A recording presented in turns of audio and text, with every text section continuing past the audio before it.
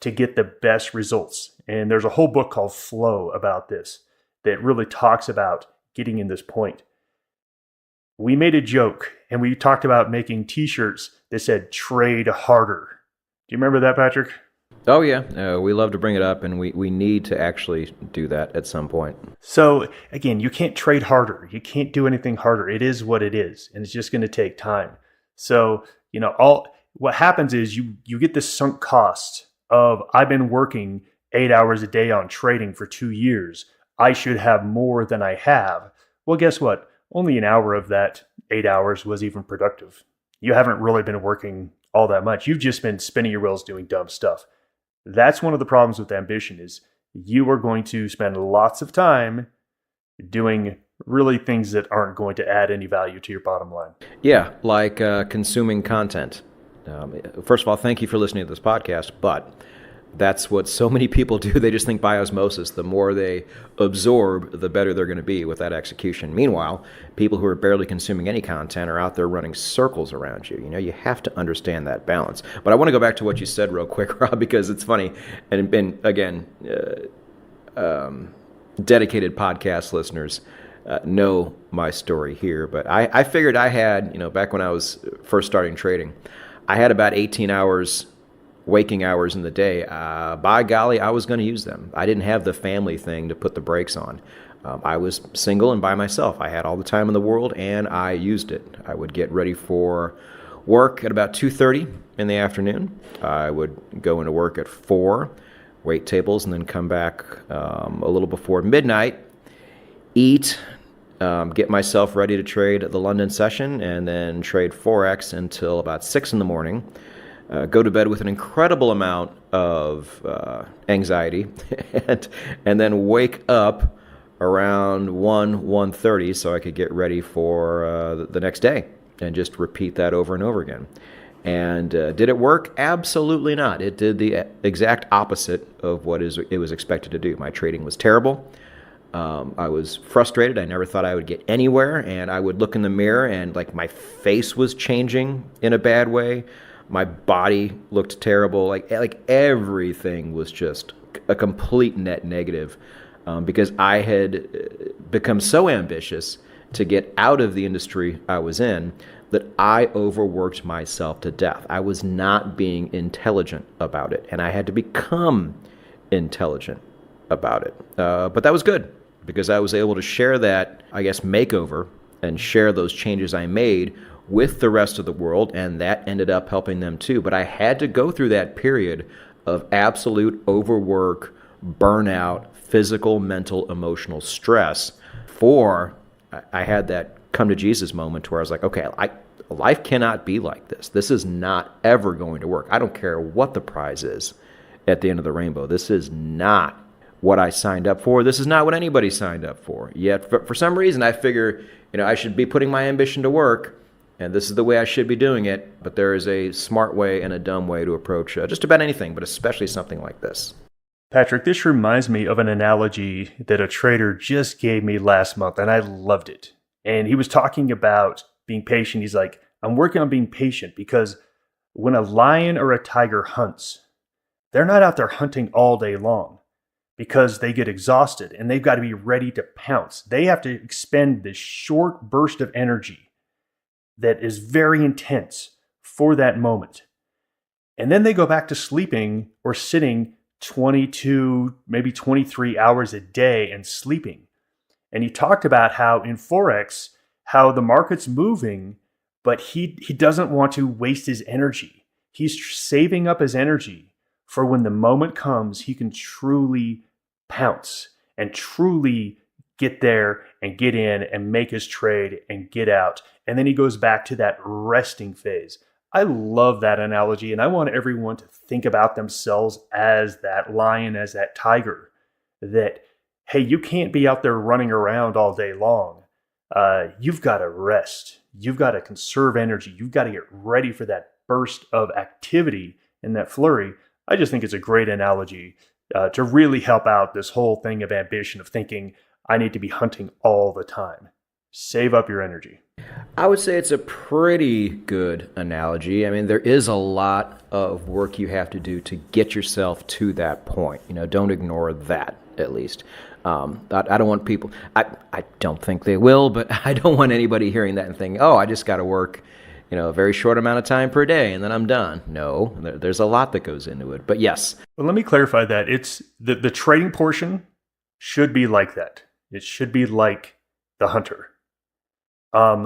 The training, education, and stuff. Yeah, that's spend 7 hours a day back testing. I don't care. I think that's a beautiful thing. Yeah, and for what it's worth, I have to add it because I'm here and it's what I do. But if you trade the no-nonsense Forex way of trading, this will absolutely happen. And even better, you will know exactly when that gazelle or wildebeest is going to cross your path because it's the exact same time every trading day.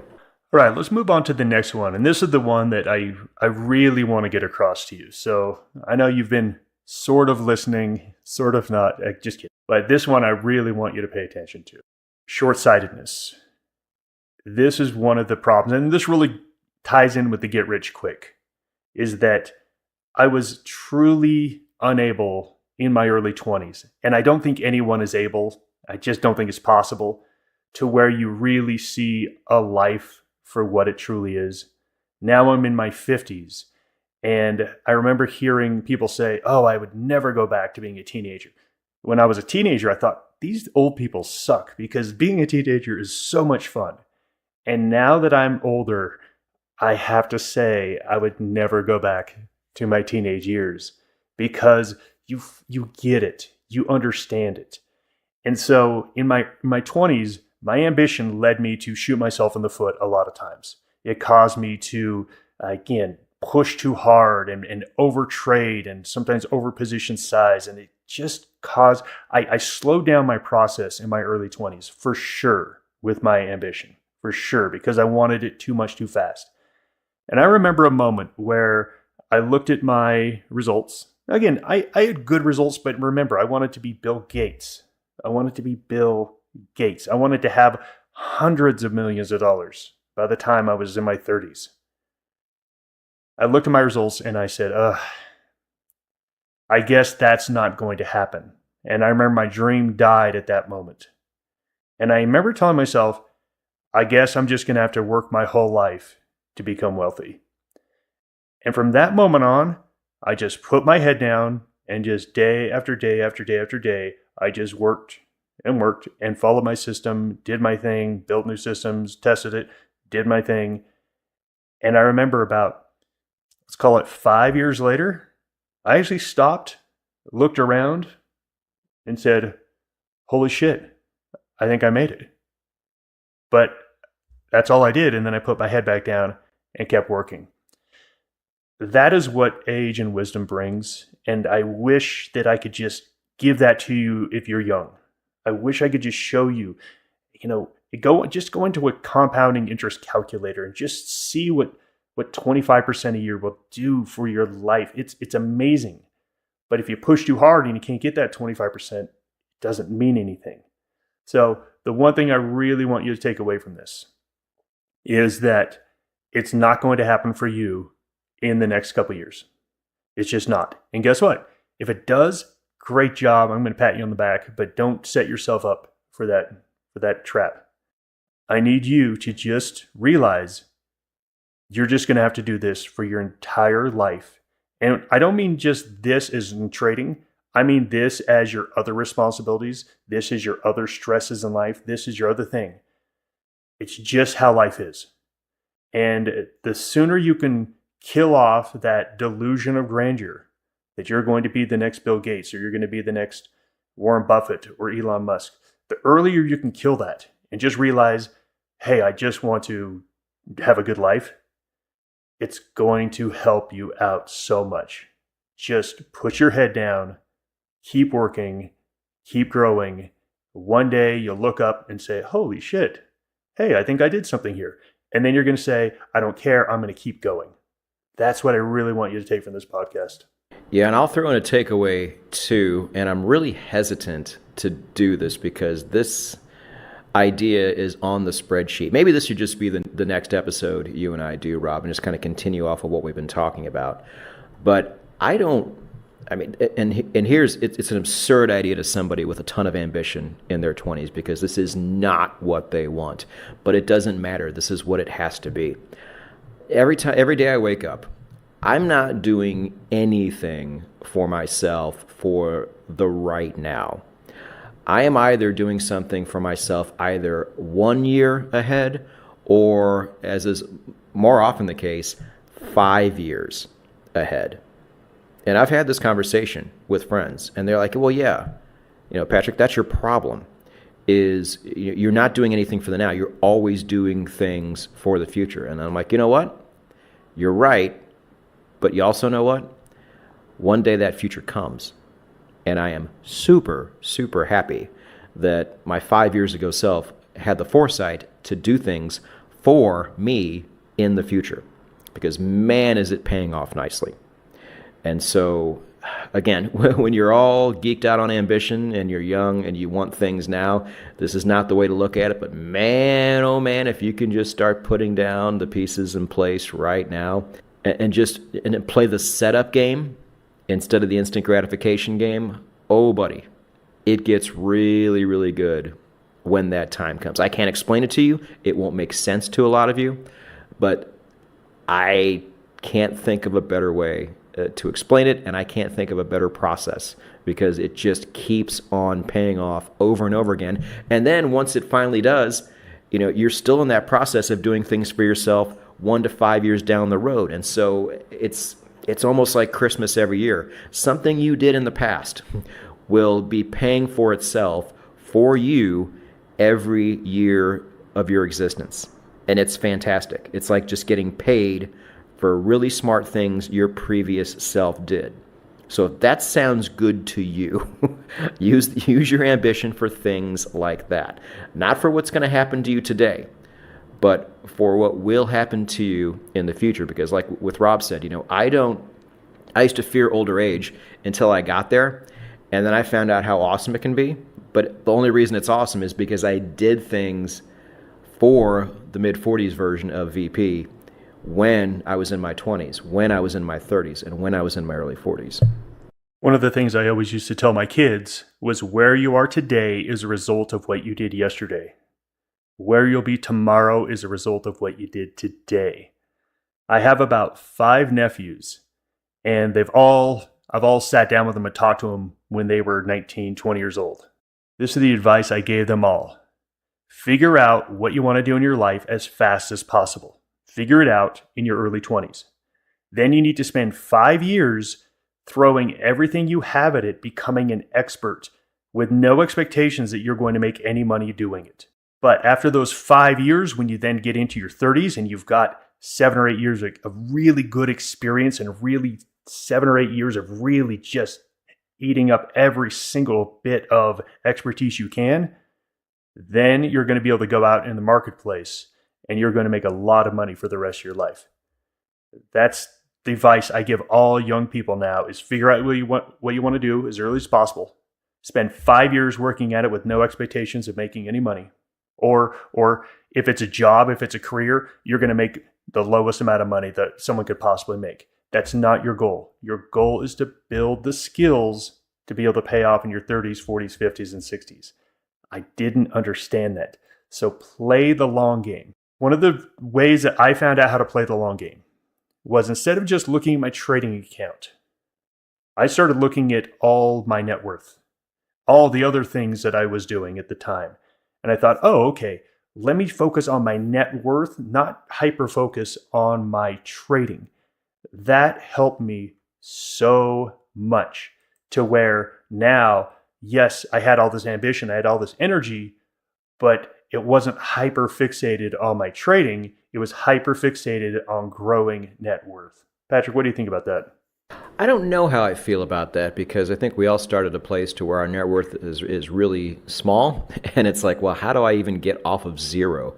There's other things that you have to put in place just to simply get off of zero. And the big question is, how many years does that take? It might take 3 to 5 years just simply to do that. So I know exactly what you're saying. And at this point in my life, I agree with it. But I just, if I'm giving advice to somebody who's younger and has a net worth of either zero or in the negative, how do you square that circle? Well, I think the way you square it is by setting achievable, measurable, and obtainable goals. So let's say there's someone who's 21 years old. Let's say they're at zero, or let's say they're even at negative $2,000 in credit card debt.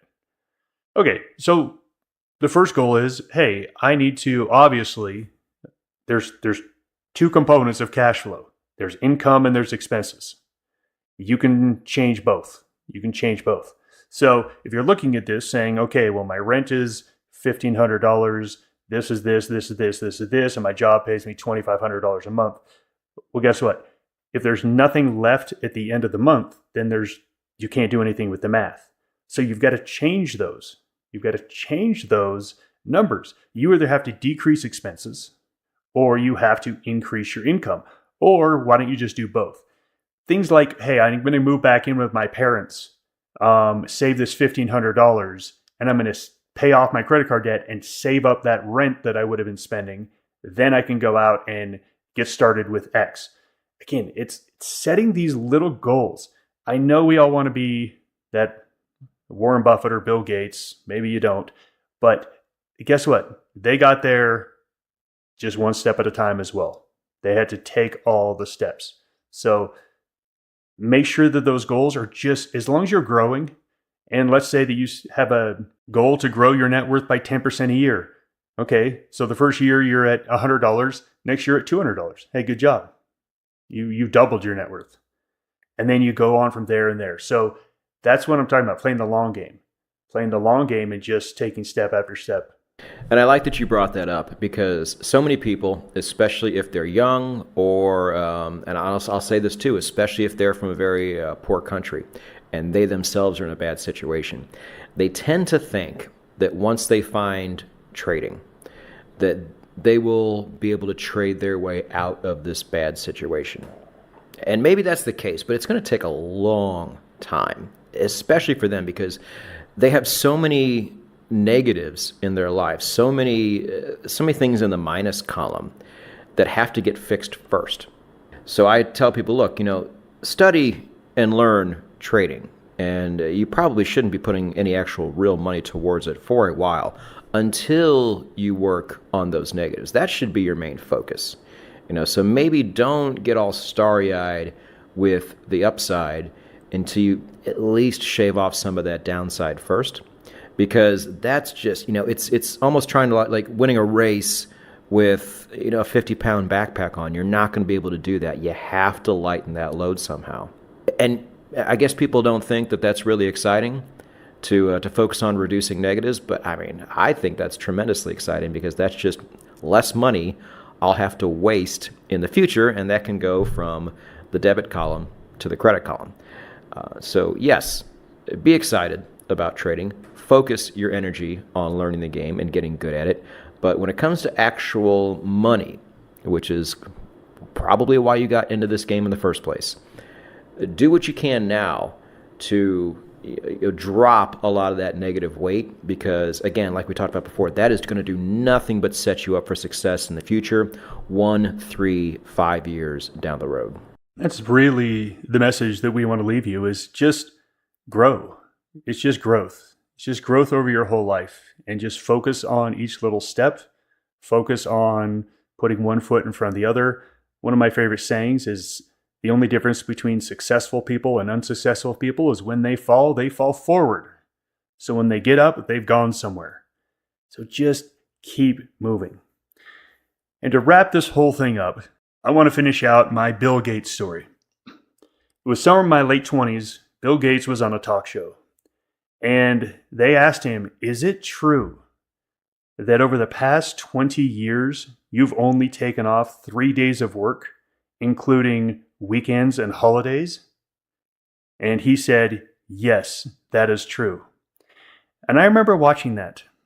And I remember having this ambition. And I remember thinking, F that. I don't want any part of that. And now when I look at these Elon Musk, these Jeff Bezoses, I don't want to be them anymore. I don't want to be them at all. That looks fairly miserable. If you've watched the show The Crown, The Crown, where the royalty of England, how wealthy they are. I want none of that. I want zero of that anymore.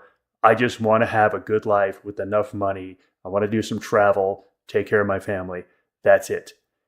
That ambition was tamed when I really saw what it took to get there.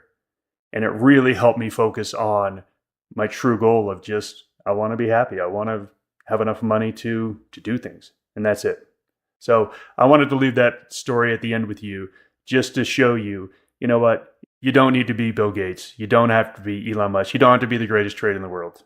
Just get better day after day. Yeah, and that's Scott. I know we're towards the end of the show, but that goes in such a different direction as far as what it takes to be a six-figure guy, to a seven-figure guy, to an eight-figure guy. And the moral of that story is the higher up you go, the more you're going to have to sacrifice on the other end. And some people just aren't built for that. But everybody has varying levels of ambition. I would bet you listening to this podcast right now, you do have a lot of it. And I hope the main takeaway from what you got from this episode is it's great and it's essential, but it just has to go to the right places. And there has to be an understanding before you start deciding where that ambition is going to go. And I think if you can do that, you are well on your way. But when I say well on your way, it's going to take a while. So just know that. So if we can leave you at that, thank you everybody for joining us here on the Trading Psychology Podcast. Rob and I will both see you in the next episode. Goodbye.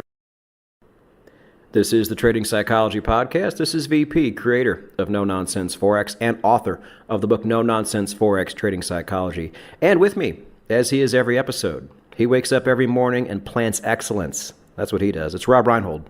Well, thanks, Patrick. First thing I do is I plant my feet. Then I plant excellence. And if you saw the title of this episode, you either know exactly what it is or you have no idea what it is.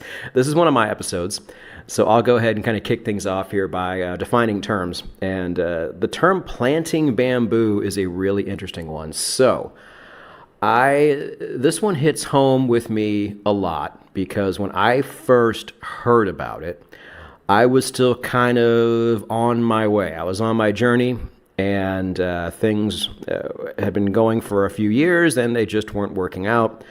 But I kept at it, and that was a really hard thing to do, but I just didn't see any other choice. And I see this video pop up on YouTube with this Nigerian pastor talking about planting bamboo. And I'm like, all right, well, I'm bored. Let's see what this is about. And he told the story. And this is going to be hard to believe for a lot of people out there, Mr. Roboto here, Mr. Made of Wood. But I shed a tear, one isolated tear, when I listened to this. And the story goes like this if you don't know. There's different variations of it, but they all kind of go the same direction here.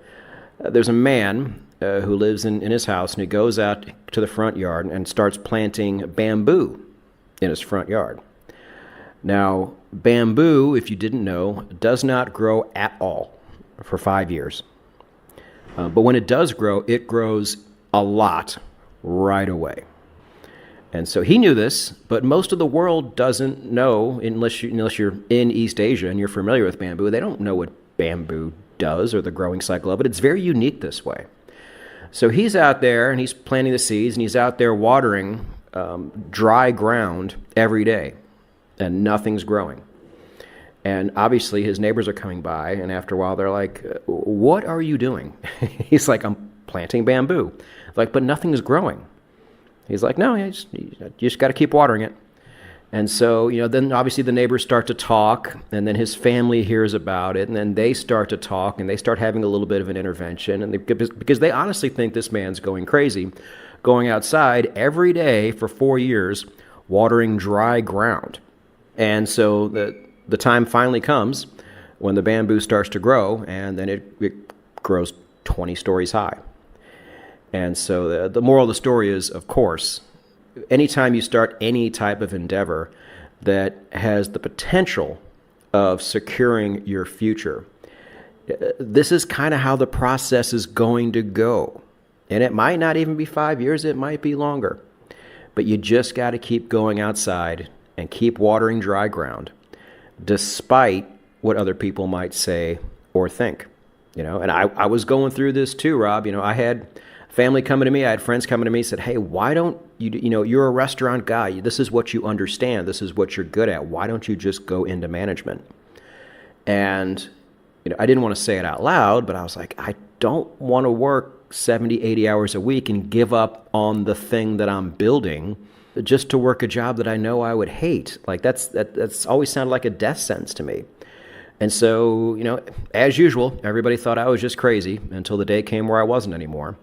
And so something like this really resonated with me, and I wanted to make a dedicated episode to it because, Rob, I just don't see any other path forward for most people. And in order to take this path, they have to, one, choose the path, and then two, really, really embrace it for a long time and eat a lot of shit along the way. This reminds me of a saying, everyone's jealous of where you are, but nobody's jealous of how you got there. I love that saying, that, once you make it, people look back and say, oh, all that work was worth it. But when you're out there every day watering the ground, no sprouts are coming up. And not only are you wasting your time, but people are like, you're wasting your money because that water had a cost. You're wasting your time and money watering this thing that nothing's happening. Just with the faith that it's going to grow in 5 years, that's exactly what success is like. Now look, some people, they hit it big, they hit it quickly, and I love that. I love that story for them. But for the vast majority of people that end up being financially successful in their life, it started exactly like this. And most people don't choose this path for a couple reasons. One, I think people are just generally short-sighted, and they just kind of do what's good for them right now. And if they do put something away, they kind of do it with investments. They hand it off to somebody else, and they just kind of hope they'll have enough to retire. And usually, unless you were already rich to begin with, you don't retire with very comfortable money. I'm seeing this with my parents, my aunts, and that whole generation. They retired, but it's not like they can't do all the things they want to do. So, but this is just what normal people do. And I'm talking in the United States, where people are more entrepreneurial and they take more chances than people in a lot of other countries. And you still really don't see it in the U.S. And I understand why this is hard. Because, okay, you do something like this, one, not just really for the future, but to get out of a bad situation. A situation with work or your living arrangements, whatever you don't like. And who wants to work now for a situation they can get out of 5 years from now? That just doesn't sound very appealing to me. And I think this is the number one reason why people don't even start. Would you agree, or do you think there might be another reason? I definitely agree with those psychological reasons, but this is also just a mathematical equation. The biggest thing that makes a difference is compounding interest, period. And that's why this Growing Bamboo episode is such a great one, because this is literally about exponential growth. How at first it seems minuscule. It seems like you can hardly see the growth. Let me just give you an example. Let's say someone at age 20. So let's say someone at age 20 decides, I'm going to put $1,000 a month away in savings. Now, look, I know at 20 that's probably hard, and I know that's not realistic, but I'm just using even numbers for the sake of math. So at the end of the first year, and let's say all they did was put it into a 5% dividend paying stock or a bond, or just something that pays 5%. So at the end of an entire year, they will have contributed $12,000, and they would have earned a whopping $600 in interest. So at the end of that, they'd have about $13,000. Just think about all you had to give up for that $1,000, and at the end of it, you got $13,000. Well, at the end of 5 years, that person's going to have probably right around 80, 90, let's just say $100,000. Let's just round up $100,000. Okay, $100,000 earning 5% a year gives you $5,000 a year, or about $450 a month, or $400 a month. That's not great. Like, I mean, look, that's great. You know, if someone just gave me $500 of income a month just from the savings that I did, that's great, but that's not life changing. That doesn't do anything. That's not even a car payment in the US anymore. But let's keep going.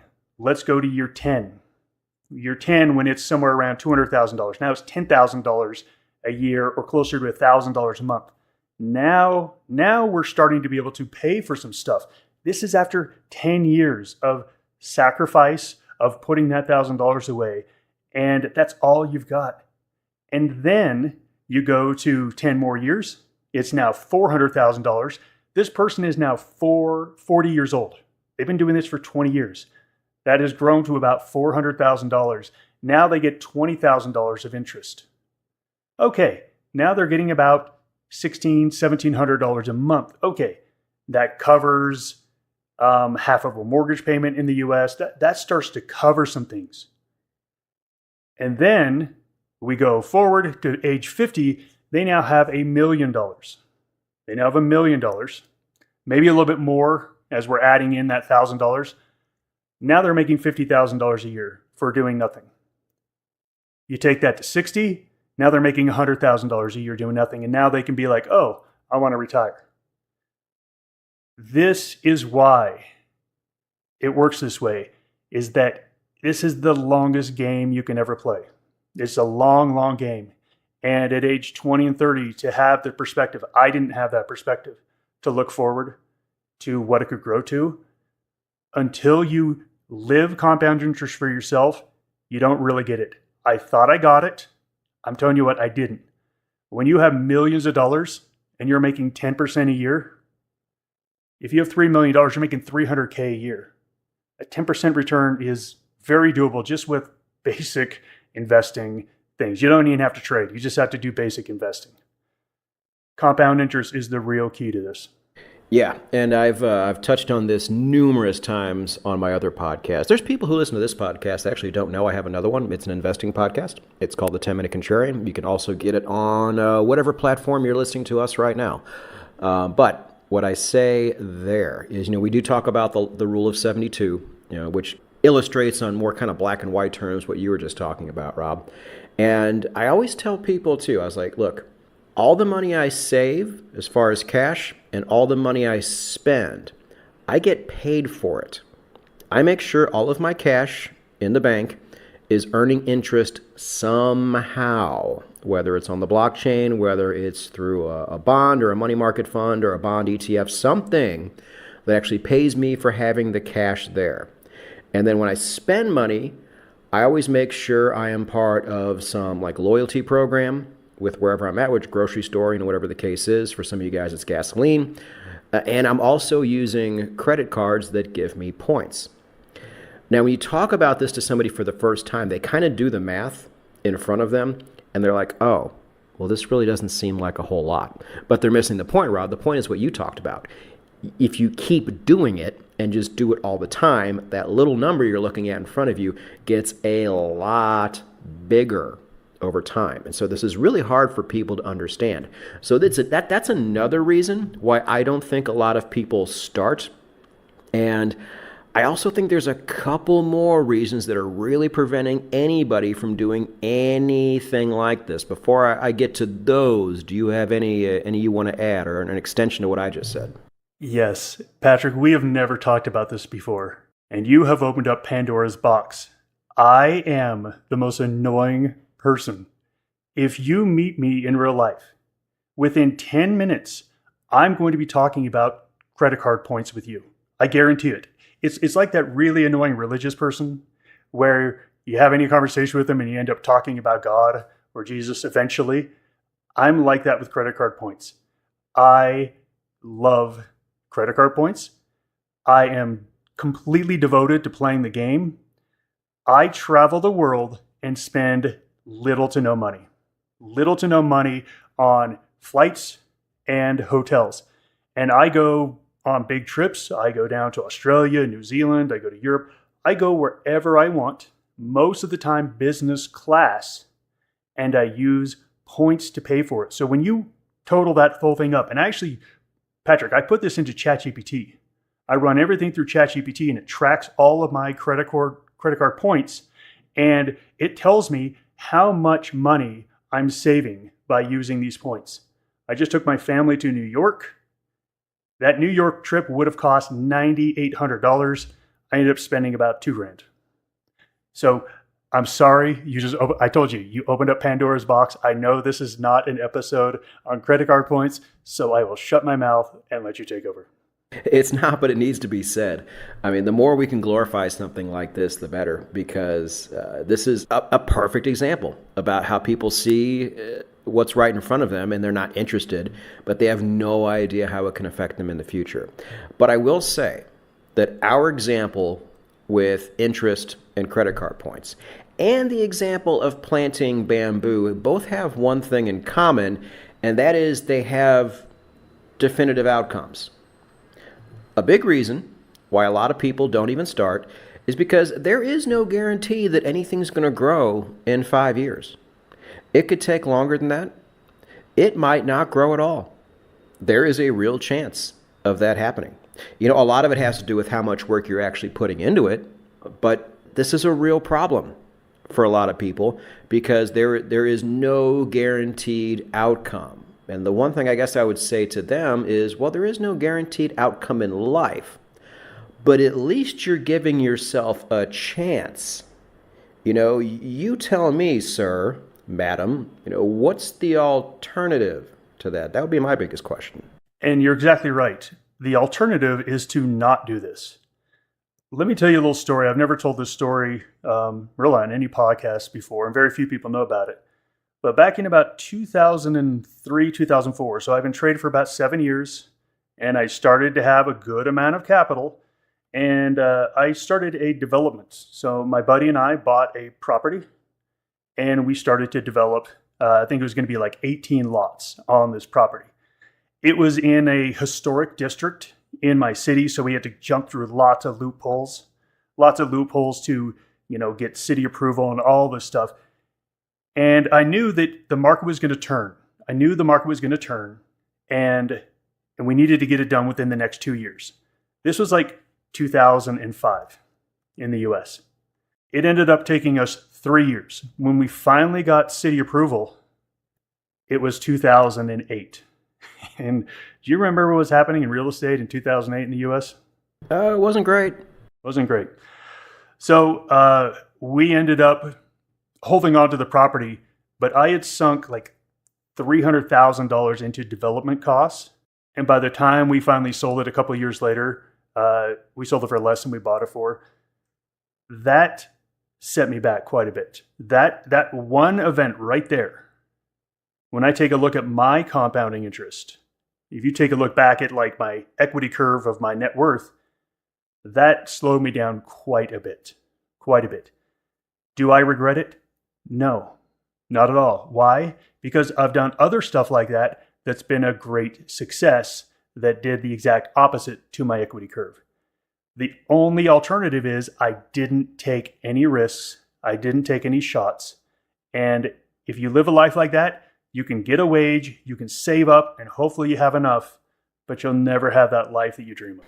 Yeah, and honestly, there's two sides to this. The one is the aspirational side, but the other one, and I don't like using this angle, I would rather go pure aspirational, but there's a fear angle too here, Rob, because I just don't think people have much choice nowadays. What's going on in the world, and I explained this on a podcast episode too. If you go since the year 2020, start there. So we're just talking this decade.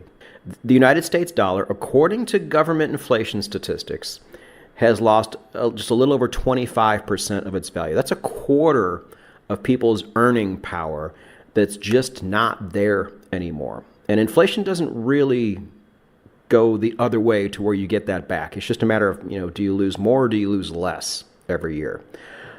Now, you and I can probably talk about this for a while, Rob, but we know from being traders, we have the CPI news, and the CPI doesn't factor in things like housing, gasoline, the things that most people the things that make up most people's expenses. So there's a company out there called Shadow Stats, to where this man attempts to figure out the real inflation out there, and he has his own numbers. And so I put it into AI and said, okay, tell me what this number would be, not by using made-up government statistics, but tell me what it would be using Shadow Stats, their statistics, in the last 5 years. The number jumps from over 25% to just over almost 65%. 65% of people's earnings, what they're able to buy with their money, gone in the last 5 years. Now, the real number is probably somewhere in between those two, but even that 25% was scary as shit.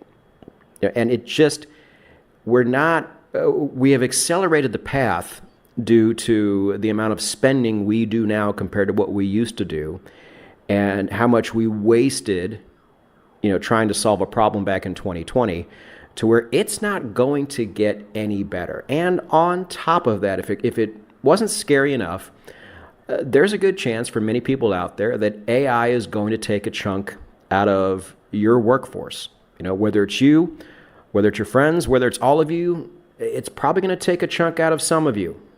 It's coming. We know it's coming. And even people who think they're insulated probably aren't going to be. So again, I can understand just maybe not having the aspirational side and you really don't care and you're just kind of living for the now. Rob, I don't think now you have the choice to just sit there and go about your day like most people do all the time. Totally agree. And I know this isn't a episode on inflation, and maybe we should do one on inflation. But I've really jumped into these inflation studies and how they calculate inflation. And what you need to understand is the way that, again, this is getting way off the topic, but I think it's so interesting. I want to talk about this so everyone understands how they calculate inflation. If you were to buy a computer today for $1,000, and then next year the government goes out and says, okay, how much does a computer cost? If a computer costs $1,000 next year, but it's 10% better than the computer was before, they mark that price went down 10%. So that's really the big reason, and it's, we could debate of whether or not we should do it that way, but that's the big reason why we have this artificially low inflation rate, because they're saying, oh, computers got 10% cheaper because you got 10% more computer for the same price it cost you last year.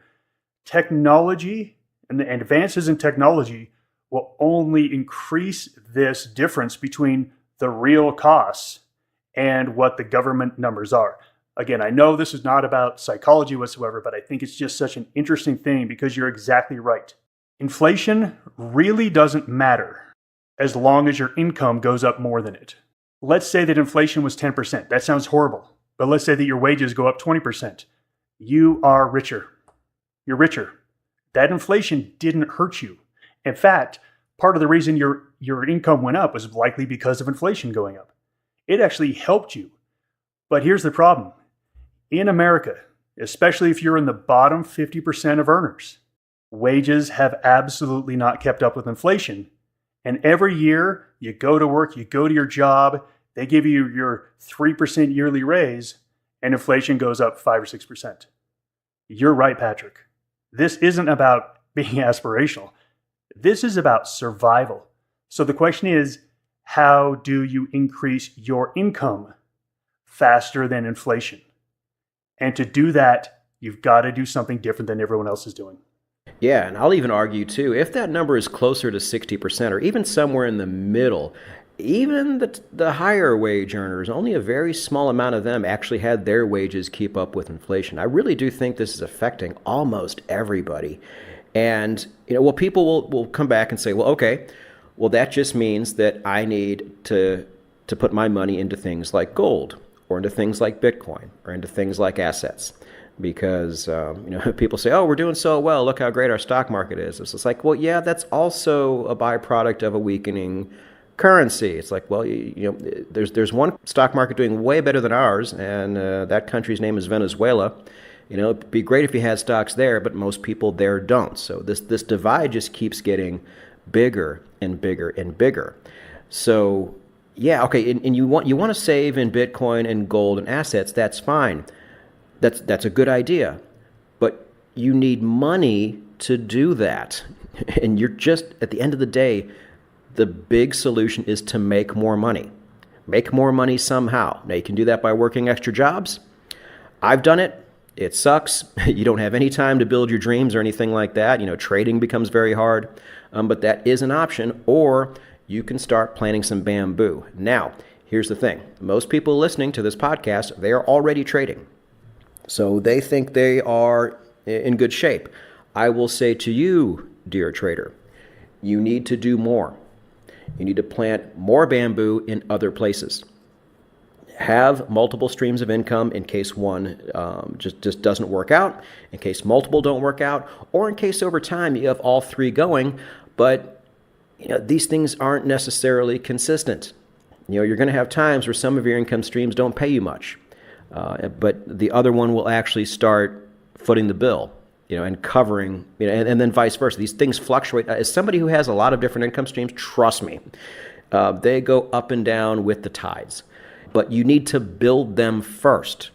And so you need to start now so you can build these income streams, make more money, and then you can decide how you protect the fiat currency you're actually making. But step A has to come before step B. Getting ahead, Patrick, is just simply a mathematical equation, and it's simple. Now, simple and easy are not the same thing. It's simple. It is absolutely simple.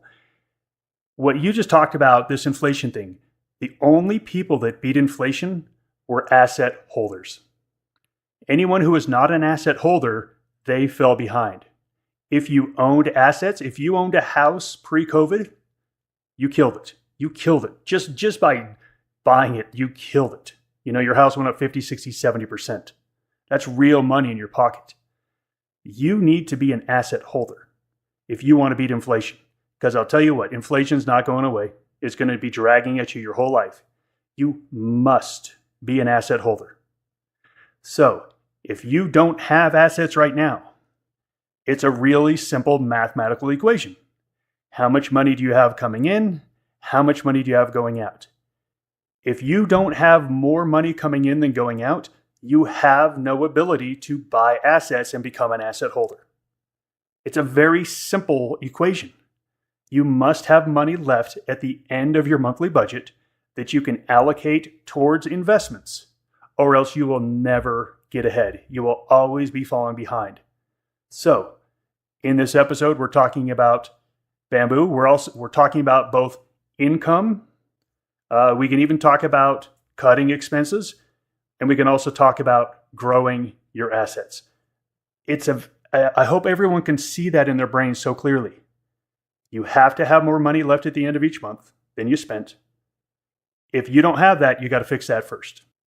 Then you take the extra, you put it into assets, and you do that over and over and over again your whole life. And then you grow those assets, and one day you'll have bamboo coming out from everywhere. Yeah, but the main focus I really personally want to preach this episode is the make more money part, because like we just said, that does have to come first.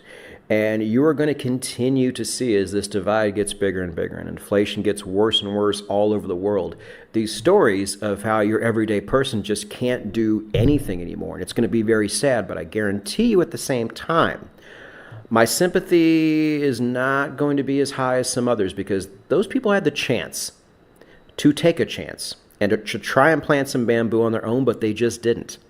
They were either too afraid of the risk. I'll bet a lot of people were too afraid what their immediate family was going to think about them. And I get that. These are the people you have to cohabitate with every single day. You can't have them thinking you're crazy. You can't have them losing faith in you to provide. I get that. But there's going to be a host of reasons why they didn't even start. And then there will be another cadre of people who did start, but after one or two small setbacks, they completely quit. So my message to you, dear listener of this fine podcast, is to make sure you do not end up like either of these two people. You must start and you must keep going. And I will add the third that I said earlier. you must also make sure you have more than one iron in the fire. Because the best case scenario is the bamboo starts growing in all of them. Worst case scenario, none of them do, but at least you really upped your chances of something good happening by having more of those irons in the fire. And so this is going to take a lot from you. I was just planting one thing of bamboo. My other businesses didn't come around until a little bit later. But I can only imagine, starting 3 different projects that aren't going to pay off for a while also working a job, while also providing for yourself and family members. This is not going to be easy. This is hard, but like all good things in life, it's supposed to be difficult. That's the only thing I can really say about this is at the end of the day, I just don't think you have a choice but to put your head down and do this multiple times in different ways. The good news, one of the things I can say at least right now is, Rob, tell me if you agree, but with AI, I think the opportunities have actually gotten better here, not worse, just in terms of 1, finding these opportunities, 2, using AI to leverage these opportunities once you get them. I am using AI in every single thing I am doing right now, and it has been to my benefit so far. I just had more time, Patrick. I would own 10 more businesses that were all run by AI. And I keep telling my daughter, you need to run this business for me. Here's the idea. You need to do the work. I don't have the time to do the work. You need to do the work. It's just not who she is. She's listened to a few of them. But I did want to tell one story that I used to tell my kids. One night, my daughter and I were talking about something that she was trying to do. And she was telling me all the steps that she had to do and all the work she had to put into it. And she's like, Dad, it's so hard. And I said, oh my gosh, that's amazing, because that means it's going to be awesome. And I remember her looking at me and thinking about that. And I said, I'm so glad it's hard, because when you do all that, do you know how rewarding that's going to be? Do you know how amazing that's going to be? And she was looking at it like, oh my gosh, it's so hard. It's going to be so much work. It's going to take so much time. And I really wanted to reframe that into, can you imagine how amazing that's going to be? And I told her, when things are hard, you know they're worthwhile. That's how you know something's worthwhile. Is it hard? And if you find yourself in a situation where you're like, oh my gosh, this is hard, remember this lesson. It's going to be amazing once you get through all the hard work. So I think absolutely everything you're saying, Patrick, spot on. And when you said earlier in this episode, you said you think people have to do this. It's not even a choice. At first, when you said that, I'm like, maybe, maybe not. I'm with you now 100%. You have to get in front of the inflation curve. You have to make more money than it costs to live. And you've got to invest it in things that go up in value. You have to do this. There's no choice. But here's the good news. Once the bamboo starts to grow, you don't have to worry about just surviving. Things can actually get really good. For example, like I said, I'm not this multimillionaire success story, but I am financially free, and I can say that all the money I earn right now is because of things I did 5 years ago. And this motivates me every day to work hard right now for the future version of VP 5 years from now. That is tremendously exciting to me. It wasn't before, because 5 years was a long time ahead. But now that I see how it works, and now that I'm getting paid for my previous work now, all I want to do now, Rob, is just keep doing more things and keep learning new methods and techniques and ways of investing and taking on new jobs, just so I can pay myself even more and better 5 years, 10 years, 15 years down the road. Now that I see how this works, guys, once you get it, you get it.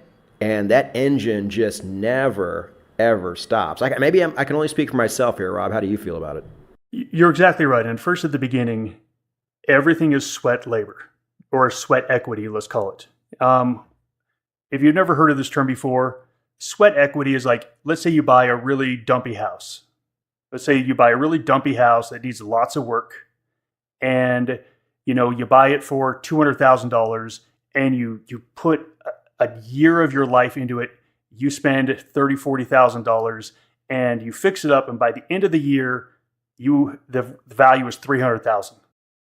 You created that equity through sweat, through your hard work. You're going over there night after night after night and patching holes in the wall and repainting and doing all the stuff. That's called sweat equity. Everything in the beginning is sweat equity. It's 100% sweat equity. As you start to grow that nest egg, your nest egg starts to take some of the pressure off. And all of a sudden you start to see things that aren't sweat equity. It's actually just compounding interest growth. And then once you get, as I said, a large account, trading a $1 million account is so much easier than trading a $10,000 account. Why? Because you're free. You're like, I'm going to put a little bit here, a little bit here. And it's just easier. And when you only make 15% a year, that's $150,000. When you're at $10,000 and you work your butt off, you work and work and work, and at the end of the year, you've made $1,500 for all that effort. That's really hard to look at that sweat equity and say that was worth it. But remember, once you grow your assets, the same amount of effort is going to create larger results. That's what I love about this bamboo analogy, is that it just keeps compounding and compounding and compounding. And it just came from a little seed and 5 years of sweat equity. Now, speaking of, it's not quite bamboo, but I guess it's in the same family, Rob. You were telling me about your new middle-aged man hobby, which I found to be tremendously interesting and actually very relevant to this episode. Do you want to tell everybody now, or should I just edit this question out? No, we'll talk about it real quick. It is bonsai. And you're right, it is a very cliche thing for a 51-year-old man who has a little bit of free time and money on his hands to get into. I got into it earlier this year, and when I really started to learn about it, I realized it takes probably about 10 to 20 years to start a tree from scratch and finally get it into its final pot. And there are trees out there that people have been working on for 40 years. Can you imagine? And that's why bonsai is just so mind-blowing, is that, can you imagine planting something 40 years ago, watering it every day, making sure it's getting the right sun? Every now and then it's losing some leaves and you got to go do some emergency stuff to try to get it to survive. And then 40 years later, you finally do your final clipping, your final potting, your final wiring, and it's now a showpiece. It's amazing. And so I'm starting this process, and now I got a bunch of trees here in my office and outside, and I'm excited for those days. I can't wait for 40 years to finally reshape these trees, but I finally understand what it takes. In my 20s, I could have never done this in my 20s. I just couldn't have done it. I didn't have the patience. Now, I'm looking at all these trees being like, you know what? I'm so excited. If I water this thing every single day and I take care of it and I fertilize it like it should, I can't wait for in 15 years for me to bear the fruits of my labor. It's awesome. Take this analogy, put it into your life, and just build and grow. And so for the majority of us who don't have Rob Reinhold money or time, I guess the solution would be me repeating what I was saying earlier, is that, whatever motivates you here, whether it's aspiration or fear, let them both motivate you, because it's both true. The light at the end of the tunnel here is really awesome and is worth any time or shame or setbacks or heartache you put into it. But also, there is going to be a real and very ugly dichotomy, I'm afraid, in 5-10 years, maybe sooner, of the haves and have-nots. And most of the haves are going to have some type of bamboo they planted somewhere. You can't just invest your way out of this. You got to have the money to invest in the first place. So do whatever it takes to get some of these things started now. Multiple things apart from just trading. It's great that you already got this far with trading, but this is also a great thing because you are obviously the type of person who's not afraid to plant a little bit of bamboo. So go out and plant more. And hopefully in a few years, or maybe even sooner, these things will really start to proliferate, because it doesn't always have to be just 5 years. There is a chance it could happen sooner. Don't expect it, but it certainly could. But again, none of this stuff even matters if you don't get started with something as soon as possible. So Rob, do you want to leave them with anything? No, I've left them with everything I can think of. Yeah, we left it all out in the field this episode, traders. But thank you for joining us here at the Trading Psychology Podcast. And on that note, Rob and I will both see you in the next episode. Bye, everybody. Go plant those seeds. This is the Trading Psychology Podcast. This is VP, creator of No Nonsense Forex and author of the book No Nonsense Forex Trading Psychology. And with me, as he is every episode, is the man who never gets fatigued. He doesn't go to sleep. He sleeps standing up. He's the GOAT, Rob Reinhold. Thanks, Patrick. I actually wish that was true sometimes. In lots of times in my life, I wish that I didn't have to sleep. And I know a lot of people love sleep, but to me, I always think, how much could I get done if I didn't have to sleep? It's almost like a chore that I need to give my body rest. So yeah, I would love to run through life that way. And you say never fatigued. That's actually not true, because I try to run through life without sleeping and end up getting fatigued. It's weird. Kind of the opposite of me. When I'm awake, I go, but I cannot wait until my head hits that pillow. I still take naps, and I will probably always take naps.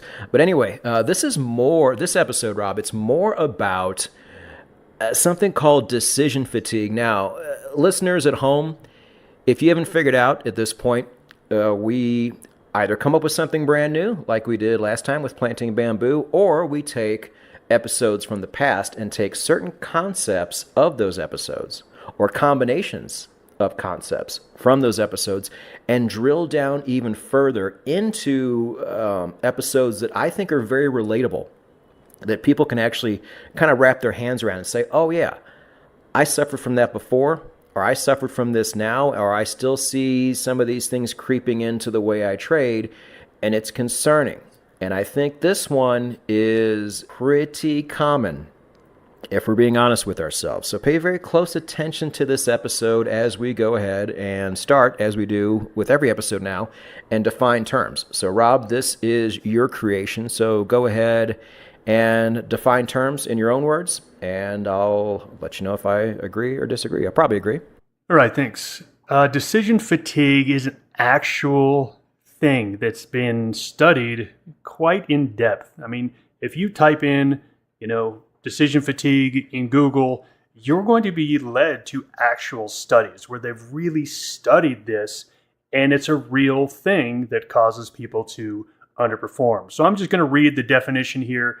Decision fatigue is a state of mental exhaustion where the ability to make further decisions is impaired after a series of choices. It's the feeling of being mentally drained and overwhelmed when faced with numerous or complex decisions. All right, so numerous and complex decisions. That absolutely hits trading, and that absolutely hits people that are shorter term in nature, who have larger stakes going on. So again, if you are over position sizing and you're doing a lot of trades, boy, it's really going to lead to the point where you just don't have the capacity to make the right decisions. It's why we at Maverick are not big fans of scalping and day trading. Theoretically, it can be done, but can it be done at a high level for years? And this one right here, decision fatigue, is absolutely going to be a drag on that. But this goes both ways. This pertains to people who scalp. It also pertains to people who trade on the daily chart. And I am living testament to this. I have a very busy day. Sometimes, and I know at a very certain time of the day, a very exact time of the day, I need to be in front of my charts and start making decisions. Problem is, life doesn't always cater itself to that schedule. But I know if I'm going to do things optimally, I have no choice. So that can be very stressful in its own right. I can be making all these stressful decisions minutes leading up to that time where I have to turn my charts on and start making real money decisions. And I am not in the best headspace at all. There's no way I'm not still thinking of the 5 decisions I just made for that day and the consequences of those decisions and the decisions I have to make still before the day's over. And I know a lot of you have full-time jobs. A lot of you maybe have several jobs, and you're making a ton of decisions too, not only at work, but when you're off of work, completely independent of having to sit down and trade. So this goes for scalpers. This goes for daily chart traders too. And it also goes for anybody who's human, because life is complex out there. You know, the times of my life where I've had this decision fatigue has always been like, I feel like I can keep trading under wraps, I can keep my business under wraps, but then when the personal life gets involved, the family, the relationships, that's when it gets really heavy. And I definitely am not in the right state of mind to trade. 100%. And so now that we have defined the actual terms and showed how it relates to different types of traders, let's make this even more relatable, Rob. What are some of the signs, the actual symptoms and signs that we need to look for in terms of what causes decision fatigue? I think the most common one is a feeling of being overwhelmed. I think that one is just such an easy one to say, oh my gosh, I might be in this place of decision fatigue because I am absolutely overwhelmed. So any of the times you felt overwhelmed, I think it's a really good time to stop and step back and say, maybe I'm not in the right place to make good trading decisions. That to me is my number one way to tell if you have it.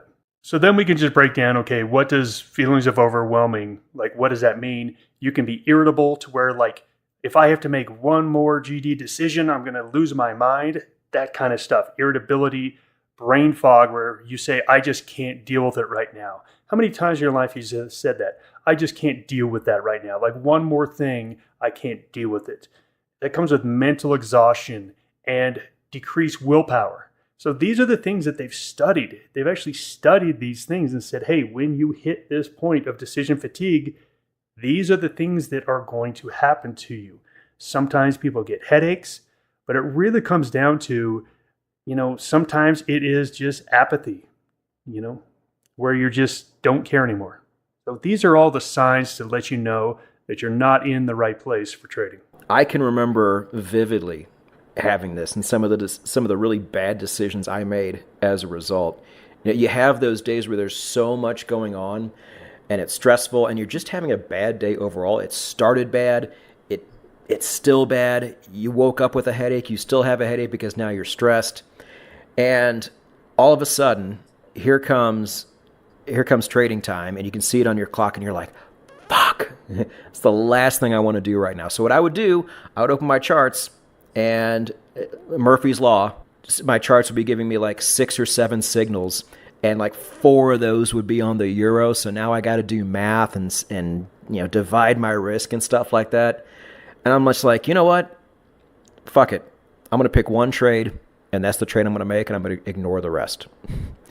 Optimal? No. Stupid? Probably. But that's, you know what? I was so angry at the fact that I actually had to sit down and trade, even though it's literally only for 10 minutes a day. It was just too much. And as a result, I ended up making a pretty poor decision. I don't even know how that trade ended up, but I know that that is not the optimal way to trade. And the margin of error in this game is so small that if you're not trading optimally all the time, I'm not sure what you're doing. You're probably wasting your time in this game if you're not doing everything you can to optimize. And if you're going to sit there and make one trade when 6 were on the board just because you were all tired and pissy, absolutely the wrong move. And I am guilty of it too, but it does not make it right. Well, Patrick, that is the theme of this entire podcast, is that the things that are going on in your brain, whatever it is, and again, we've done a bunch of episodes to where it's almost endless, creates these feelings and impulses that cause you to make non-optimal decisions. And that's why this decision fatigue is so bad, is because again, these are all the things that they've studied. They say it depletes your self-control.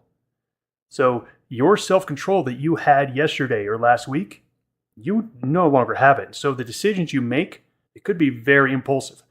Or on the flip side, they could also be very conservative.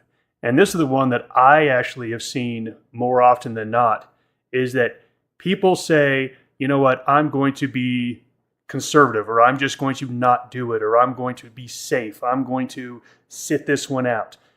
I actually see that as more common than the impulsive actions. And we've all talked about the impulsive actions, but these conservative ones where you say, I'm going to err on the side of safety. I'm not going to take this trade because of this. I actually see it more in being more conservative than impulsive. What do you think about that, Patrick? Well, that's really interesting because I think the example I gave, even though I was being rushed and stressed, that I still ended up making the more conservative decision by under trading. So I guess my question back to you, Rob, is that's the answer you really don't expect. So why do you think it's that way? Why do you think that is? I think it's because of binary outcomes. And trading has a very binary outcome of win or loss. And every trade we make, it is binary in nature. You win or you lose that trade. So when you are looking at this decision and you have this binary choice, binary choices have a lot of stakes involved. They've got a lot of emotion, and especially if you've got a decent amount of capital on the line, all of a sudden that becomes a very big decision. And a lot of personalities, it actually leads to inaction. Now look, for me, it leads me to action. I'm one of those where I'm going to make the impulsive decision. Most of the traders I see, though, it's going to cause them to pull back because of that binary nature of right or wrong. You know what? It's too much for me to handle right now. I'm too overwhelmed. I'm just going to step back. That's where I think is the most likely situation. Yeah, and some people might be sitting there right now and saying, well, might that be a good thing to kind of dial it down a little bit and make a more calmer, more rational decision by trading less, by not making an impulsive decision? I would say no, it's not, for the reason I just stated before. Optimal is optimal, right? And if you at least trade the no-nonsense Forex way and like the Maverick way, and with any system that has, logical money management attached to it, missing out on a big winner affects your account more than taking a loss would. And so if you're going to get overly conservative and purposely pass up on potential long-running trades, I don't see that as a formula for success at all. And why? Because you weren't feeling good that day, because you were stressed. It's like, come on, get over it. For me personally, I saw this a lot when I was a young trader. I started back in the 90s where there was not nearly the trading community as there is today. There was a few books, and we were all just trying to figure it out on the fly. And a trading system or a trading plan was literally just what was in your brain at the moment. And this is where I personally saw this decision fatigue, where again, I was day trading. I was putting myself in these situations that were really, had too much position size. They were binary in nature. And by the end of the day, I remember my first day trading, I went down to the Maverick trading office, went there, sat there all day, made one trade. It was on Sienna. I still remember it. And I sold it for like a $20 gain. And I drove home and my wife asked me, hey, how did it go today? I said, I'm exhausted. I got to take a nap. And I did take a nap. All of that because I was simply trying to make every decision that day on every stock that I looked at every chart I looked at. And by the end of the day, I was completely wiped out. That is just decision fatigue right there. And then early on in my career, I also ran into getting stuck. Now, we've talked about this, and maybe, Patrick, we should do a whole episode on getting stuck in a trade. I shouldn't say we all, but I think most people who have got into trading, you have gotten stuck in a trade. What it means is that you got in, it went against you, you should have gotten out, and you didn't, and you're stuck. And as this thing continues to work against you, you know that you should be getting out of it, but you literally can't click that button. you can't click that button because every single tick that thing is going lower, you're now making another decision of, oh my gosh, it just went 10 pips lower. Should I get out? Again, you're making these decisions and then it just went another 10 ticks lower. Should I get out? All of a sudden, you get stuck. And what usually happens when people get stuck is the thing goes against them so far that they finally say, F it, I want out. I can't take this anymore. And they bail. And they bail at the point where the emotions are the highest, which means it's the point where the market is the most likely to reverse. I see this all the time.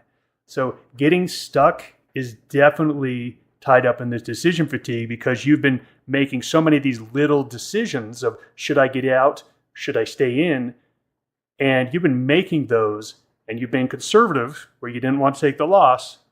And finally, at some point when the emotions are the highest, you literally can't take it anymore. And so you just bail. I did that several times as a young trader, and you could have almost marked my exit with the bottom on the chart. Has that happened to you, Patrick? It has, but when I was much younger in my journey, and I'll explain why. But first off, before I forget, when it comes to getting stuck, I want to hear people's stories about this, especially if you're a no-nonsense Forex trader. Now, the vast majority of you listen to this on audio, but this also goes to YouTube. If you want to go to YouTube, you can look this episode up and go down in the comments and tell me, as a no-nonsense Forex trader, a story about you getting stuck and what that was like. Because, and the reason I say this is because I've traded with indicators most of my trading career. And I started off trading overbought, oversold like most people do. And that's when I would get stuck. Because if you guys understand overbought and oversold indicators, really what you're waiting for that thing to do when you're in a losing trade is to turn back over. And if you can just get that indicator to turn and not stay in that territory all fucking day, that's when you start making your money back. And so sometimes you just sit there and wait for that to happen. And then sometimes it just never does happen. Or it does, but you've lost so much money, you're like, okay, now I got to wait even longer for this trade to go more my way, and I can come closer to breaking even. And then, like you said, Rob, right as soon as those words come out of your mouth, the indicator turns back into overbought territory, and you just continue to lose more and more money. And then what do? In my case, it was I let the whole thing run to zero, and that's exactly how I blew out a couple of my accounts. So that was a really big problem. Once I moved into trend trading, it no longer happened because if it was time to exit a trade, my chart would scream that at me. And that made it a lot easier for me to say, okay, I got to stop thinking I'm smarter than my charts because that's exactly how I blew accounts out in the past. So for me, that transition from reversal trading to trend trading saved me from getting stuck. But I'm really curious to hear stories from some of you guys if there's another way you can get stuck in a trade based on such a clearly defined system with clear rules. So I know I just kind of half answered your question there, Rob. I did. I don't now, but I do remember when it happened because, man, I don't think I'll ever forget those times. Sitting there waiting for that indicator to turn and it just doesn't it's absolute torture. This is the best case for a young trader to be trading in a prop firm because you have that risk manager or risk management system that will boot you out of a trade to where you can't get stuck. And I know that sounds harsh. We call it forced discipline at Maverick. And we pitch it as, this is good. You need this sometimes, especially in the beginning when you don't have your discipline down. You need someone, the big bad guy, big brother, to come in and kick you out of your trade that you're stuck in. I know it sounds brutal. I know it sounds mean, but it is the best case for why you need risk management behind you. And I will even go as far as to say that this is why you need a prop firm like Maverick. Because I don't think, honestly, Rob, you've been in your system for so long, I don't think most prop firms nowadays do this.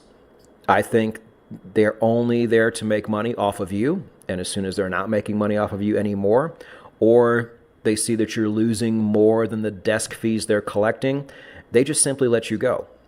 You're not a person, you're a number. Well, actually, I want to add into that because they are actually better at risk management than we are.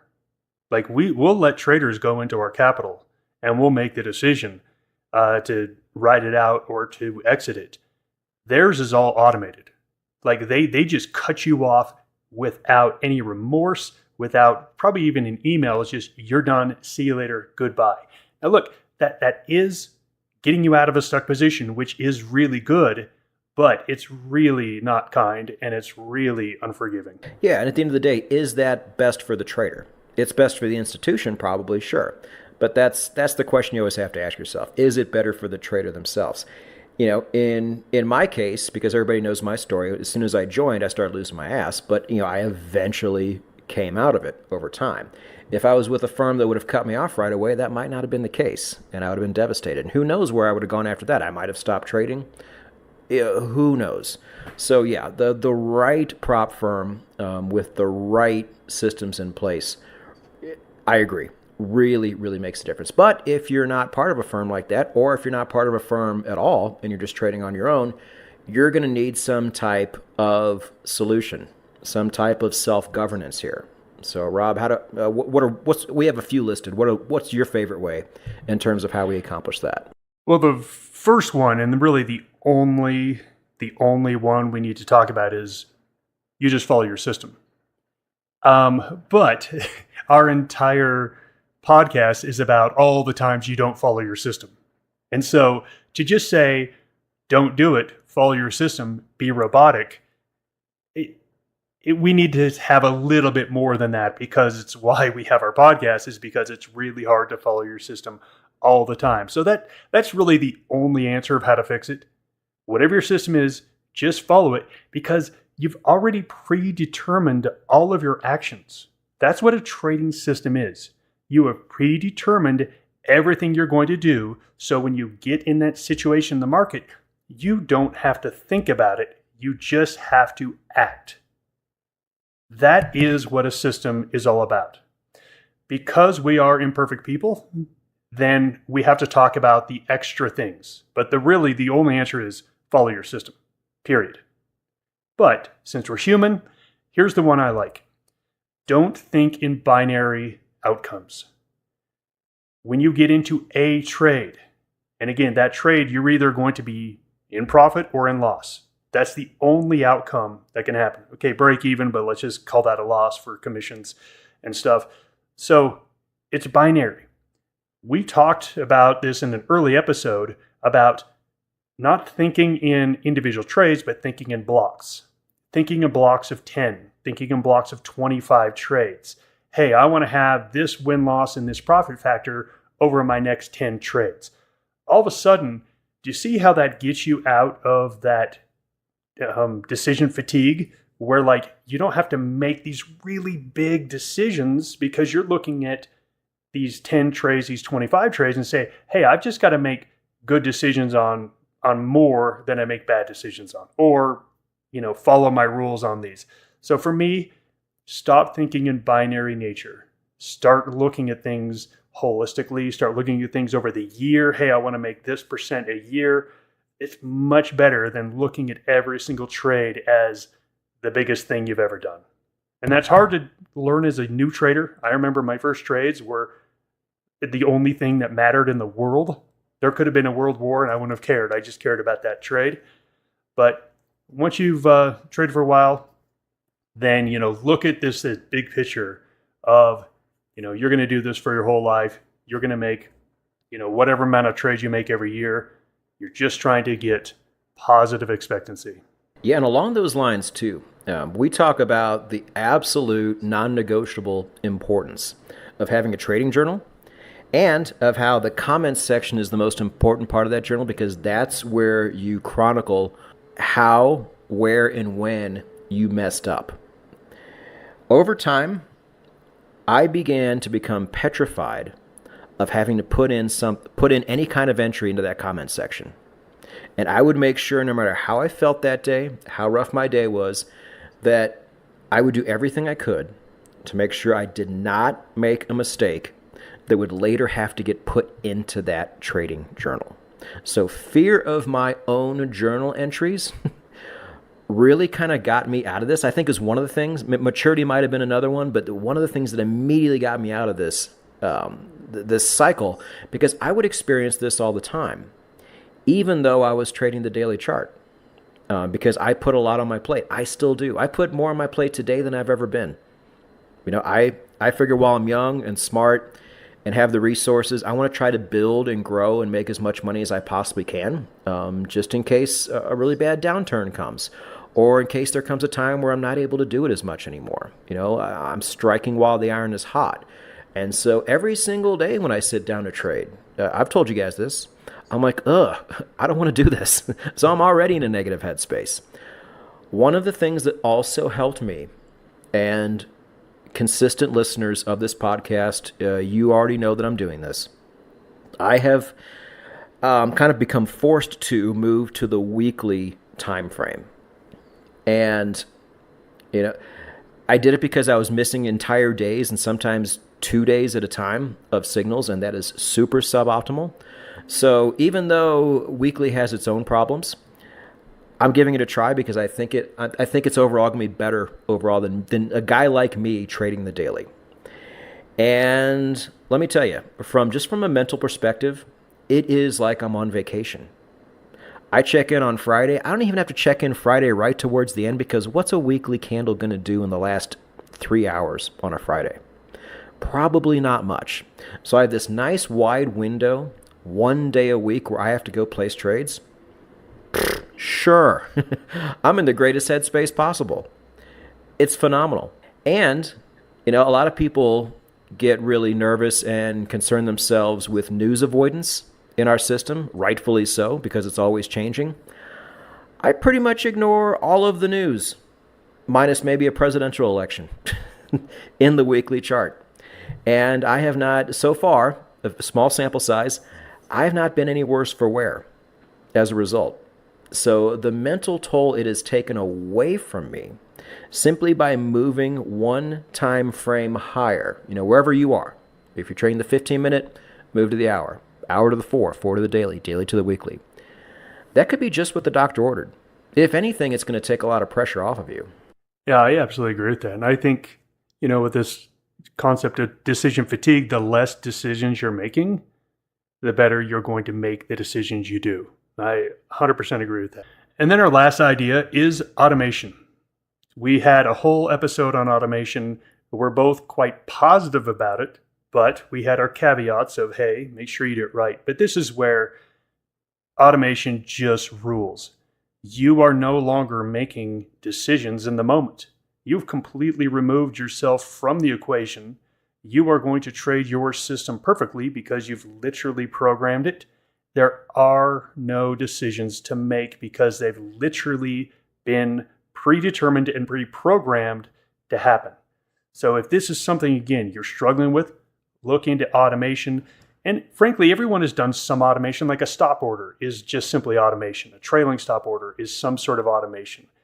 Automate as much of your actual orders, the getting in, the getting out, and you've removed a lot of the decisions that you're going to have to make and potentially make some psychological mistakes around. And I will say, as correct as this solution is, I think it was episode 50, we did a whole episode on how there are advantages to it, but it is not perfect.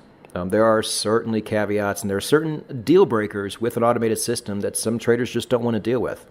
On top of that, I doubt that if you're running an automated system right now, especially a fully automated one, you don't have much of a need to listen to the Trading Psychology podcast. So I'm going to be willing to bet that most of you don't do this, and you're discretionary traders like I am.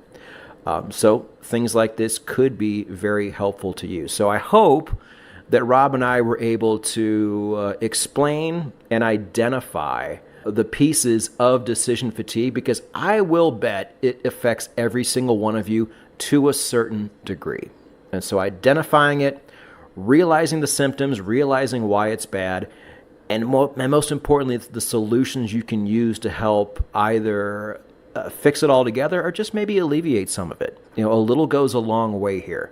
I hope we were able to do that for you in this episode. So on that note, thank you all for joining us here at the Trading Psychology Podcast. Rob and I will both see you next episode. Goodbye, everybody. This is the Trading Psychology Podcast. This is VP, creator of No Nonsense Forex and author of the book No Nonsense Forex Trading Psychology. And with me, as he is every episode, hipsters call him detached. It's Rob Reinhold. Well, thanks, Patrick. And these hipsters, were they making and churning their own butter when they're saying this? Or were they riding one of those ridiculous bicycles, that has one wheel that's way bigger than the other? The fixed wheel or the high wheel, yeah. They're also making craft cocktails. So maybe they care more than we think they do.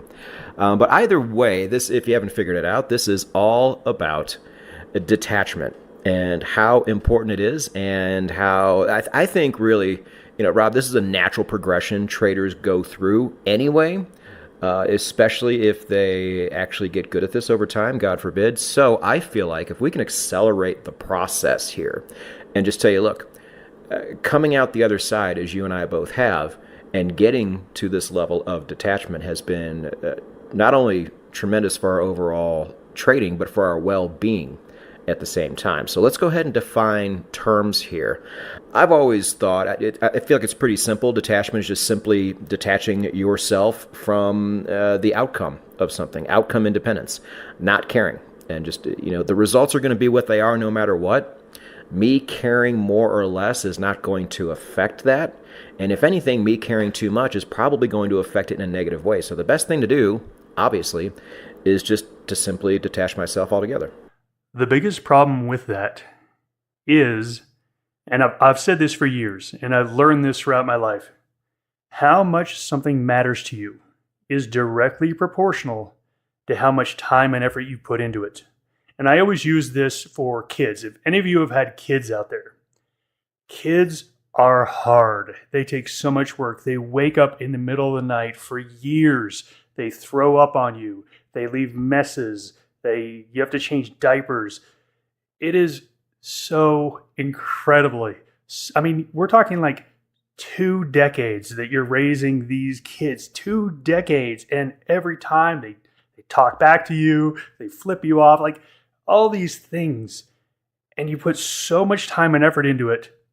It's why parenting is so great, is because when they actually do something or just turn out to be great human beings, like, it matters so much to you because of the time and effort you've put into it. Now, I put in the most time and effort into being a parent, but second, I put in the most time and effort of being a trader. And trading matters a lot to me. It matters so much. However, if I really, really have that, again, where it matters, I am definitely going to make some mistakes because of it. And that's really what this episode is about. Yeah, I have some thoughts on what you just said, but I feel like it's better suited for the solutions section. So spoiler alert, we will get there at some point. But as we finish defining terms here, you wrote something on the outline that I really like here. It says you're going to make thousands of decisions in trading. And your goal really is to make slightly better decisions 50% of the time. Now, the good news here, Rob, is you should have some type of system in place that will make these decisions for you, which I think makes it even easier to detach yourself from everything. You're exactly right. But again, we still have to make that decision in the beginning so we can then back test it. Then we can demo test it, and then we can actually test it. So at some point there is a decision, and it's in the end, you want to be very robotic. But in the beginning of trading, you have all these decisions to make. What time frame are you going to trade? What setups are you going to trade? What type of style of a trader are you going to be? There are so many decisions to make in the beginning. It can be really overwhelming. Yeah, and I like what you said there, because especially in the early days when I was building systems, not only did I have this personal attachment to them because they were mine and nobody else's, I also, you sit there and back test and you do it by hand. Like this is before I knew how to do it automatically. And you just get so excited at the possibility of what could be. And that excitement absolutely carries over into your actual trading, because now you have all these crazy expectations. This is a really bad combination. So I think this episode applies to a lot of people in different stages of their trading development. So let's go ahead and transition that into the problems that everybody either has right now or is going to have absolutely when it comes to their trading. And the very first one you put on here, Rob, was screen watching causes feelings and emotions.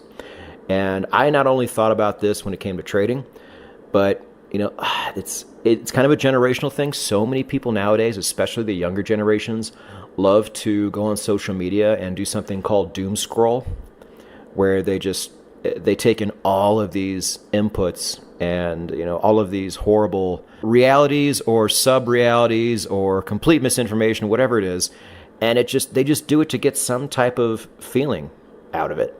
And I guess we've been doing this for a while. We just didn't put a label on it. But either way, it's pretty awful. I can say from my life, when I detach myself from all types of media, I am generally happier, and things don't affect me nearly as they would otherwise. What can you say to that? I think that is a perfect analogy of detachment. Things are happening out there in the world, and politically, religiously, your friends and family, whatever they're doing, all these things are happening out there. And the more you feed it, the more you watch it and get into it. And it's just like, let's take something that I think everyone can understand. Let's say you've got some family drama. You got a mother and a aunt who are fighting or something. You can get into that drama and you can be part of it. But that's so negative for you. And I know a lot of times we get dragged into these things where we don't want to be in there. But it's not going to be good for you as a person. So detachment is how do you extract yourself from that situation? How do you extract yourself from a situation that will cause you emotional pain? And this goes into social media. I remember hearing years ago someone say, oh, you know what, I just had to take a break from social media for my mental health. And I remember thinking, how hard is it just to turn it off? Like, duh, just turn it off. And then literally like a year or two later, I'm like, I need to take a break. This isn't good for my mental health. And I realized that, by feeding it, the more you feed it, the more you are sucked in there and the more you care about it. And bringing this back to trading, the more you watch that screen, the more you're feeding it. So true. And I think the problem comes, at least on the social media side, let me tackle that first, is a lot of us have made this such a part of our day that it's what we do as soon as we wake up. It's what we do when we're on the toilet. It's what we do if we take public transportation. Because, we used to not really be able to fill that gap. We used to use our imaginations to come up with whatever because we didn't have what we have today. But now it fills that void just almost too easily. And so detaching is really hard. And I want to say, too, when the example you brought up about family issues, deciding to detach doesn't mean you don't care. And I think that's why a lot of people choose not to detach, is because they would seem like, they're not invested and they don't really care about the situation. You can still care about it. Sometimes the best thing to do is to take yourself out of it and make the situation less complicated. Because, I don't know about you, Rob, I often have very differing opinions from family and friends. I've always kind of been that odd person who has this different take. Is that opposite contrarian take normally appreciated when emotions are high? No. It's absolutely unwanted. So I know that if there's ever a dispute going on, taking myself completely out of it is 100% the right way to go. Do you have anything to say to that? I'm curious before I get to the trading part, because I did spend a bit of time on that. Yes, and this just reminds me of saying I heard a long time ago, and I actually think it was from Dr. Phil. That's how old I'm dating myself. I know Dr. Phil's still around, but he hasn't done this show for years. But Dr. Phil said, it takes two people to fight in an argument. And he said in one day he just stopped fighting. And he never had any more arguments. And it's like, oh my gosh, that is so true. This is detachment. This is absolutely detachment to protect yourself from these situations. Yeah, and I can say just a little sidebar here too. In dating relationships, it usually comes down to whoever is the least attached wins. I'm not going to take it much further than that. All I can say is being outcome independent has served me very well, to where I was very outcome dependent in the past, and I would always wonder why my relationships never really took shape the way I wanted to. All it took was for me just to stop caring, or at least stop giving off the idea, that I really care this much. Even if I did, going back to the whole family thing, you might care about what's going on, but that doesn't mean you should be in it. And so this applies to so many different aspects of life. But trading, I agree. And I go back to when I was, trading the 15-minute and 30-minute chart. And, you start seeing price move. And you see it moving a lot. That really triggers something in you, whether it's going your direction, whether it's not, whether it's about to give you a signal. No matter what, that shit is exciting. Being a part of the financial machine and watching it in real time and having it all queued up on your chart, that was really such a rush for me. But man, did it never do me any favors long term. And I feel like that exact phenomenon has affected everybody at some point in time. Hey, Patrick, I'm going to get back to your dating history, if you don't mind. Go for it. All right. I really wanted to cover this because I actually think it's a really great segue into trading. Is that, when you're dating, you have all of these fantasies and you have all of these predetermined outcomes that you want. We all want to find someone to fall in love with. We all want to find someone who we find attractive. We all want to find someone who has shared interests and hobbies. And so we have all these expectations of what is going to happen. And a lot of times, people care more about those expectations than they do about the actual human being that they're in a relationship with. And I remember my brother, when he was in marriage counseling, he was talking about all these expectations. And the therapist said, yeah, those expectations, they're a real bitch, aren't they? And basically, they told him that his expectations were unreasonable, and that he just needed to focus on who that person was. And I think in dating, if you just put all that aside, all the things, hey, I want 4 kids, I want this, I want this, I want this, and just focus on the person in front of you, I actually think you'll get all those things. Segue this into trading, because I think it's a great segue. We all got into trading for all these reasons. We wanted freedom, we wanted to be travel, we wanted to do all these things. And when it comes right down to it, when you're focusing on those expectations, you lose what you're actually trying to do. When you just focus on the moment, focus on the not person in front of you, but the market in front of you, you really can get away from a lot of this issues that causes you to make mistakes. Yeah, so many people on my channel would ask me, what my expectations are year after year. Like, what percentage gain should I shoot for? And I told them, you shouldn't shoot for anything. I mean, I said before, I like to try and beat Buffett's average, but if I don't, I don't. Sometimes the market's not going to allow that. 2019, I guarantee you, there were 0 trend traders out there that beat Buffett's average. It just wasn't there. There's nothing you could. Maybe if you were a scalper, maybe. But if you trade the way I do, the market's only going to give you what it's going to give you. It's up to you to maximize it, right? And so once I realized that, it took the sting out of having a down year. Like I did, it wasn't negative, but it was very disappointing in 2019.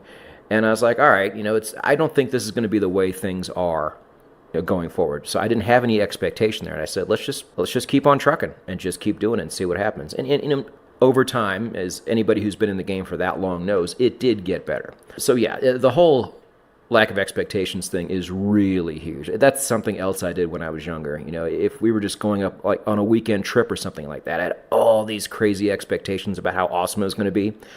And if the trip didn't meet every one of those expectations, then I was upset about it, because I didn't get to take a whole lot of weekend trips. So I thought, all right, this has to be this. And the problem is you're relying on all these other people to make it that way. And people have different desires and interests and levels of motivation than you do. And it's so unrealistic. So yeah, like we're kind of saying, you don't focus on a hopeful outcome. Just do the damn thing. and see what happens at the end. If you've done your testing right and you're doing everything right on your end, over time you should be just fine. This reminds me of one of the very first trading books I ever got a hold of. It was called The Wall Street Money Machine by Wade Cook. Don't look Wade Cook up. He does not have a great reputation. But he's the one who really got me interested into trading and to learning about all the things I could do, especially with options. He wrote a book, and I loved this book. It said, don't set goals, just do it. And this is kind of the same idea. And he talked about how when people sit around and setting goals, they're thinking about all the things that are going to happen. And he's like, no, you're missing the point. Just do it. Just do the actions. And that's how you get the expectations. And Patrick, I love when we start these episodes and we kind of have a framework and then it actually goes off the rails, but in such a great way. I mean, you could just do a subtopic of this called no expectations, because that actually is the key. And I thought about it. I was almost like, Rob, let's cut that part out and make it an episode. But I think it fits really, really well here. I think this episode wouldn't be what it is if we didn't include that as well. And expectations are so hard too in this type of trading, because you take so many losses in trading, and your account, as soon as you think you're going to be on par for this type of year, that's almost exactly when a string of losses comes and just pulls you right back down to earth. And what does that do to you? You can't let this affect you. Just like we said when you were just talking, Rob, it reminded me of our episode Systems Over Goals, which I've gotten a lot of very positive feedback on. That's kind of what this comes down to. If you let the system trade instead of you, that's the game right there. That's how you detach. And so I want to have that kind of transition into the solutions part of this episode. Before we do, Rob, do you have anything else to say on the problem side? I feel like we've covered it pretty good. Lack of over screen watching. Obviously, we know emotions kill results. How do we do that? The problems such as setting expectations, which is never, in my opinion, ever been a great idea. Understand you're going to take a lot of losses in trading, so how do you handle that? I feel like that's a good transition into solutions, but I want to make sure we have everything covered. I think you covered everything, but just to wrap it all up in a bow, is that this is something we all care about deeply. We care about it so much. And especially if you've been doing this for years and you've put in lots of time and effort into it, you care a lot. How do you guard against that caring undermining your results? And that's really the problems, is that you're going to care so much that you're going to make pretty much every mistake in the book. So how do you detach from that passion, that feeling, that want, that desire, that ambition? How do you detach from those to where you can actually run a good system? So let's get into the solutions. Yeah, and here's the thing. I feel like this is a battle that I have won a while ago, because on my side, honestly, and I've mentioned this on the show before, I really don't care anymore. I know that if I do the work, it's going to come out fine. And so I really have almost no emotion at all towards my results. And we're going to go over some of the reasons why here in the solutions. Now, the first one, and this is something I actually came up with on the show over time. I was never able to articulate this as well as I wanted to, but simply going into your trading and just treating it like a random, low-paying, soul-sucking data entry job. Just look at the information. It'll tell you what you have to do. Enter the data, close up and leave.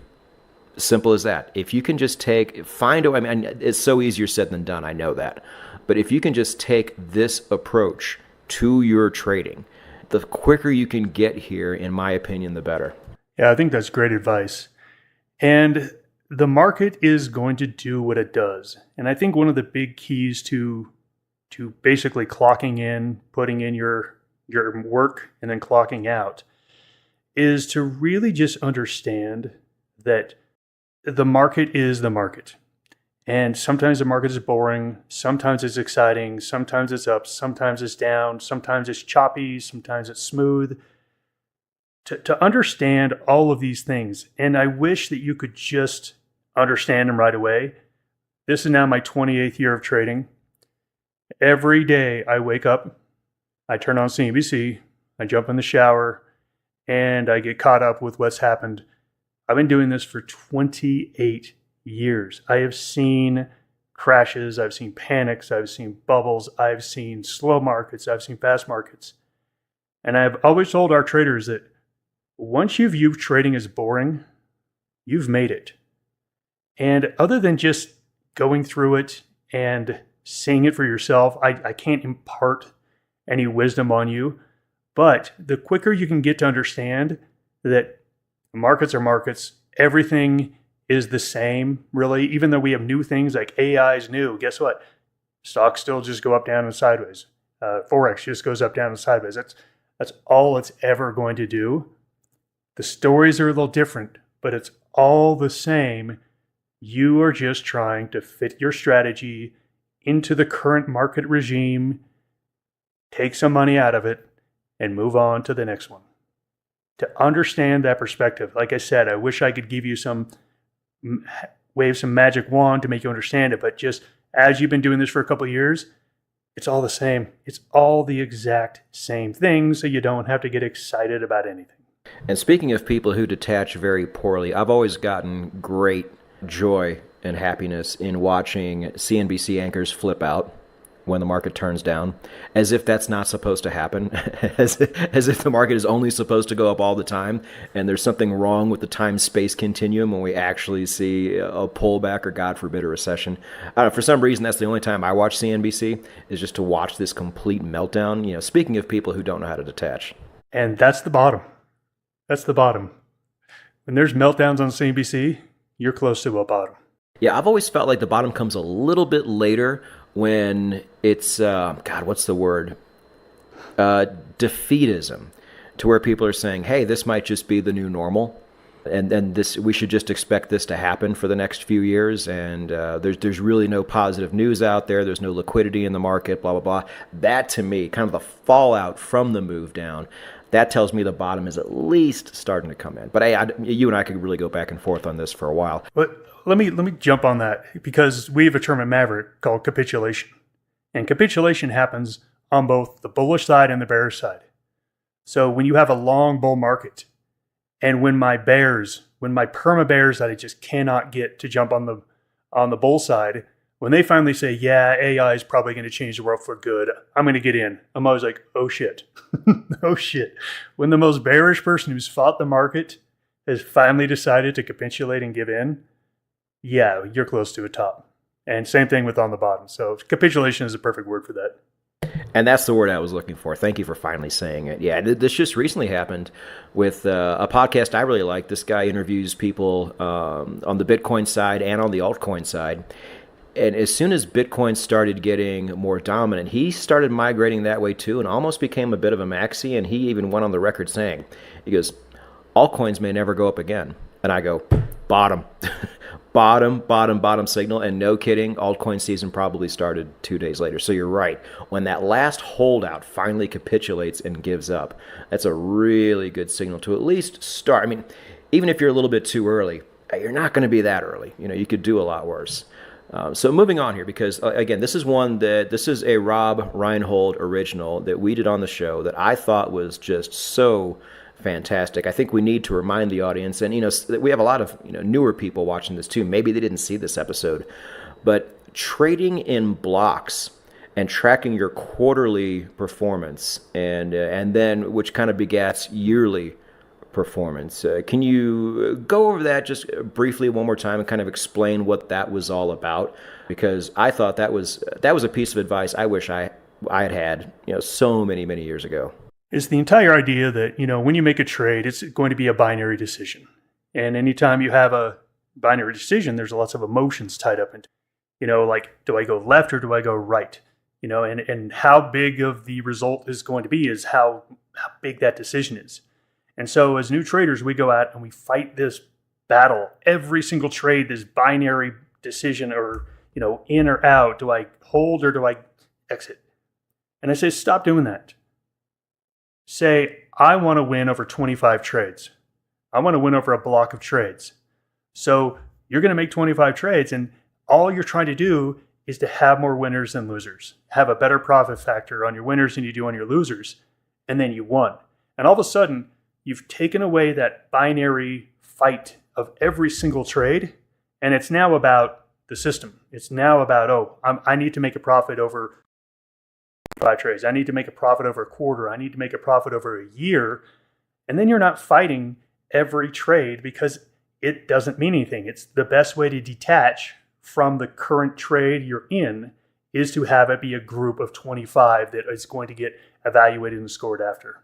And this is really the difference between firms out there, trading and investing firms who have been successful for a very long time, compared to the ones who just don't last very long. It's that the latter sets these expectations on their traders and their investors, which makes them, as you and I joke about all the time, Rob, trade harder, which is never, ever a positive, puts extreme amounts of pressure on you. And at the end of the day, you didn't get there by trading harder, or what you got there probably by taking way too much risk. And this is absolutely going to affect you and make you flame out later. And that's why these firms just simply don't make it, to where the longer ones understand the bigger picture. And so that leads me into a possible solution, because I really like yours, Rob. So many people took that and ran with it when you said it. This one is something I came up with at the very beginning of my channel, and I have since expanded it further, and that is to simply trade on higher time frames if you're having trouble detaching. The best way to spend less time looking at charts is to have a time frame that requires you to spend less time looking at charts. I would tell people too, take the trading apps off of your phone, because you're going to sit there and look at them all day. And everybody's like, what? I thought that's part of trading. I'm like, no, it's not. It's totally counterintuitive. I get that. I know the imagery you saw in your head when people were glamorizing this trading lifestyle to you, where that was that guy sitting in front of 8 different screens watching all these things happen at one time and being completely keyed into the market. Oh my God, is that the wrong way to trade and the wrong way to detach yourself? And it even came to the point now, this is more or less like I can trade the daily chart, no problem. But I was having issues missing days and sometimes blocks of days because of my travel schedule. And so I transitioned over to the weekly. And man, if I thought I was detached before, Rob, oh my God, I just have to check in really any time on Friday. It kind of doesn't matter. I like to try to make it in the afternoon, but I can just kind of check in whenever, see what's going on, do my 10 to 15 minutes of trading for the week, and then I'm done. I don't even care what Powell says anymore. I don't care what NFP says. I don't care what Trump says. It's just, man. How boring. That is so boring. Right? But I have, and I don't want to bury the lead here, because I kind of have the grand finale here coming up, but I'm totally okay with that for one particular reason. So before I give that reason, do you have anything to say to the higher time frame idea? I think it's a great idea. And sadly, we all do it the opposite way. We all get into trading and we all are on a 1-minute chart or a 5-minute chart. And then we realize, this is harder than I thought. Let me go to a 15-minute chart. Let me go to an hour chart. Let me go to a 4-hour chart. Yeah, sadly, it should be the other way around. People should start on a weekly chart or a monthly chart and then go the other way, because it does get exponentially harder because you're making more and more decisions. And if your trading psychology isn't perfect, you're going to be making a lot of errors along the way, which always cost you money. So I love the idea of higher time frames, and I wish the rule was when you started trading, you start on a monthly chart. Yeah, and like Rob just said, how many people go from the 5-minute chart to the 15 and just get higher and higher in time frames? And then how many people honestly go the other way? Once you go higher time frames, man, you never look back. It just doesn't make sense anymore. You're like, oh, this can actually be a really great trading lifestyle too, and I make more money. Yeah, sign me up. Everybody thinks you're going to make more money by getting in there on smaller charts and getting that quick money and being done with it. No, you can spend less time trading on higher time frames, also have a better quality of life because your emotions aren't going crazy all the time, and spend less time trading. Which is the whole reason people get into lower time frames in the first place. They want to make that money in 15 minutes and then leave. Well, you can also make money in 15 minutes and leave on the daily chart and reap all the benefits that it gives you.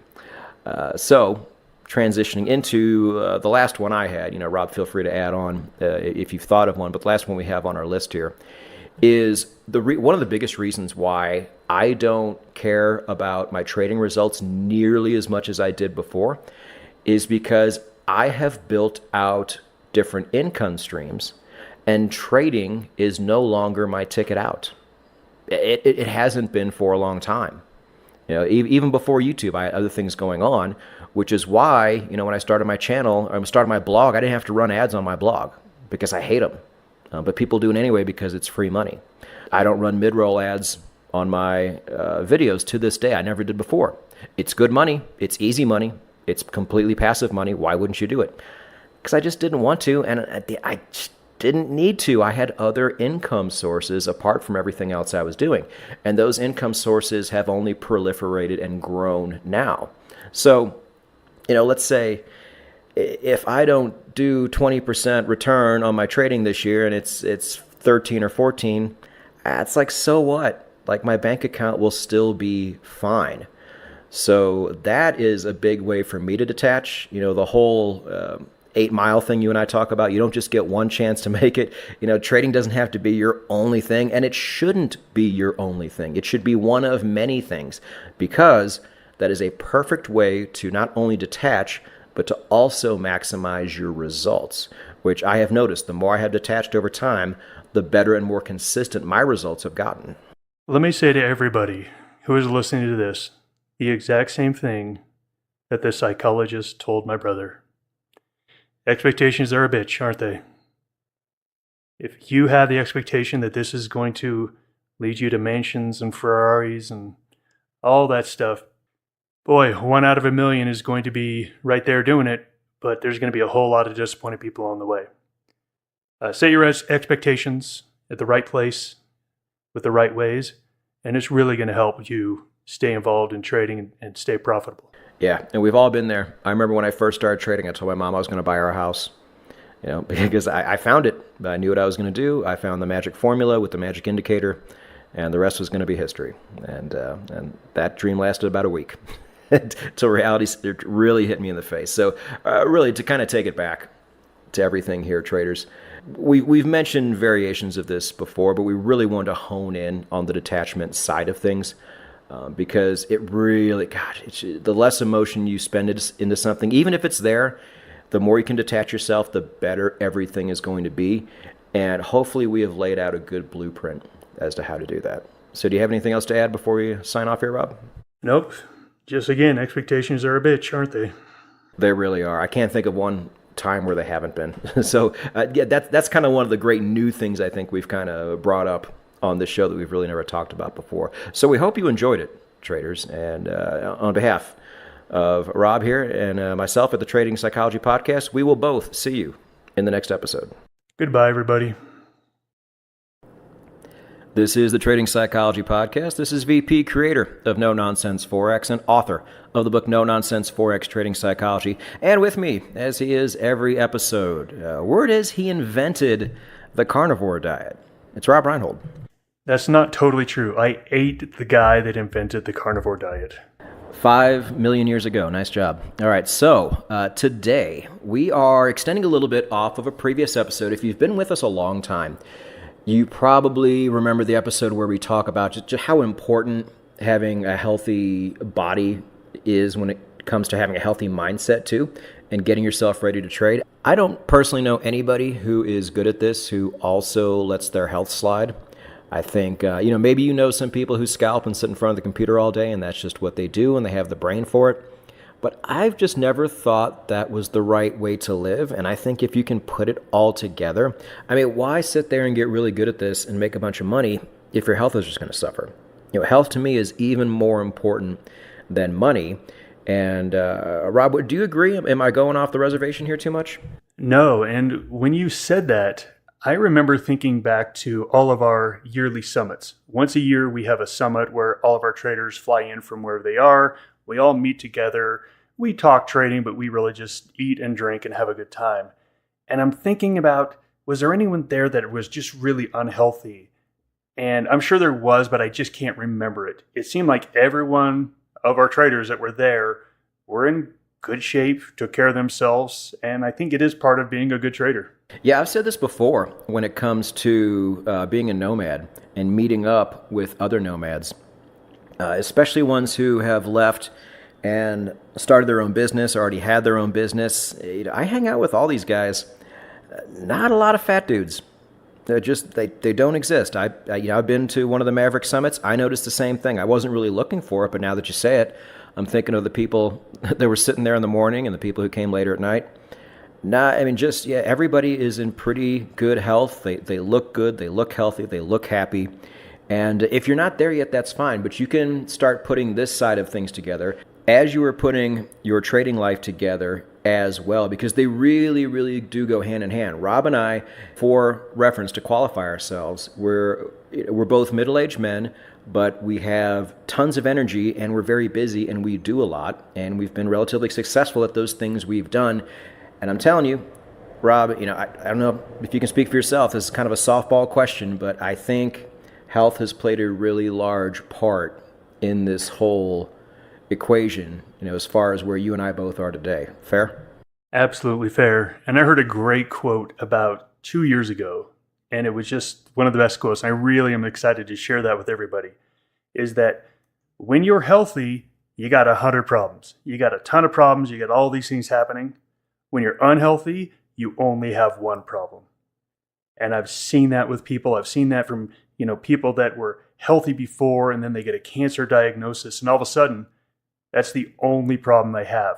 People that have, unexplained weight loss that just came out of nowhere, they're not really worried about that, car insurance anymore. They're really worried about their health and getting it under control. So it's one of those things that we all take for granted until it's gone. And then it's really the only problem you have. So whatever you can do to keep that away, it's actually really a benefit and a blessing to worry about all of the little things. Because if your health is gone, it's the only thing that matters. Yeah, I remember it was a CVS slogan one time, and I know it's super corporate and they do it for a reason, but whatever. But they said, CVS, health is everything. It really is. If you don't have it, you don't have anything. And they're right. Just like you said, once that train stops, it stops. Everything stops. And that's your only focus. You can't focus on anything else. When I was in Vegas, I came down with skin cancer, and I walked into work that day, and I said, look, I'm not going to be able to work. And my boss was like, well, we kind of need you. We're short. I'm like, no, you don't understand. I just found this out, and I don't know how to process it. So I'm going home. And that's just it. And that's what I did. So, yeah, we want to avoid this at all costs, and an ounce of prevention is a pound of cure. So what we're going to do is Rob and I are going to go over our approach to fitness, our approach to nutrition, and then at the end, if there's anything out of the ordinary that either one of us does, that we're going to mention that too. I have one, Rob, you have one, and I know what it is, so I'm not going to talk about it until then. But let's start with our overall fitness routines. Fitness is a big part of your life, Rob. I know that. It's probably not, I probably don't exercise as often as you do. I'm curious to what you have to say here. Maybe it's changed over time. But let us know what you got. What is your typical day like in terms of your actual fitness? It definitely has changed over time. And if anything, I work out way more than I used to when I was in my 20s and 30s. I've always been an active kid. I was always into sports, played tons of sports, and working out has always been, to me, kind of a retreat from the world. And I was talking to one of my traders, and she blew my mind with this. We talked about meditation, and I just can't meditate. I'm not good at it. I can't get in the zone. And again, maybe I've got some issues. My daughter thinks I've got some issues, but she asked me, do you work out a lot? And I said, oh yeah, every single day. And she said, a lot of men can't meditate, but what they do is they get it through working out. And when I go to the gym, I am gone. I am gone and nothing else matters. And I was just there today with my wife. She goes and lives with me on this day. And we were doing heavy leg presses. And I actually said the thing I love about this, because we were like dying out afterwards and just so tired. I said, I love that during those leg presses, you literally can't think of anything else because it's so intense. And it's why I really love the gym, is because for me, it is the place that I get away. It's the place that I get 1 hour for me and me only. And I'll listen to music. I'll listen to a book on tape. I got to stop saying book on tape because that ages me so bad. My daughter laughs at me every time I say book on tape. Audiobooks or podcasts. And it's just for me. So it's been something I've always protected and I've always made time for. Even when I had little kids and life was busy, I always made time because that is my time for me. Yeah, so for me, as somebody who pretty much has the entire day to themselves, I'm kind of the opposite. Like I tell people, I'm not going somewhere to decompress. I'm going somewhere to escape boredom, more or less, or to keep myself active. Because people might think I sit there and look at a screen for 6 hours. I don't. I can't do that. I need to do something. Plus, I've always had the body type to where I gain weight pretty easily. And I have a skinnier frame, so it just looks terrible, and I feel terrible, and it's a bad combination. And this, no matter what I do, anytime I go away for a few weeks, I gain like 5 to 10 pounds, and it just looks awful. But I keep myself in shape, so I allow myself to do that, so I can come back and and take that weight off, which is what I'm doing right now. I've only been back in Mexico for a few weeks.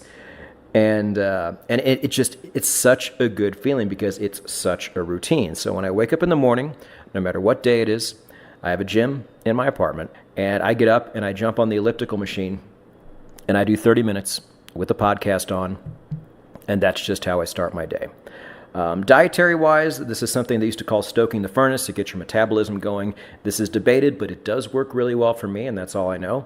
Also, why the elliptical? Because 20 years in hospitality, I put a lot of stress on my joints, and I don't want to put any more on it for no reason, so that would eliminate the treadmill. I want something that's softer on my joints. That would also be the bike, but the elliptical at least gets more things moving, and it's a better calorie burn. So I really, that is an essential part of my day. And as soon as I get back in, I do a 15-minute stretching routine. I go to YouTube. There are so many different ones you can pick from. Just type in 10-minute or 15-minute stretching routine for men. If you don't have a mat, you can type in the word standing, and they have videos for that too. But this is also really essential. And this is something I've done for a long time, but it's even more important the older you get, because almost everybody I know who's my age or close to it, or even some friends I have in their 30s, anytime they get up out of their chair or out of a car, you hear it. It's always like, ugh, a little bit of a groan or a big groan. I'm not sure what it is. And these aren't, like I said, these aren't big, heavy-set people for the most part. But you still hear it. And so stretching is how you live forever. So if I can just start that and get those 45 minutes out of the way, to me, everything else is easy. And now, I don't go to the gym every day, like Rob said, as far as actual lifting weights. I do that 3 times a week. Tuesday, Thursday, Saturday. The reason I do that is because if I do go to the actual gym, it's far less crowded on Saturdays. And Saturday is usually my going out day. So it's not like I'm going to go in all hungover or anything like that. But I also make sure I do that too. I don't lift super heavy. I don't try to max out or anything like that. I don't have the body for it. It doesn't make any sense. But I just want to have good muscle and be strong and carry that forward into my older age.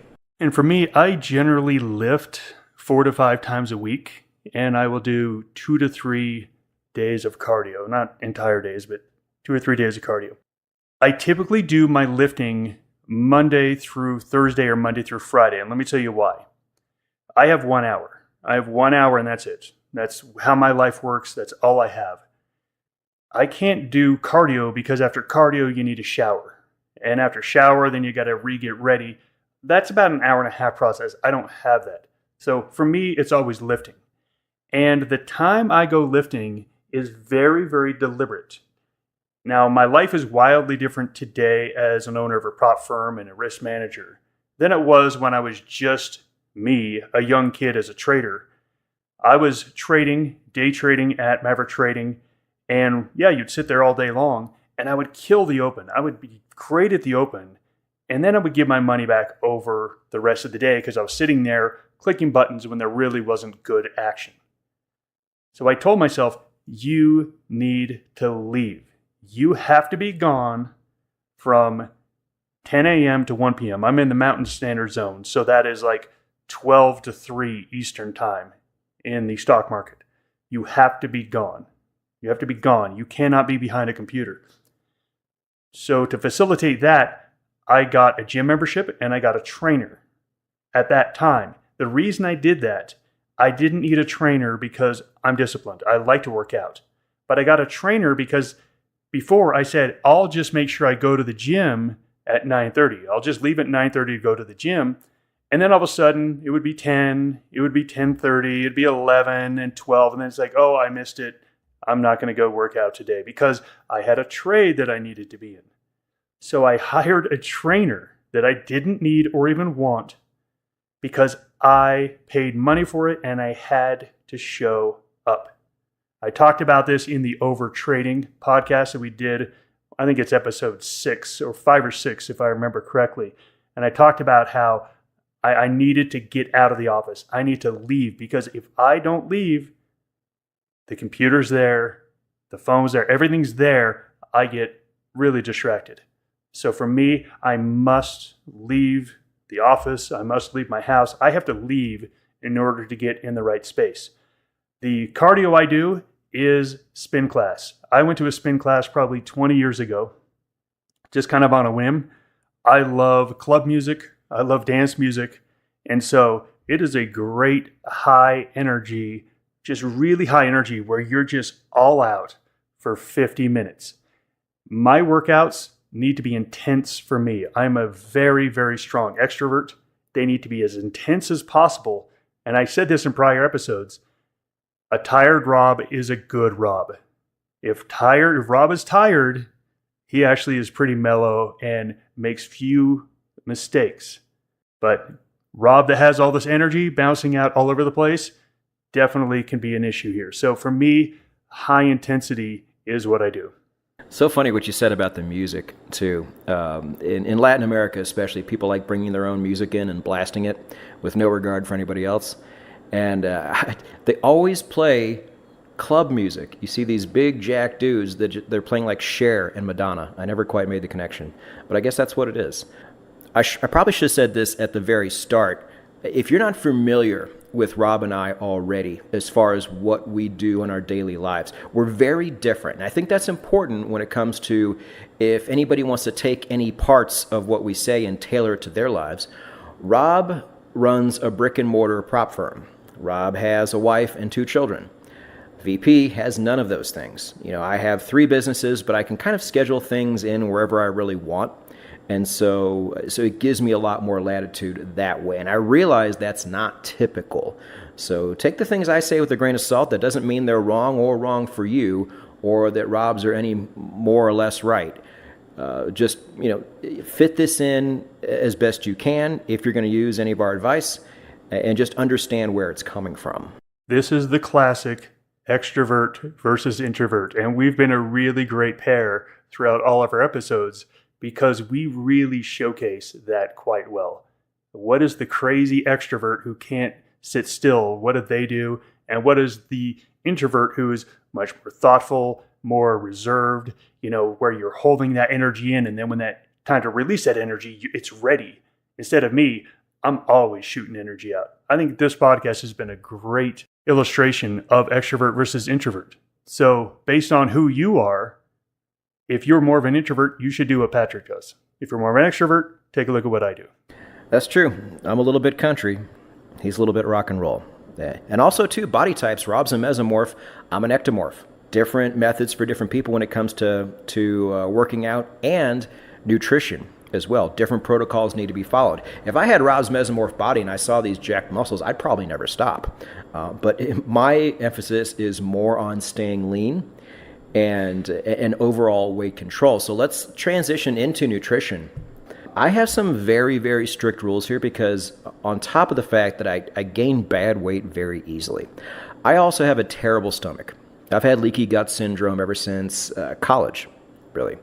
And I've tried everything. There's really no great way to make it go away except for eating right and eating less of the things that really bother my stomach, which just happen to be carbohydrates, in particular gluten and sugar, which is actually kind of nice. This is my body's way of saying, hey, I want you to be healthy, because what I typically do is go very low carb, very low sugar, and then high fat and high protein. I'll do eggs and fruit in the morning. And by fruit, just like a few blackberries. And then a protein shake with all the good stuff mixed in, chia, flax, matcha, cayenne, things like that. And then usually just a pretty lean protein at dinner. And then I'm pretty much good. I don't need too much more than that. If I have snacks around, it's going to be something like low sugar yogurt, or even just a flavored carbonated water.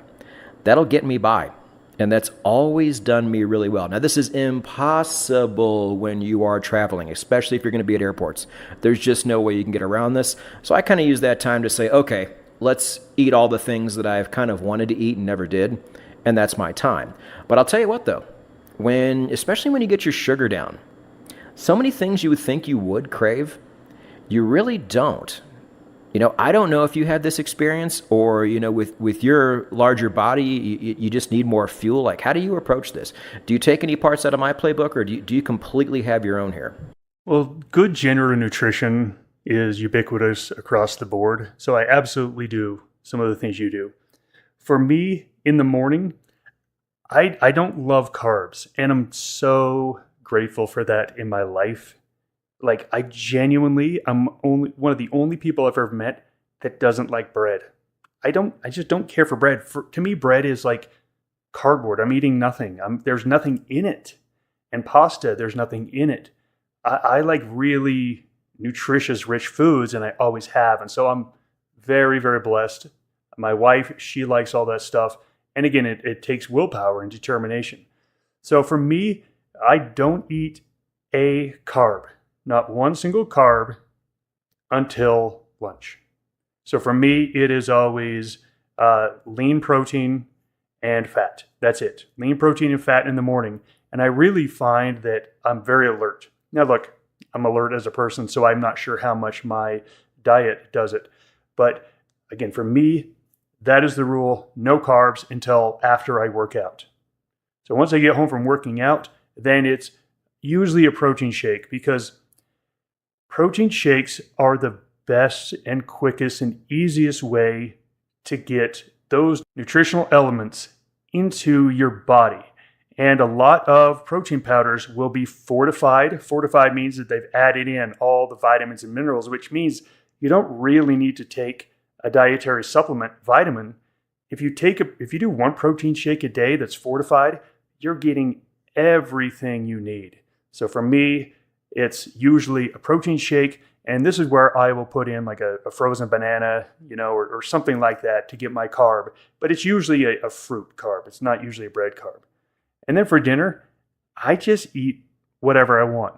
We eat pretty healthy, but there are really no rules for dinner. Dinner is just dinner. And for snacks, I'll eat nuts, I'll eat fruit, all that good stuff.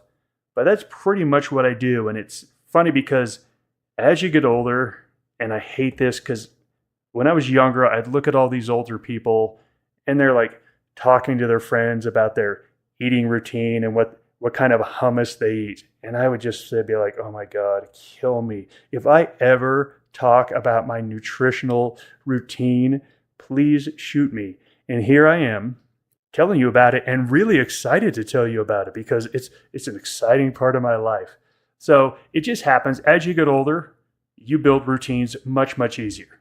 And I remember telling younger traders, it's hard when you're young because you haven't really had enough life experience to build these really rigid routines. And once you build one, it's really easy to do another. Once you get disciplined with your food or your workout, it's really easy to do the other one. It just all falls in line, but it takes years to develop that willpower. Yeah, and you're right about that carb. You do need some carb after working out, so everything can enter your muscles the way it's supposed to. And that's when, I forgot, I have these olive oil fried potato chips, and I'll have a small handful of that with my shake. But you're right. I'm thinking of all the other things I do that it just all turns back to discipline. For example, I didn't know if I should put this in the first part or second part, but I have a rule on top of this. And remember, I'm going more for weight control than anything, and that is my no plopping rule. And what I mean by this is it has nothing to do with the toilet. It's after you eat, you should do something active. I will usually go walk somewhere. There's usually something around town that I need to go do or need to go get or need to go see, and I will only do that right after I eat. What I will not do is eat and then go sit down, because that is definitely not what our ancestors did. When they ate, they didn't go sit on a couch and watch TV. They ate for the purpose of doing more work, and it's no surprise that almost everybody eats and then goes and sits down, and now everybody's overweight. So that's one other thing I wanted to add. And I guess while we're on this nutrition end, Rob, what is your supplement regimen? Do you have one? Because I definitely have one. And people are on the fence about supplements. I am not. The difference in my health long term is night and day when I have a disciplined supplement regimen to boot, and when there's times when I don't, which is sometimes travel. I'll forget to bring things along and then I can't find them or something like that. It's rare, but man, do I feel it when I don't get the proper nutrition, because our food naturally just doesn't give it to us anymore. I'm sorry to tell any of you younger people out there that by the age of 40, I guarantee you will have a drawer full of supplements. That's it, just supplements. Patrick, would you agree with that? Oh, yeah. And I'll have somebody over to my apartment who's never been there before, and they see the supplements and they think I'm just a manic pill popper. I'm like, no, read the label. That's magnesium. That's not it's not Prozac. I don't know what happens. Again, it's the same thing when I was younger and I would see old people and all their pills. I'd just be like, oh my gosh, is that what happens? Yes, it is what happens. So yes, supplements are great. I've got to say, I've tried everything. I just love to try things. I love to, what about this? What about this? I haven't really noticed any big difference in any supplements I have taken over the years. So I don't really take a lot at this point. Like I'll do with fish oil. I'll do like some ashwagandha to help with cortisol levels. But I don't notice really any different. Now, with the supplement, I do notice is a stimulant like caffeine, ephedra, stuff like that. I do notice it. And I've noticed that I do much better if I wait to take a stimulant until about 1 or 2 hours after I wake up. And I've heard lots of health gurus out there talk about how don't do stimulants right when you wake up, let your body wake up, get into a rhythm, and then the supplements come out. I find that I am more sharp, I'm less on edge. And, anyone who's taken like stimulants, if you've taken like too much caffeine, you get that nervous energy, you get that. And if you've taken pre-workout, you get where your face feels like it's being stung by thousands of bees. You get that rush, and you don't really want that right in the morning. So I really like to time my stimulants, which is really just caffeine at this point, right before my workout. And then that's it. So for me, that's pretty much all my supplement usage. Yeah, I'm glad you mentioned caffeine, because this is something I struggled with for a while because it was dehydrating me really badly. And I was probably over-caffeinating myself, which is weird too, because I guess it's just how my body processes it. I know people who have 7, 8 cups of coffee and they're fine. I have the equivalent of 2, and I dry out like a raisin. It's weird. But I have successfully managed to go down to, I have the 0-calorie energy drink that gets most of its energy from green tea and a couple other natural sources. And then I also have just green tea. And that has done me pretty well, actually. I just need a little something to get me perked up a bit. And then usually I can just let momentum take me from there. So after I do my elliptical and my stretch, then it's time for caffeine. I think what they're saying is right, Rob. It is best, I've noticed, to not have it right in the morning time because then I will almost always crash in the afternoon. But if I can get my elliptical, stretch, shower, then sit down and have my caffeine, I'm generally good for the rest of the day. Now, for what it's worth, if anybody cares, as far as my supplements go, I've told you mostly how I eat and what I do. So the supplements that really fit into that type of lifestyle is a vitamin B complex and D3 during breakfast, because you want to have these with food more often than not. And then at night, that's when I take my omega-3, magnesium glycinate, vitamin K2, turmeric, and CoQ10. I've been through all sorts of different iterations. I like to try things like you do, Rob, but this has been what I've settled on probably for the past couple years now, and it's done me really well. Anything else you want to speak to this before we get to the final part here, Rob? It's interesting that you say you've had leaky gut, because my daughter has really suffered from that for years. And we've tried all these elimination diets. She's been vegan for, 7-8 years. And we've had these ups and downs with her health. And a vitamin B12 shot, I swear, fixed her. I swear that after a vitamin B12 shot, because I was researching, just trying to figure out what can we do. And I actually put all of her symptoms, all of her tests into ChatGPT. And it said, hey, go get her a vitamin B12 shot. So I think for someone with stomach issues, supplements, stuff like that is so important. Have you noticed a big difference with vitamin B? I actually have not. I was always told B1 was kind of the key with me, and so I tried that and a few other things. I actually paid a guy who deals with stuff like that, and we tried a few things, and just nothing worked. Like, I liked his ethos, and I liked the reasoning behind what he was talking about. It just, unfortunately, nothing worked. But I didn't go the B12 route, definitely not the shot. So that's something I can easily get here. Maybe I'll try it. Who knows? I just wanted to mention it in case anyone is dealing with kind of the same symptoms out there. I don't know if it'll work, but give it a shot. And make sure leaky gut is what you have too, because there's a lot of different ways that people get acid reflux and stuff like that. Because I've got advice from all sorts of people that just, they don't quite exactly have what I have, or if they do, just like you said, Rob, not everything works for everybody. I've been dealing with this for almost 30 years. It's just something it's a constant search, and hopefully I'll find something. But that's fine. I manage it just fine. And let's go ahead and kind of go to the last part here, Rob.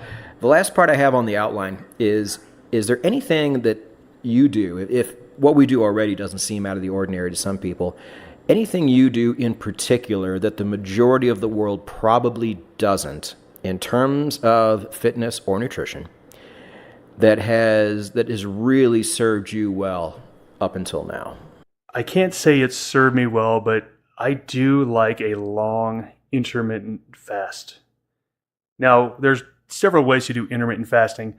I like to do the one that gets you into what's called autophagy.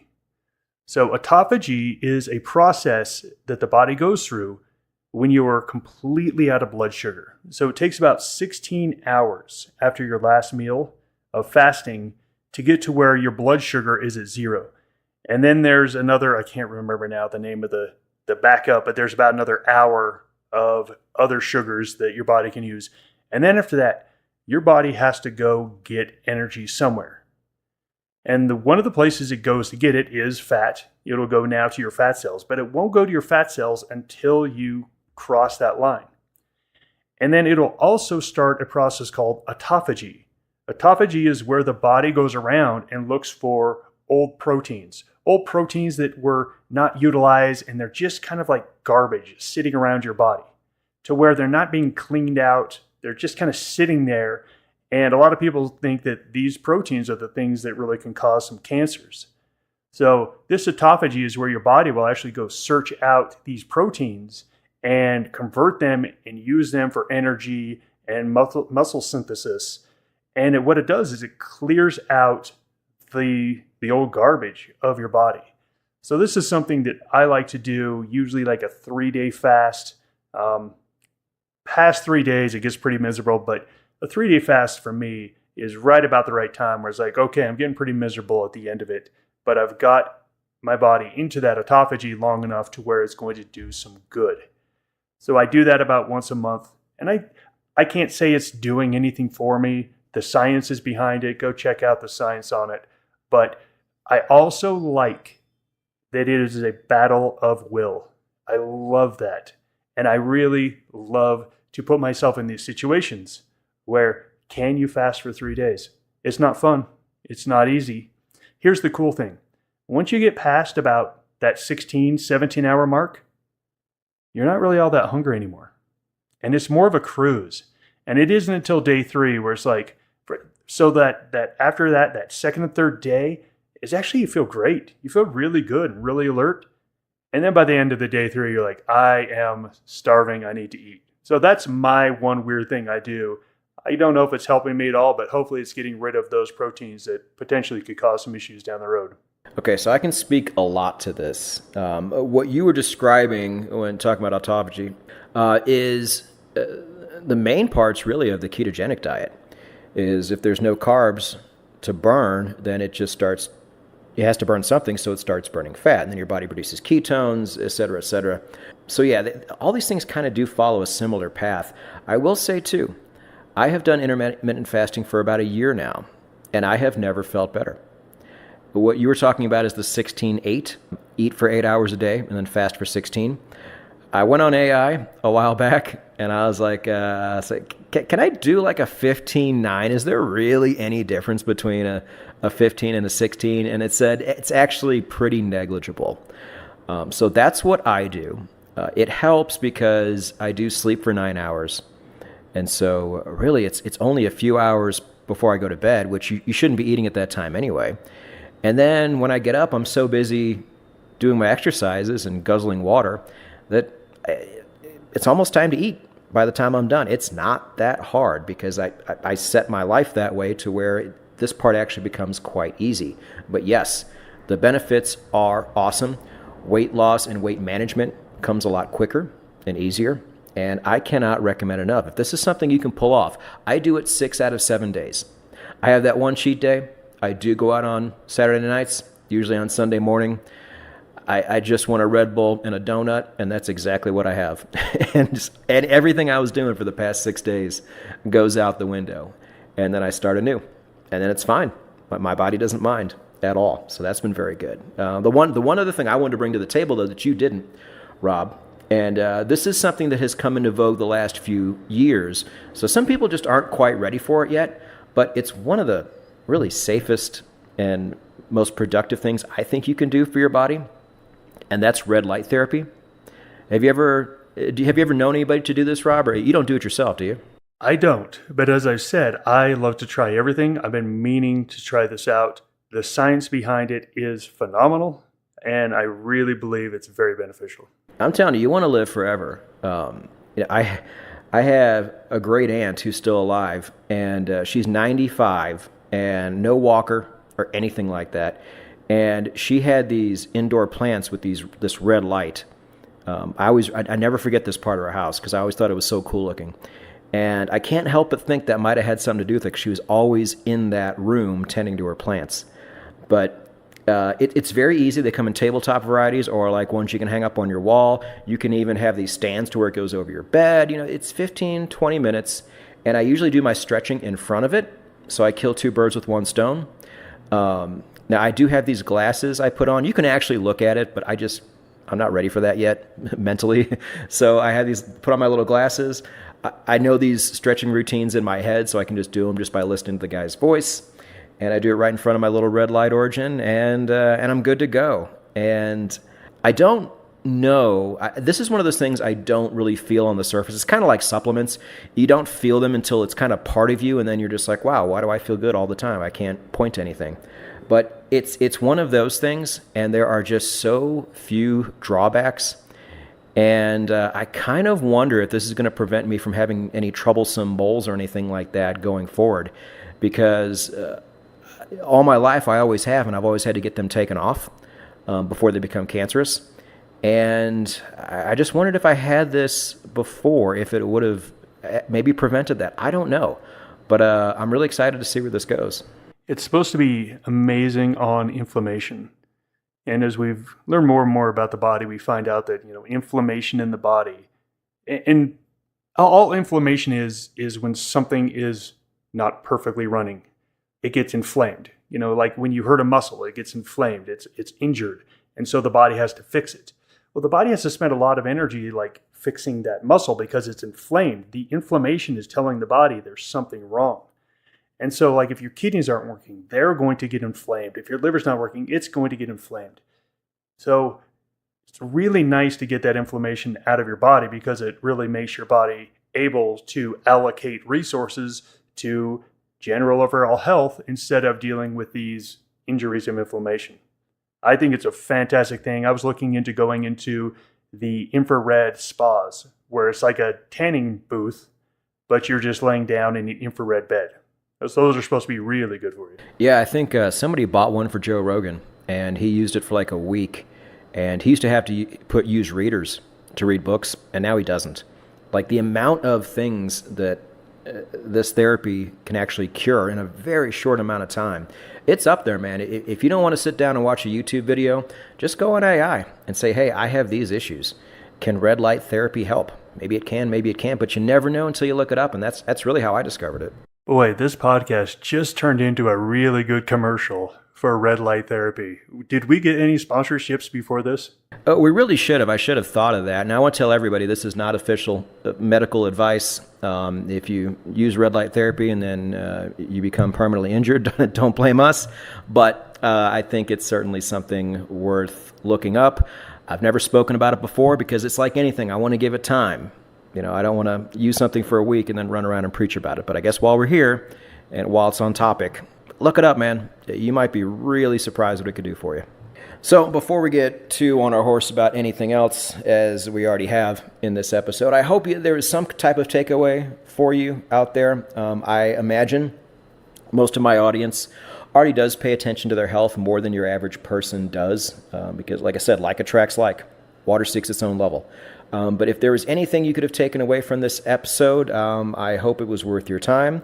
Thank you for spending this time with us. On behalf of Rob Reinhold, this is VP. We will both. See you next time. Goodbye, everybody. This is the Trading Psychology Podcast. This is VP, creator of No Nonsense Forex and author of the book No Nonsense Forex Trading Psychology. And with me, as he is every week, he will fire you from his prop firm if you spell his name with one B. It's Rob Reinhold. Ooh, that is true. Actually, I'll probably forgive that one, but don't call me Robbie.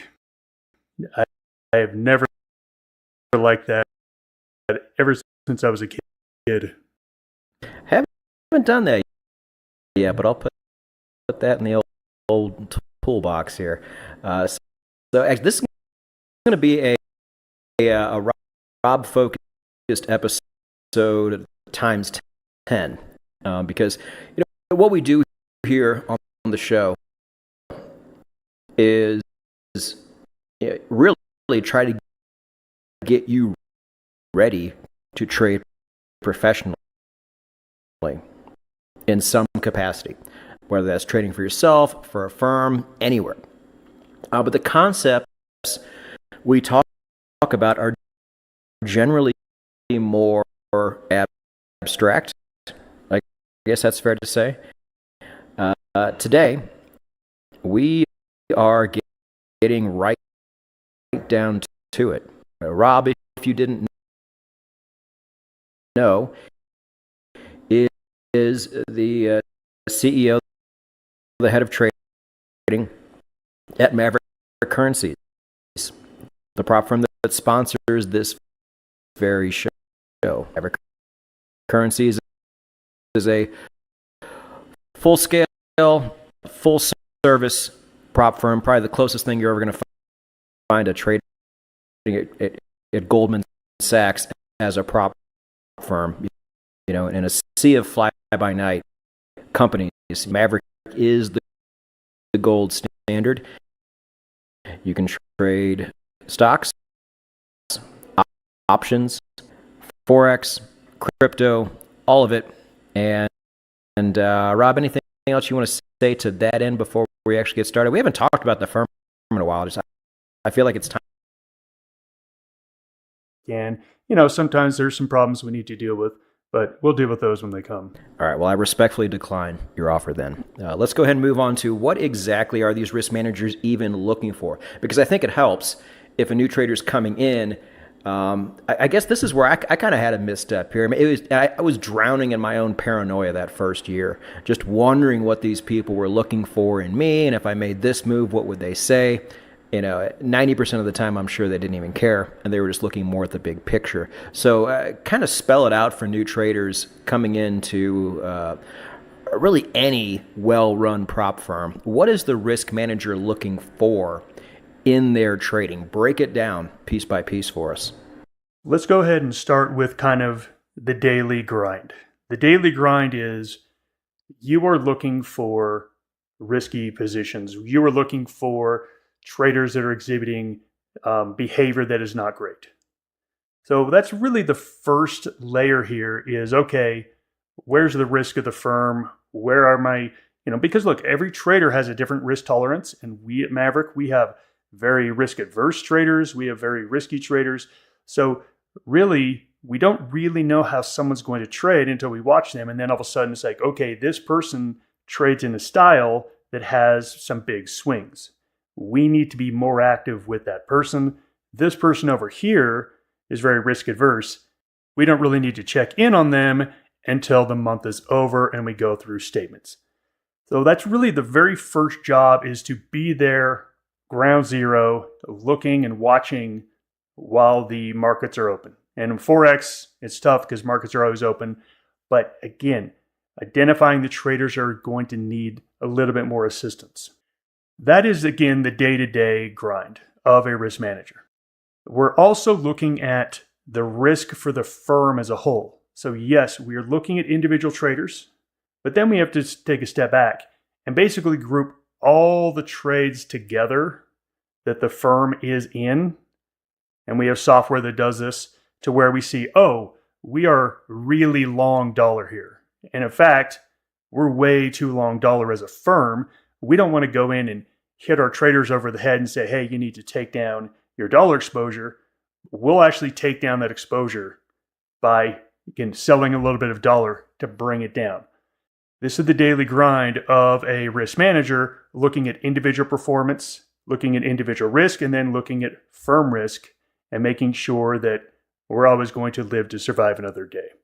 So that's kind of just a day-to-day grind. And then we have at the end of the month, when we have performance, this is where we really dive in. We have trader meetings.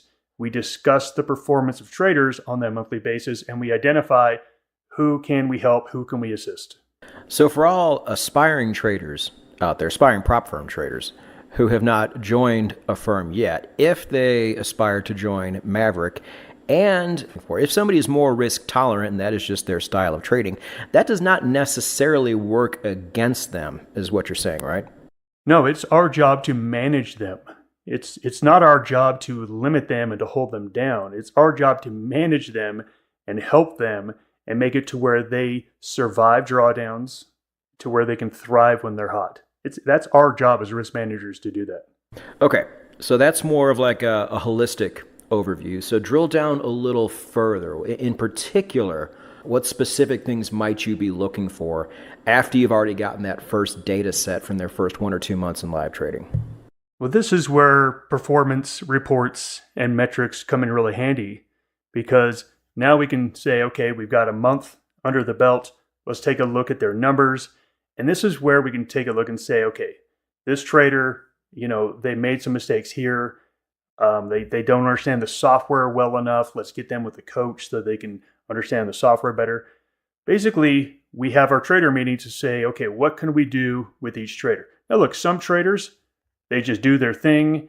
They're never in any risk trouble. They make their profit. They take their distributions, and we just give them a high five and say, good job. Let us know if you need anything. But then there's some traders where we actually go in and say, hey, we think we can help here. What can we do to help you out? Okay, so we got a little more granular that time. Then take it down even further. Are there any like specific metrics you're looking at? Because this is the really interesting part to me. You know, what's going on behind the curtain? What are the metrics that these guys are actually looking at? You know, we covered what you're looking for in general, but what are some actual numbers that can kind of get you to that conclusion, if you know what I'm saying? Yes. But before I get to that, let me ask you this question. And when I mean you, Patrick, but also you out there listening. Imagine you hired a trader to trade all your money. And that trader is going to be trading for you. What do you want from that trader? So imagine, Patrick, that you decided, hey, you know what? I'm too busy with everything else. I'm going to hire one of my subscribers to manage all my trades and my money. What would you look for in a risk manager or in a trader? Sorry, not a risk manager. What would you look for in a trader? So I don't know if this is a totally correlated question because in a prop firm, they're only trading a small amount of your money. If somebody's trading 100% of my money, I would want nerves of steel.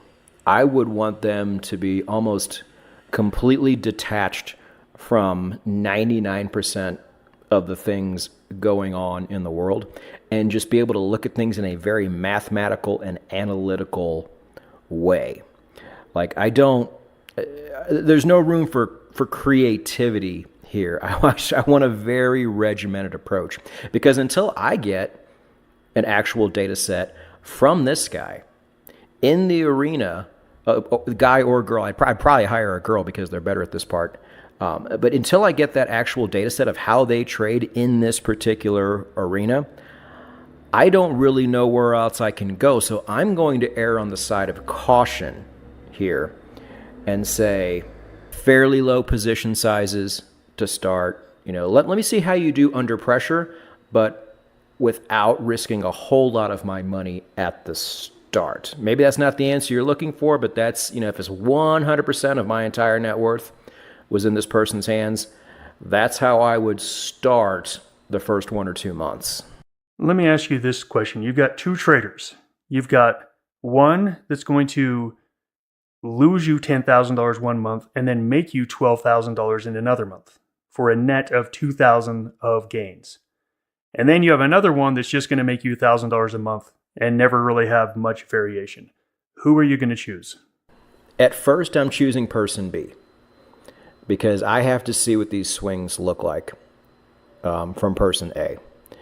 If I had a more zoomed out view of what these people could actually do, again, in this particular arena, what you can do when there's nobody over you and when you're not trading anybody else's money, and what you're doing when you are trading somebody else's money are two completely different things. So until I had that data, I'm going the safer route against my better judgment. But in normal circumstances, I would actually take person A because I take a long-term view.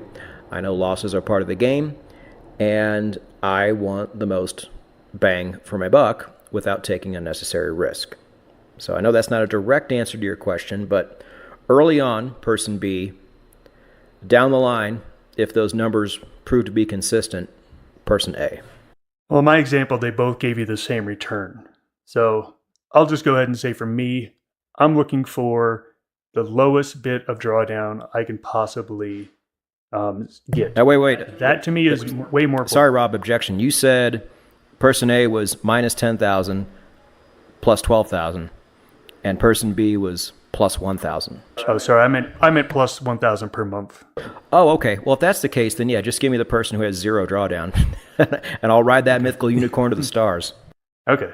Wow, we just wasted a lot of time with that misunderstanding. My apologies. But look, and you were even right. Let's say that it was a lower return with Trader B. At first, you would choose them because you didn't want that kind of roller coaster ride. You wanted to, again, get comfortable with the person, see what they're like, see how they handle themselves, and then maybe you choose person A after being able to watch them for a long period of time. I totally agree with you on that one. So I want you to, at home, I want you to think about this question. If you hired somebody to manage your trading, what would you want them to do and how would you want them to trade? That is how you should be trading. Here's the irony. Many of you aren't. Many of you, if you were looking over your own shoulder, you would have a meltdown. You would have a heart attack because of too much risk. Or you might actually be on the opposite side. You might be so boring, you might be so safe that it's almost impossible for you to make money. I remember years ago, we had a trader in the office, and I've never seen a trader so disciplined. I've literally never seen anyone this good. The problem was he never made any real money out of this. He was always perfect. He was always patient. He was waiting.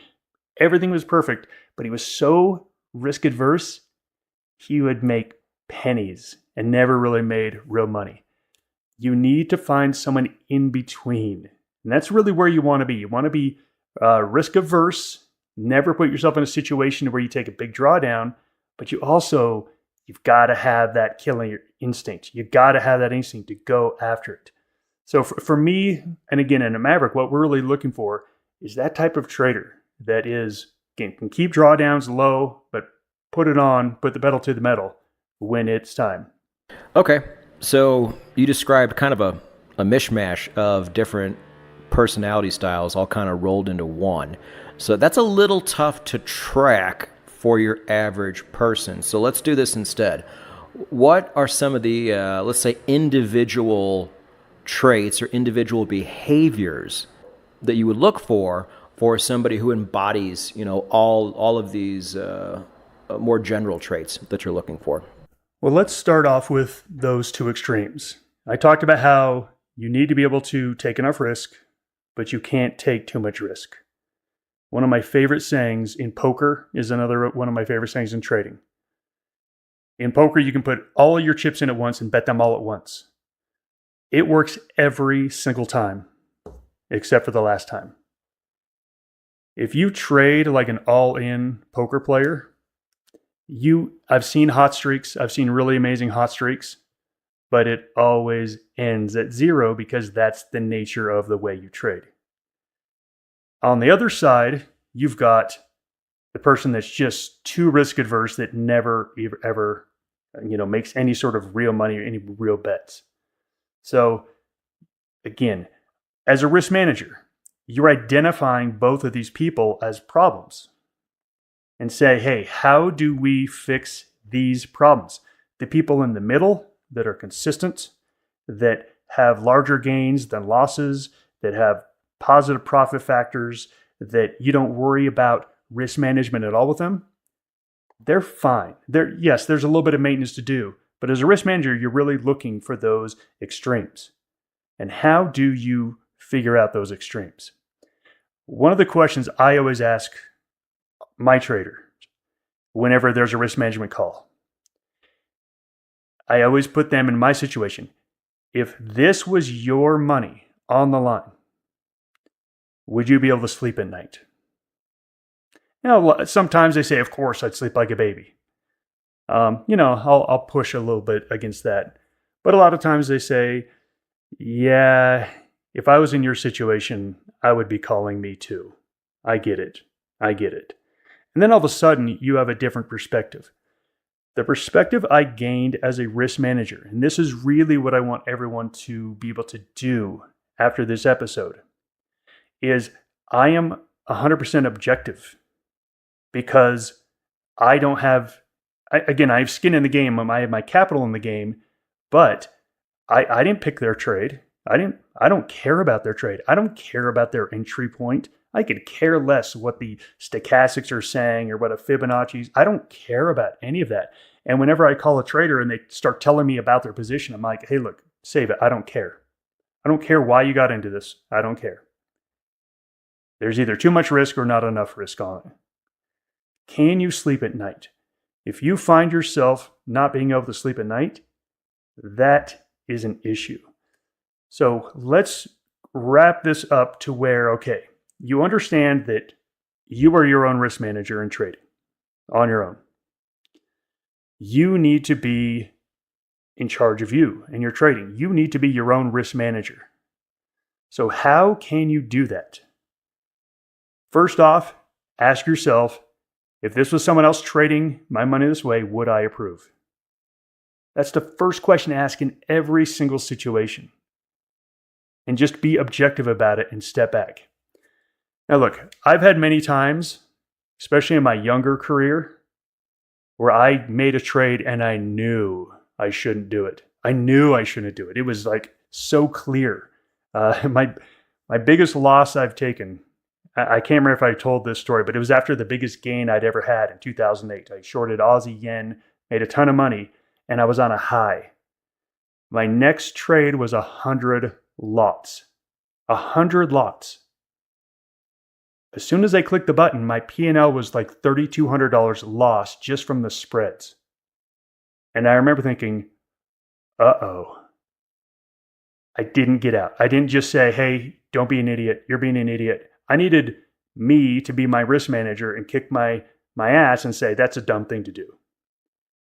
So ask yourself, if someone else was trading this way, would I approve? Patrick, do you have a story where you got in a trade, knew it was wrong, but just couldn't get yourself out of it?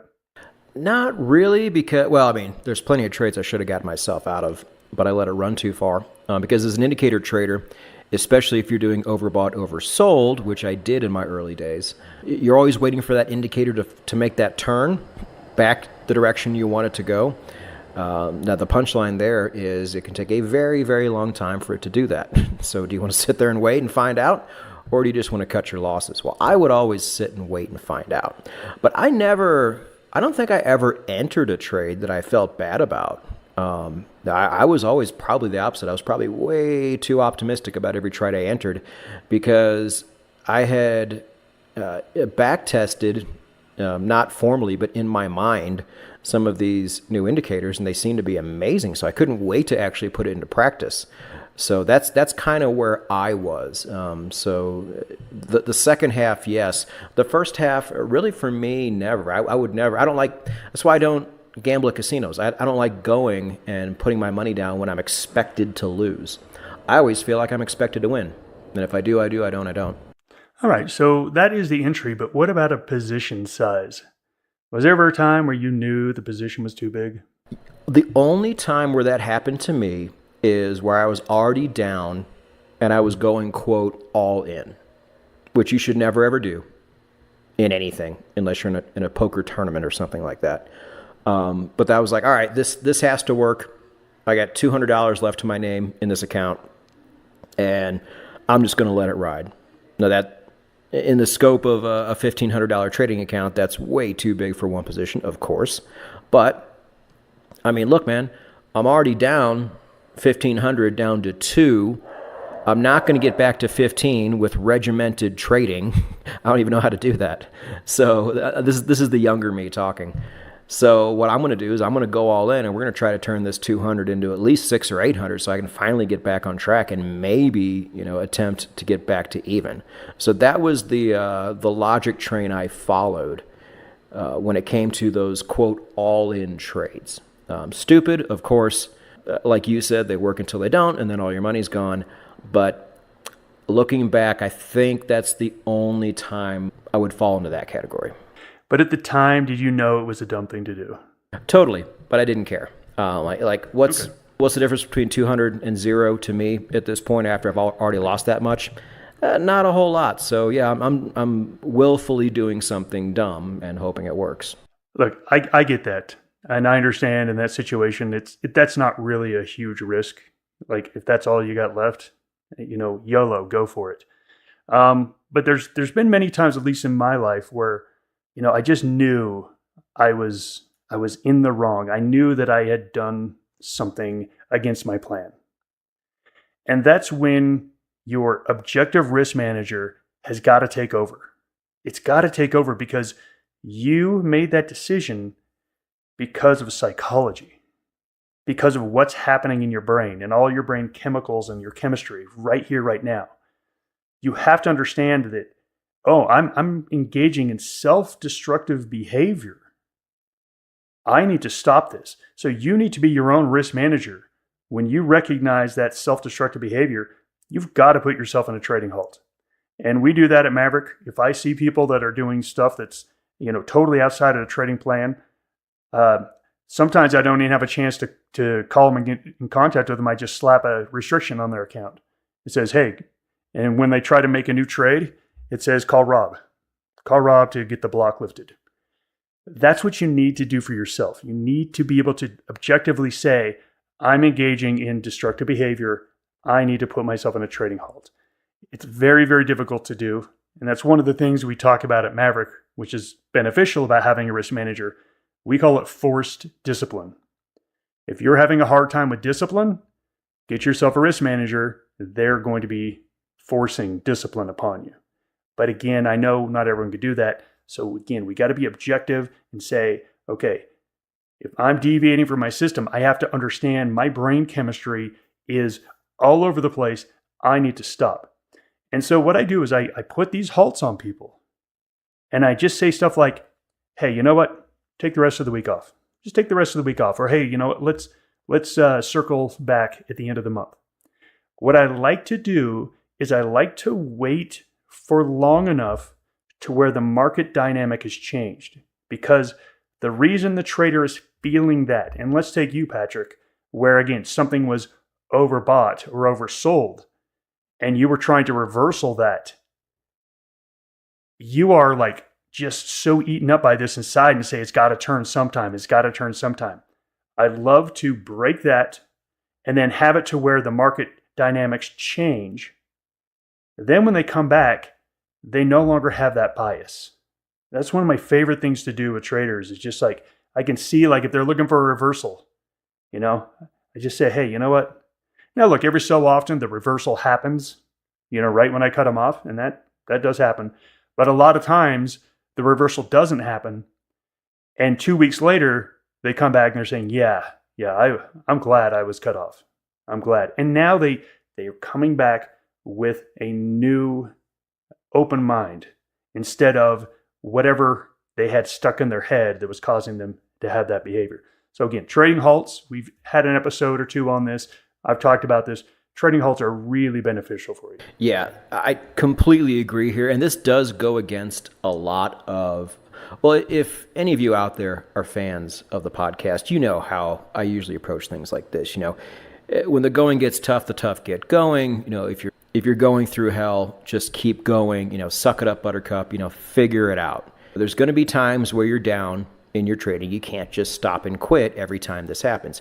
You got to trade your way out of it. Situations like Rob just described, if you're willfully engaging in destructive behavior or destructive trading behavior, yes, they will shut you down, and be happy when they do. You're probably not going to like it at first, but like in the example Rob just gave, as soon as your head clears up a bit, you absolutely will.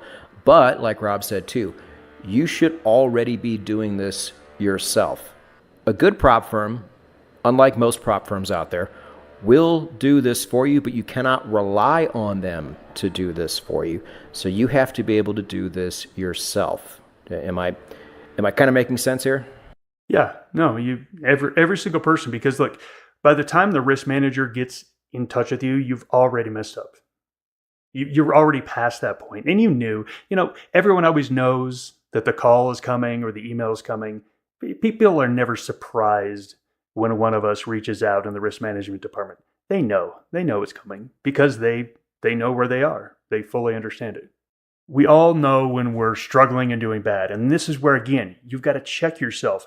Am I engaging in bad behaviors? Is this slump my fault? You have to take a step back and be objective. And if it is your fault, trading halt. Trading halt 100% of the time. Break the stimulus of the market. Take 2 weeks off, 3 weeks off. Let everything change to where all of your biases are now gone. When you come back, you're going to be much better. We also all know when we're doing well. And this is where the monthly check-ins are actually really beneficial. So at the end of every month, we do all the accounting and we look through all the trader performances. And what we're really looking at is two metrics. Two metrics is the number one. Overall return, and then the drawdown or the risk it took to get that return, or what some people call like a Sharpe ratio. Again, this is what we look at. Okay, you made a return, great job, but what was the drawdown on the risk you took to get that return? We have a monthly trader meeting, and we go through all the traders' performance, and then we decide, okay, these are the traders that we need to reach out to. Again, either just to pat them on the back and say, good job, or say, hey, you know what? We noticed that you had some issues. Let's fix those issues. I think it's very important as a trader to have a monthly meeting about your trades. And I know that sounds weird, but I'm going to give you a little bit of a tax trick that you can actually use on this. And then you should do a yearly meeting. Now, Maverick, we always tell people, look, if you're in the business of trading, you may as well incorporate. All of those meetings, again, companies have meetings. And those meetings, the expenses of those meetings are paid for by the corporation, and they are corporate expenses. So again, a monthly meeting, go out to a nice dinner with yourself and go over your trades, or have takeout, have it brought in, and use your corporation to pay for that expense. But again, you've got to have these meetings because I know it's going to benefit you for taxes, but have the meeting. It's going to be a bigger benefit. Look over your statements, look over your performance, look over your journal, look in that notes tab. How did you do psychologically? Have that meeting. Like I said, have takeout be brought in, write that off as an expense. And then once a year, your corporation has to have an annual meeting. The expenses of that annual meeting can be paid for by the corporation. You could go have your annual meeting in New York. You could have it in Rome. You could have it a lot of places. Again, you got to have the annual meeting, and maybe you won't be able to write off all of it, but you can write that stuff off. But you've got to have these meetings, because I remember my first couple of years, I just traded. That's all I did. Every day I traded, and I never stopped to look back because I was always just living in the future for tomorrow and the next day and the next day and the next week and next month. Looking back is more important than looking forward. Patrick, I know you're big on journaling, and this is just where journaling comes in so important. Trader, especially in the first couple of years, should really only look backwards. Look backwards at your results and be focused on what can you do to make those results better. Again, what could you have done last month to make it better, and then make those changes in the month ahead to see how it goes. Do you have anything to add here about journaling and looking back? No, but I think what you just said there is something we've never said on this podcast before, that every month is a really good period of time to go back and look. Especially that comment section, which we always talk about here, is the most important column on that entire journal. People think it's actually the least important. No, it is the most. But looking at it every single day, assuming there's something there, I don't think that's very helpful. I think that's a good way to raise your anxiety level. I think at the end of the month, give that journal a good look and say, okay, I made mistakes here, here, and here. Now that those trades are kind of done and I'm over it and we've moved on, I think it's so much easier to learn from those trades doing it this way, looking back after the emotions has subsided. Because this way you can actually get a real picture of what you're doing, and the emotions you had inside of that trade are no longer there. You know, I always say you want to be able to look at things with as clear of a head as possible. I think every month is a really, really good way to do that. So that's the one thing I would probably add there. Patrick, right before us recording this podcast, I met with one of our traders going over his results. And one of the things is I keep exiting my winners too early. How can I change that? What can I do? And again, he's asking me, and I'm giving him some ideas, but you don't need me there. You don't need Patrick there. You can look at your journal and say, hey, I got out before my exit called for me to get out. Why did I do that? Have that meeting. Have that really deep thought about, okay, why do I do this? My guess is you do this because you're screen watching. If you're not screen watching, it's almost impossible to do this. So then it's like, okay, I need to make some rules that I can't screen watch during, these periods of time, or I can't do this. Have that meeting. Have that meeting like we have with our traders. Have that with yourself. Identify the problems and then really work on fixing them the next month. The way trading works and the way the evolution of trader works is you go from making a mistake a day to a mistake a week to a mistake a month. And then you make a mistake every 3 months. And then you make 1 or 2 mistakes a year. And then you make 1 or 2 mistakes a decade. You're still going to make some mistakes, but you can see it's getting infinitesimally smaller. That no one just flips the switch and becomes perfect. It is a process. Meet with yourself and go through that and really work on it. Then the last thing I wanted to add is, at Maverick, we always have continuing education. We just rolled out a big push about AI as, hey, how can you use AI in your trading? Do the same thing with yourself. Always be learning, always be growing, always finding new things, new edges, new products, new trading styles, always be growing. So I did a bad job of transitioning us here, and I never really said, okay, we are officially at the solutions part of this episode. So let me go ahead and kind of recap the solutions to the overall question. And I guess the question is, too, we didn't even really illustrate that super well. We just kind of went by the seat of our pants on this episode, if you couldn't tell. But this was really, okay, how can I be, at least as far as risk goes, just in the parameters of risk, how can I be an attractive option for a prop firm who is looking at hiring me?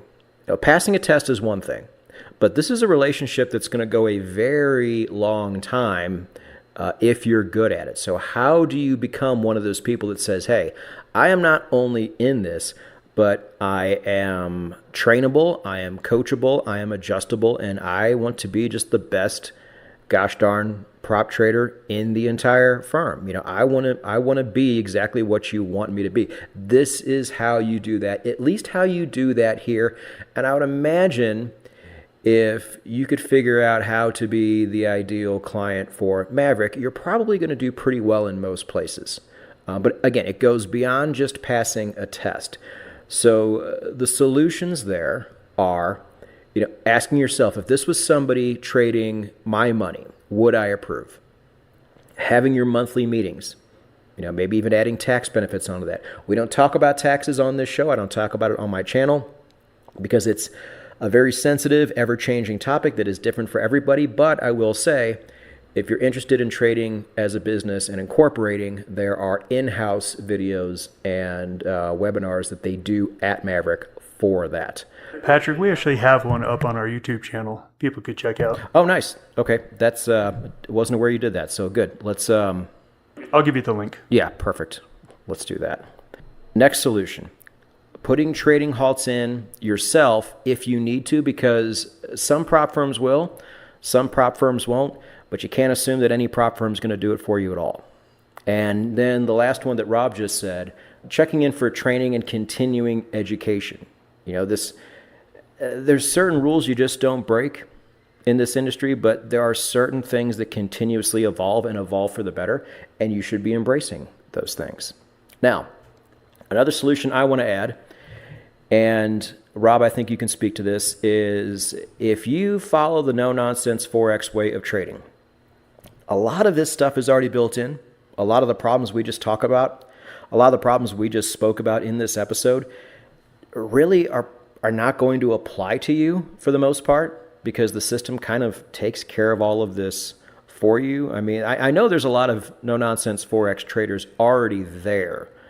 What advantages have you been able to see, like personally with your own two eyes, that they just kind of have from the start, right as they join? Have you been able to see anything like unique to any of the other traders you've been seeing?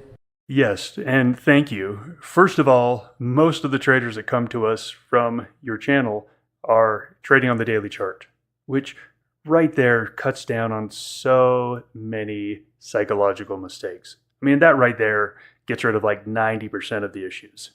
They run a very tight system. They follow their rules, And yeah, then they don't really get these risk management calls whatsoever. So yeah, very happy about it.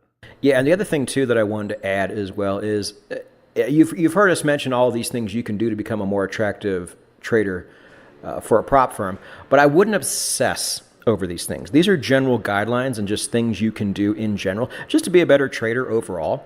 But I do know at a place like Maverick, they will train you and they will smooth those rough edges away over time. And I know that's one of the things they look for too. You have to be a bit adjustable. Even if you think you're the shit, you probably are, but this is a completely different arena, and it's almost like you're starting the game over again completely. So you want good coaches there who can train you and make you even better. And I know this whole episode has sounded like one big commercial, but I'm just saying I don't know if other prop firms do this because I haven't been a part of them. But I know Maverick can and will. So don't obsess too much over this. But again, pay close attention to it because everything we've said in this episode, to me, is just kind of a good common sense guideline if you want to become better at really anything, much less trading. Some of our top performing traders, not all of them, but some of them, will reach out to me periodically and be like, Rob, I want to have a meeting. I want to go over my performance metrics. And I'm always like, dude, you're killing it. You know what's going on. And it's not a talk to brag, but they genuinely want to get my feedback and to see if I have anything that they could possibly do to improve. That's a killer attitude. And that is just the perfect attitude. Hey, I'm killing it, but I'm always looking for a way to improve. Can we meet, every 6 months and go over my performance and you can take a look at things? Of course. That's just a great attitude. And if you have that attitude as a trader, you're going to go really far. So top to bottom, I think we gave you a pretty good overview of what a good prop firm is going to be looking for in terms of somebody who manages risk, which at the end of the day, that is what you are. You can really tell others who don't understand what trading is I'm a risk manager. And you might bore them to death, but that is what you are. That is what we do it every day in every decision we make, but we especially do it in trading and investing and things like that. So hopefully we gave you a good top to bottom episode today. These episodes do go to YouTube, so if you have any further questions, really about anything we've talked about the prop firm industry or risk in general, go to YouTube, sound off down below. One of us will do our best to answer you. And thank you for joining us for yet another episode of the Trading Psychology Podcast. Rob and I will both see you in the next episode. Goodbye, everybody. This is the Trading Psychology Podcast. This is VP, creator of No Nonsense Forex and author of the book No Nonsense Forex Trading Psychology. And with me is he is every episode. He failed his own prop trading challenge 3 times. So he just said screw it and became the CEO. It's Rob Reinhold. I'm not sure that was the right idea. I think it's actually a little bit more difficult than passing the prop challenge test. So, moving on, we have like the most Rob episode I think we've ever had here, because if you haven't noticed in the last few episodes, we've been trying to get you guys ready to pass a prop firm challenge yourself, because that is the main goal for a lot of traders. At least at the start, you can kind of decide what you want to do after that, whether you want to join multiple prop firms, whether you want to go your own direction, whether you want to stay a prop firm trader and do other things. There's so many directions you can go in this industry, but becoming a prop trader is often step number 1 for a lot of people. So we're going to try to get you mentally prepared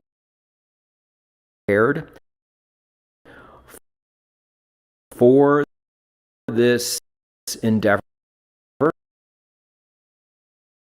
Who caught lightning in a bottle 3 times in a row, and that guy would actually trade for a little bit before flaming out. But most people just couldn't keep up with the parameters that these prop firms set, and that was done on purpose. They just wanted your money up front.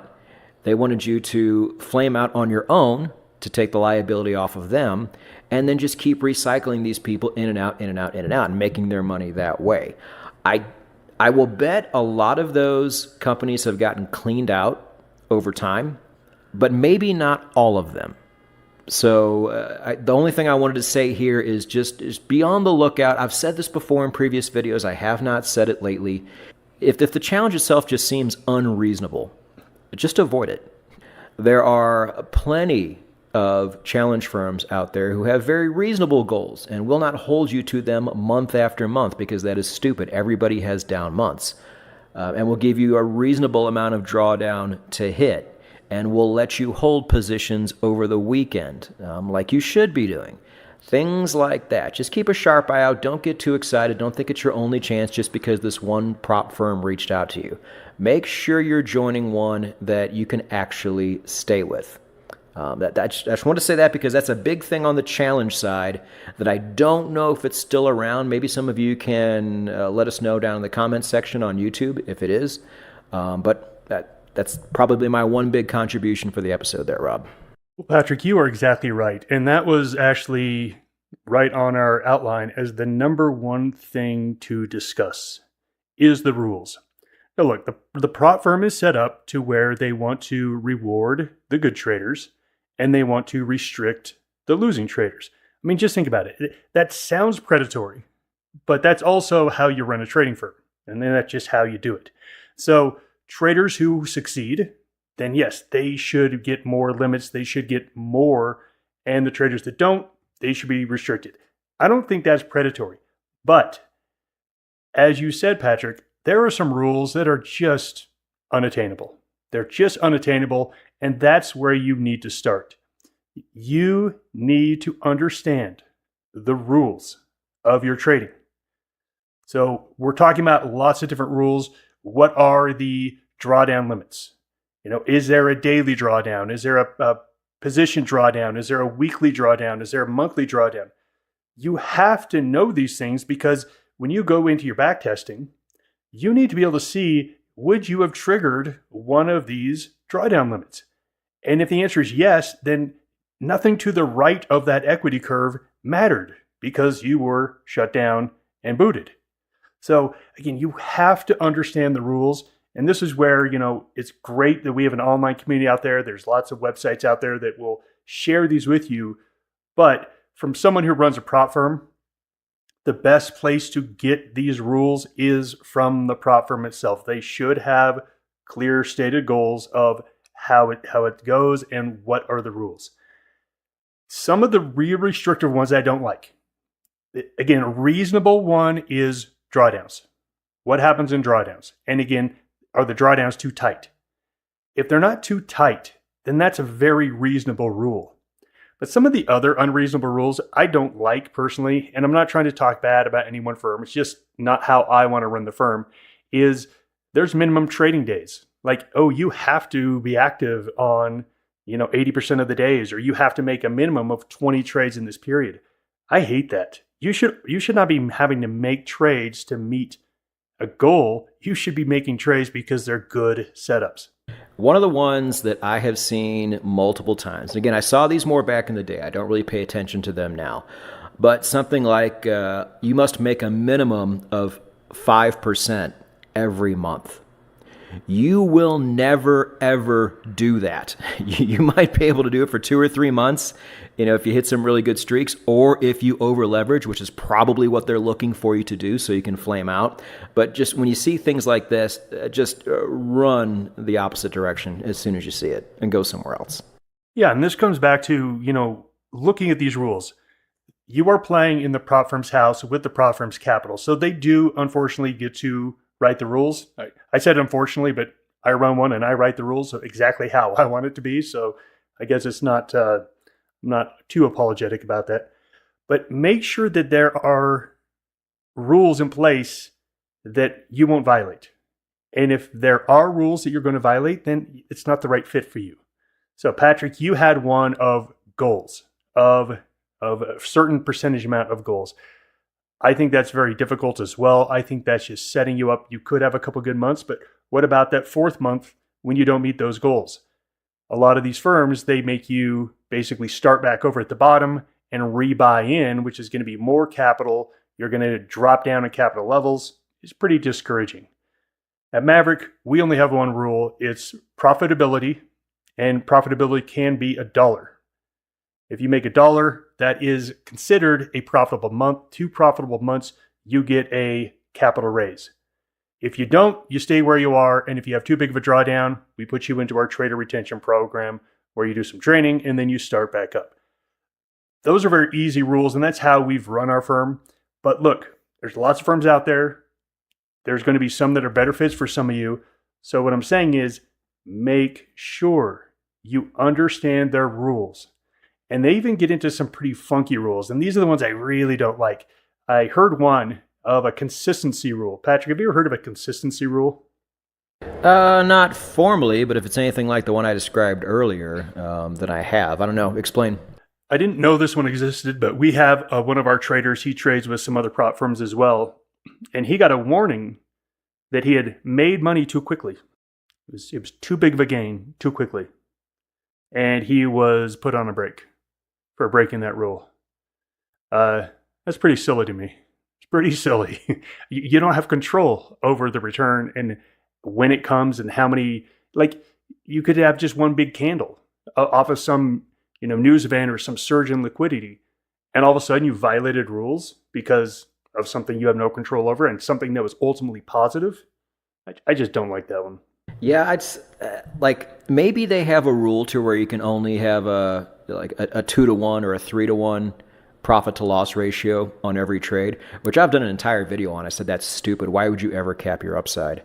But maybe their rules are so regimented that if you go beyond that, you've officially, I'm doing air quotes, broken the rules and need to be put in timeout. I don't know.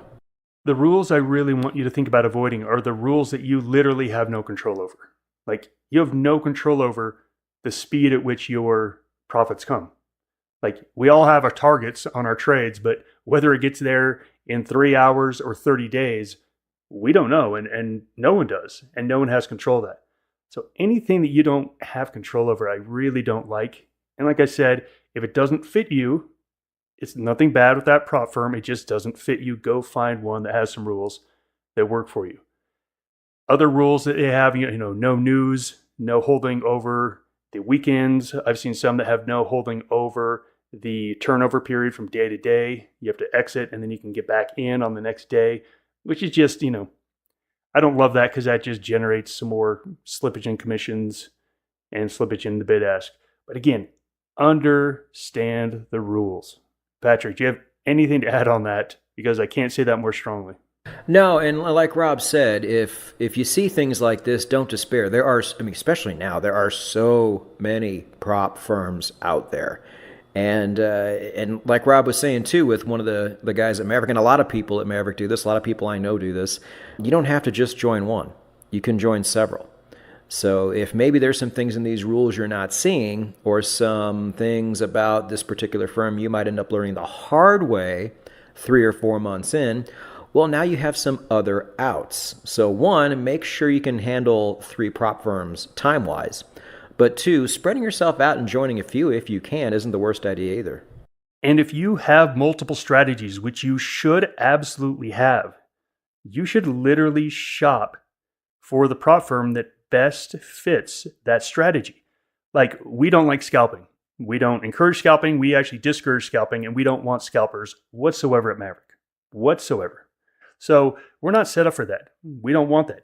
If you have a scalping strategy, go find someone that does. But if you like to trade off the daily chart or even the weekly chart, hey, we love that style of trading, and we've set our rules up to really encourage that style of trading. So again, you should also be matching up prop firms with strategies and making sure you find the one that fits the best.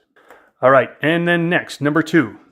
Once you understand those rules, then you need to go back and backtest those rules.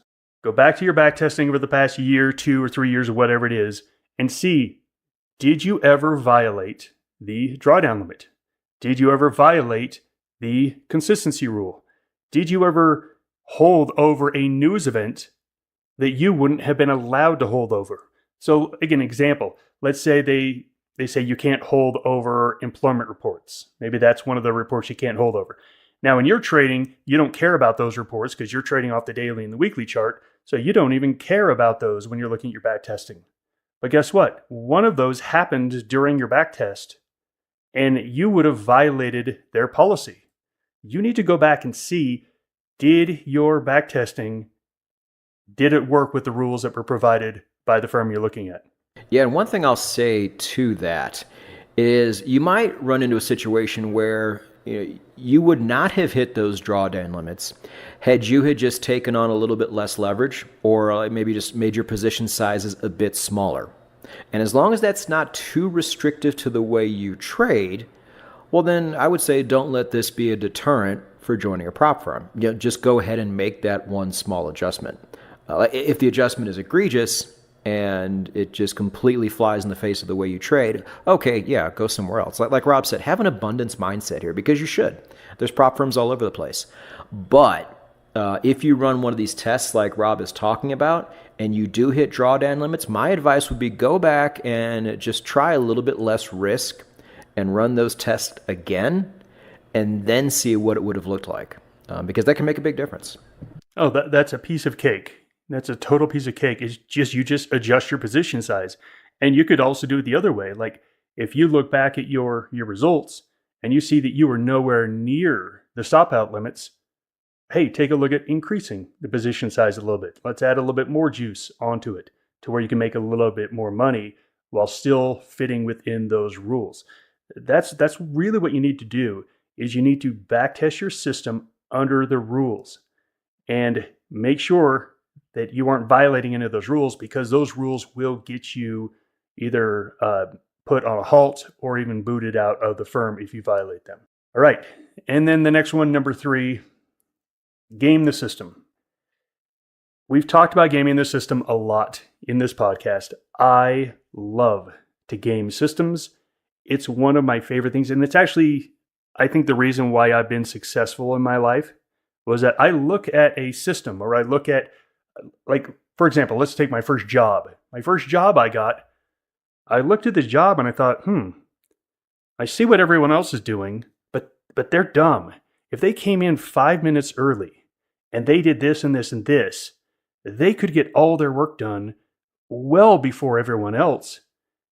And so that's what I would do. I would just go find a way to, again, I call it game the system, find a way to outperform everyone else, figure out how to, I don't want to use the word cheat, but figure out how to work within the rules to win. And the thing I love so much about trading, that's exactly what you're doing as a trader. There is a system out there. We all know there's money to be had. Some people win, some people don't.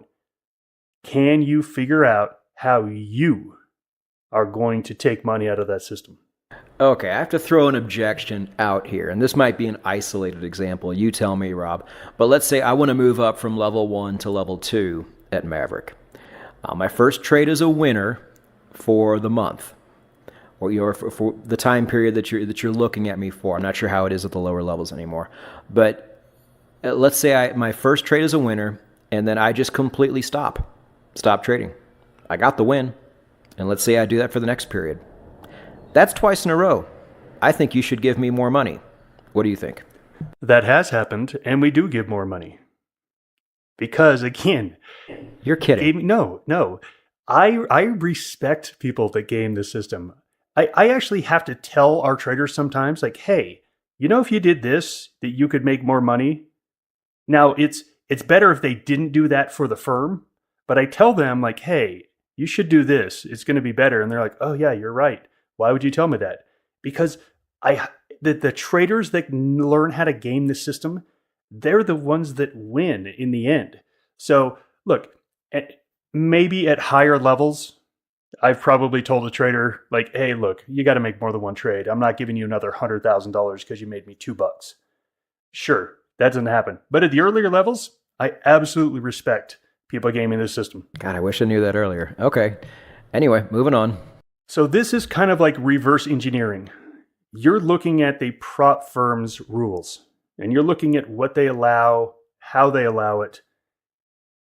Do some reverse engineering and take a look at that system. Is there anything you can do to exploit those rules? And just like what Patrick said, I had one trader, and again, I'm not encouraging anyone to do this because it's going to annoy me if I get a whole bunch of people looking to do this, but he did exactly what you said, and he worked his way up to about 100K of firm capital, where then he started trading a little bit more aggressively. I liked it. It's exactly what I want our traders to do, is game the system. And then, of course, then it's my job that if it's egregious or if it's some issue that's going to be long-term damaging to the firm, then it's my job to close that loophole. But I love when traders find those loopholes. So I want you to do the opposite now. You're looking at first, I want you to look and see, how do you plug your system into the rules? And I also want you to look at the rules and say, it looks like I can do this and actually get a little bit better edge because of these rules they have in place. So game the system. I can't give you any more than that. You just have to look at the rules and see what you can do to get an advantage. But if they're going to give you an advantage, absolutely take it. And I'm saying this as someone on the other side of this equation. All right. So at first I'm like, man, I'm going to be thinking about this for the rest of the year. But it kind of does make sense because let's say I game the system all the way up to 100K. It's not like I've really made any money. You've just given me more money to trade with. I haven't really made anything. So now I still have to make money, and I'm not going to do that trading once a month. So I see what you're saying there. At some point, you actually got to trade, but I was really surprised at that answer, but I'm starting to kind of understand it now. I don't know if I'm okay with it, but maybe that's just regret on my end. I don't know. But okay, I've kind of squared that circle.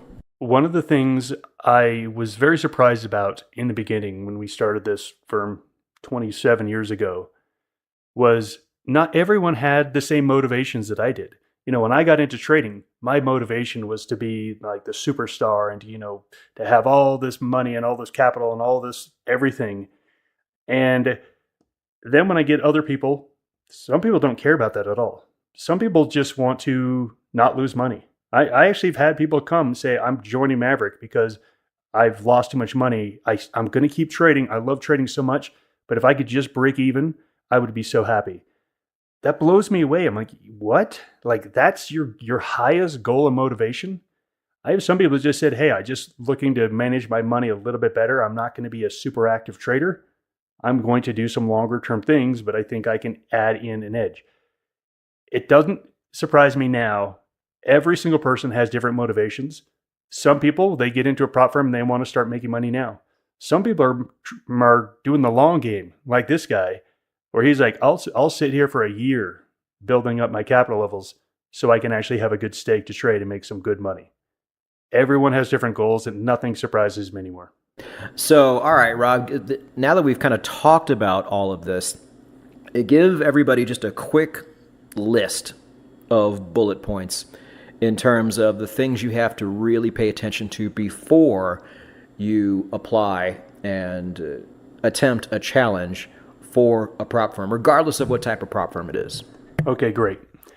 I'm going to start with something we haven't talked about yet, and then I'll give the list. Confidence. So let's talk about confidence. As traders, a lot of times our confidence, I shouldn't say a lot of times, but especially in the beginning, your confidence is tied to your P&L or your equity curve. Now, I want you to imagine an equity curve of a profitable trader, but it has runs and falls, runs and falls, runs and pullbacks. And there's maybe even months where there's nothing, there's just flat movement, no profits. And there might even be a 3-month period where there's only losses.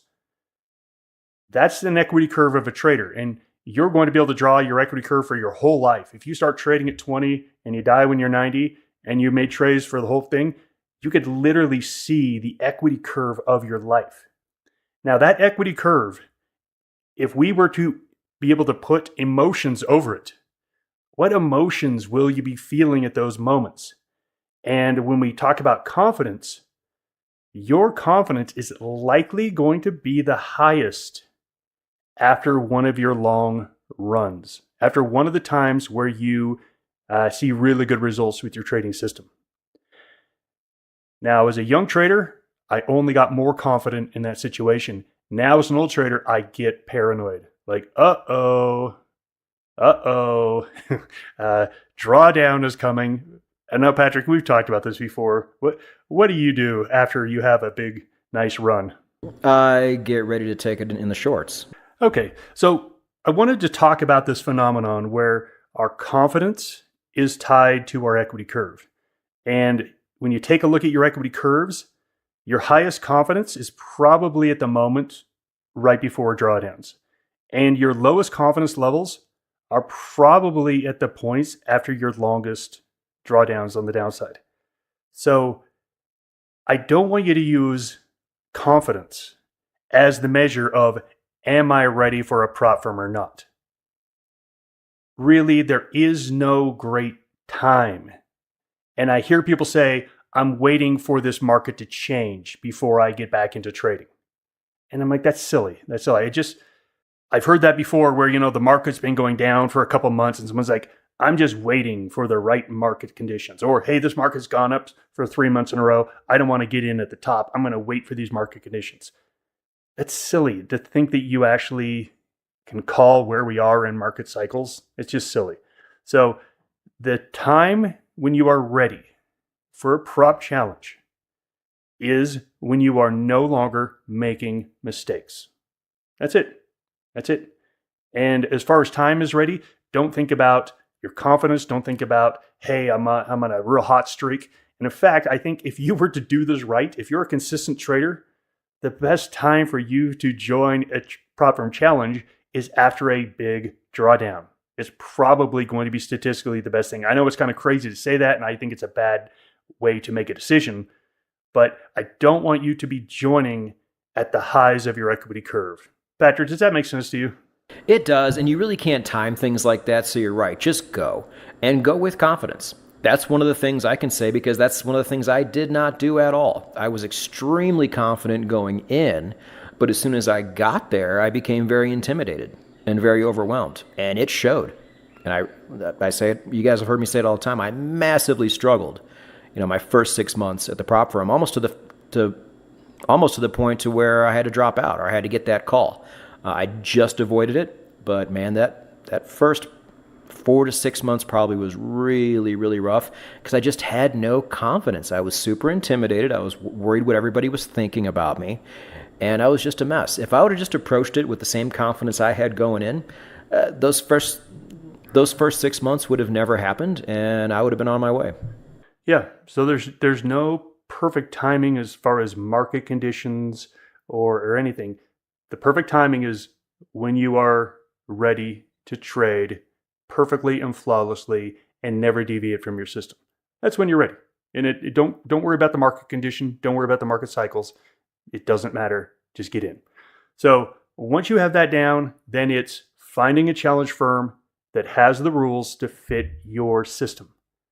And again, learn the rules, go back into your back testing and see, would your system have worked under these rules? If they don't, then you either need to change up some of your rules. We talked about like the drawdown. Okay, maybe at 1.5%, my drawdowns were a little bit too big, but at 1%, it would have been really easy to not break any of the rules.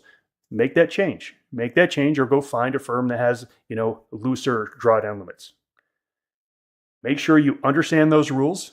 Make sure your system works on that. And then look at those rules and see, is there anything you can exploit? Anything that you can, I don't like the word exploit, but again, game the system. Is there something you can do? Can you make trades at certain points of the month to get yourself a little bit of an edge? Again, I'm on the other side of this equation where I really don't want people doing these kind of gimmicks, but you really need to do them because it's part of the whole process of being a trader. We are literally trying to game a system out there and trying to figure out how we're going to take money out of it. So again, understand the rules, make sure your system works in it, look for things that you can, okay, I'll use the word exploit to give yourself an advantage and then be flawless. That's really my advice for you in this episode. And I would echo all of those things, except for maybe the exploitation part. I think you can just trade your system and do it the right way and be fine, but I don't disagree with what Rob was saying there. I'm still kind of taken aback by it. But that has concluded this episode of the Trading Psychology Podcast. Thank you for joining us. Hope you learned a lot. Good luck in all of your prop trading endeavors, and Rob and I will see you in the next episode. Goodbye, everybody. This is the Trading Psychology Podcast. This is VP, creator of No Nonsense Forex and author of the book No Nonsense Forex Trading Psychology. And with me, as he is every episode, we always knew he was AI deep down, didn't we? It's Rob Reinhold. That is true. I am artificially intelligent.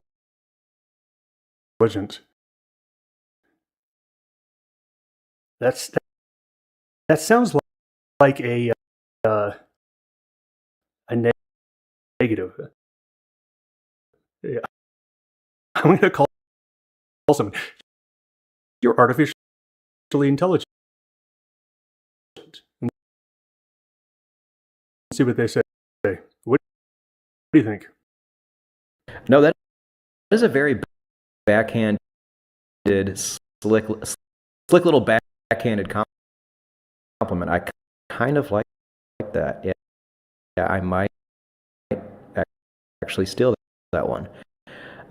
But traders, you have not heard from us in a while, and it's because I was waiting for Rob to put this really great little thing together for everybody. As you guys probably know or have figured out, we are definitely reaching the end of the Trading Psychology Podcast. And but that's okay.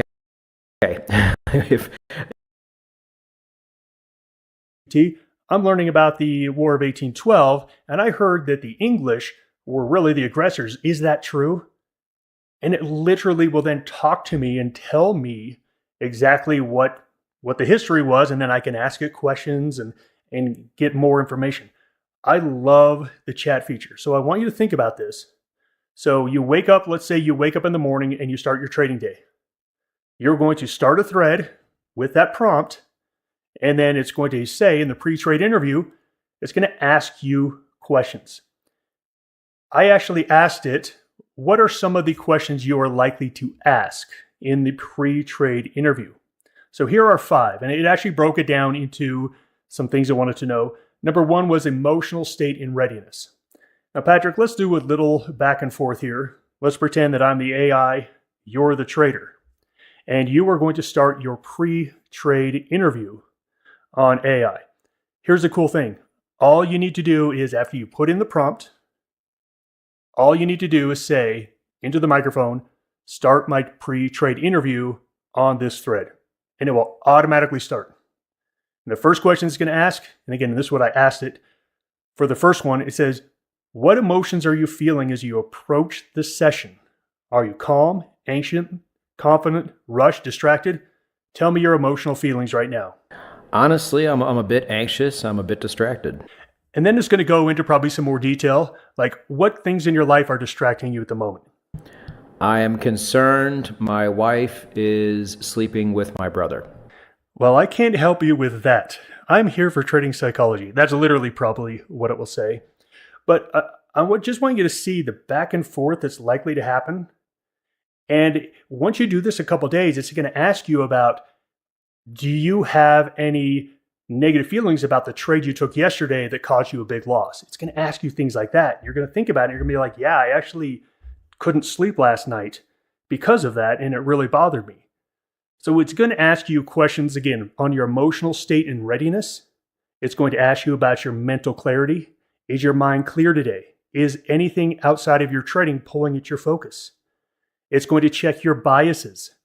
Are you feeling any urges, such as wanting to make up for something? Do you think the market's going to do something that maybe it isn't? Again, it's going to ask you these things, and you're just going to say, hey, you know what? I do think the market's going to fall today. And it's going to ask, well, why do you think that? Well, I read this article last night that talked about the incoming collapse of the Japanese bond market, and it's really got me thinking we're going down. All of a sudden, it's going to point out, hey, you've got this bias. What do the charts say? Right? Who knows what it will say, but it will take you from there. It's going to ask you about your plan. What is your intended plan today? What setups are you looking for? And is there anything you plan to avoid? Okay, I'm looking for setups today. I'm looking for high base setups, and I'm looking to avoid the yen because I think the yen's got some excess risk, and I'm going to plan to avoid it. And then it's going to ask you on your risk behavior. Do you anticipate any temptation to over position size, under position size, or deviate from your rules-based system based on how you feel right now? And you can say yes, no. Okay, that's going to take you probably 3 to 5 minutes. And if you have the chat feature, the voice feature on, this is just talking back and forth, and it's logging this. So that is your pre-trade interview.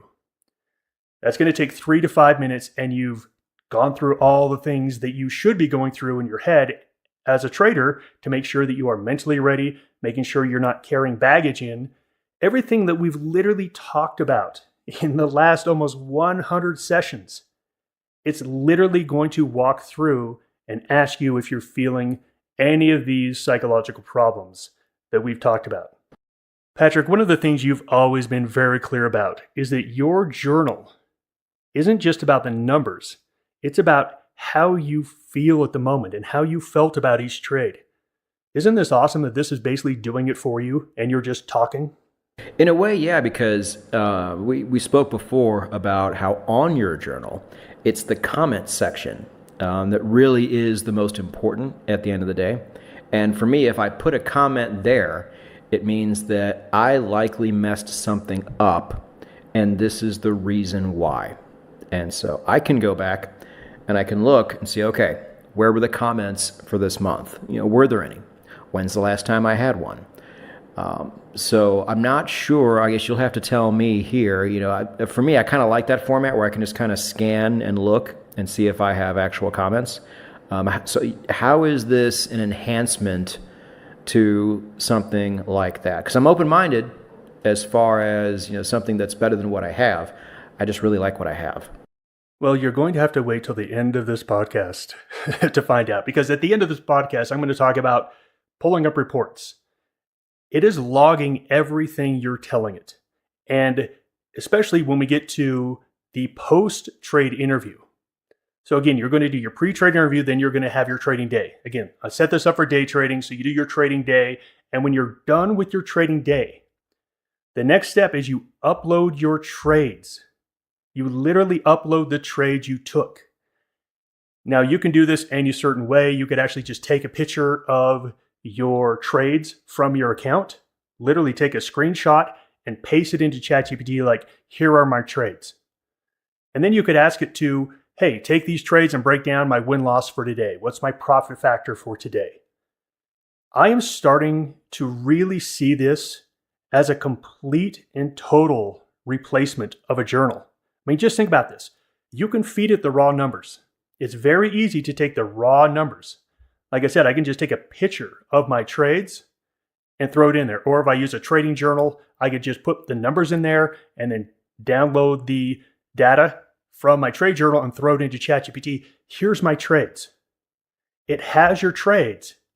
Now you're going to do your post-trading interview. So you do your pre-trade interview, you have your trading day, and then at the end, you upload your trades, and then you have a post-trade interview. Okay, let's go back to the prompt. So we said, you're my trading psychology coach, and then we said, give me a pre-trading interview. Ask me 3 to 5 focused questions. The next part of the prompt is trade upload and post-trading interview. After trading, I will first upload my trades. Review them before asking your questions. Then ask 3 to 5 questions based on the trades themselves.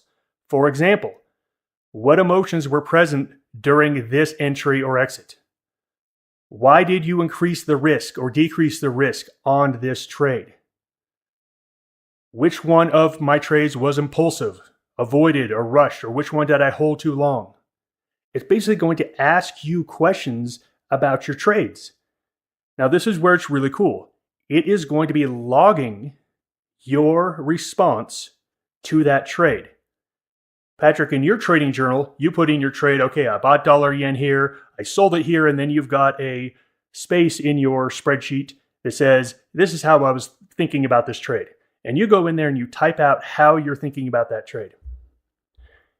AI is going to do that automatically. And I'm going to talk about getting into reporting here at the end, but you're going to ask for basically a trade journal with the comments you made about this trade and what the recommendations were that AI made for you, or something like that. We'll wait till we get into the reporting. So it's going to ask you specifically about your trades. You uploaded it. It's going to say, hey, this dollar yen seems like a weird trade. It's a much bigger loss than you usually take. What happened? What was the thing? What happened? And then you literally will just talk and explain. Now, I don't know about you, Patrick, but I am not a write it down kind of guy. I hate writing. And I've said this before, whenever I give my wife like an anniversary card or a Mother's Day card, I type it out and print it and put it inside the card. I hate writing. I hate it. This to me is just, it's fresh. You're right there, post-trade interview. It logs it to the specific trade that you want it to, and then we'll talk about getting into reporting. So Patrick, do you think that could make your life a little easier? I don't know about easier because I think the way I have it is easy, but I would say it could make my journal a lot better because with a lot of the trades I do make, I'm feeling emotions at the time. I have biases. I'm on a good streak or a bad streak or just a streak where I'm not getting any volume, something like that. And as much as I sit there and say I don't care about the trades I make, which again, we've spoken before, that's a great place to be. I still have things going through my head when I put this stuff in. I don't know why. Maybe it's just because I'm playing a little game with myself. I don't know. But it would be really interesting to see this type of output for every trade I make. It wouldn't simplify anything, quite the opposite. But I do think it could really enhance my journal. And if you're not somebody who is already trading at a pro level consistently, this might be exactly what you need, because it is very likely, if it works the way I think it's going to work, to find certain blind spots that you may not be noticing in your own trading psychology. This could be happening to me too, for all I know. Or even in the past, when I had more comments in the comments section because I was making more mistakes. There could have been other mistakes I was making on other trades too, but I just wasn't compelled to write anything down because it wasn't like just it wasn't a fumble on my end. Is this making any sense, Rob? I feel like the sheer fact that it can uncover blind spots that every one of us might have is worth the price of admission here. And that price is free, by the way. Absolutely. When you were talking, I was thinking, when you put that in your journal, in that line, you're putting in what you think and what you believe. And if there's anything that we've talked about in this trading psychology podcast, is that we have tons of blind spots. We have tons of blind spots. So yes, you're doing the best you can do to be self-aware and to think about what you did wrong, but we all have blind sites. This is, imagine Patrick, at the end of every trading session, you give me your journal and I grill you on each trade exactly why you did what you did. And I love to argue. We've had plenty of great arguments over the years. Just think if we argued over every single trade about why you did it. Now, look, I'm not saying use chat to argue with you, but that's the kind of feedback, is that you're getting someone who's saying, no, I actually think that you're not looking at this the right way. I think you just hit the nail on the head.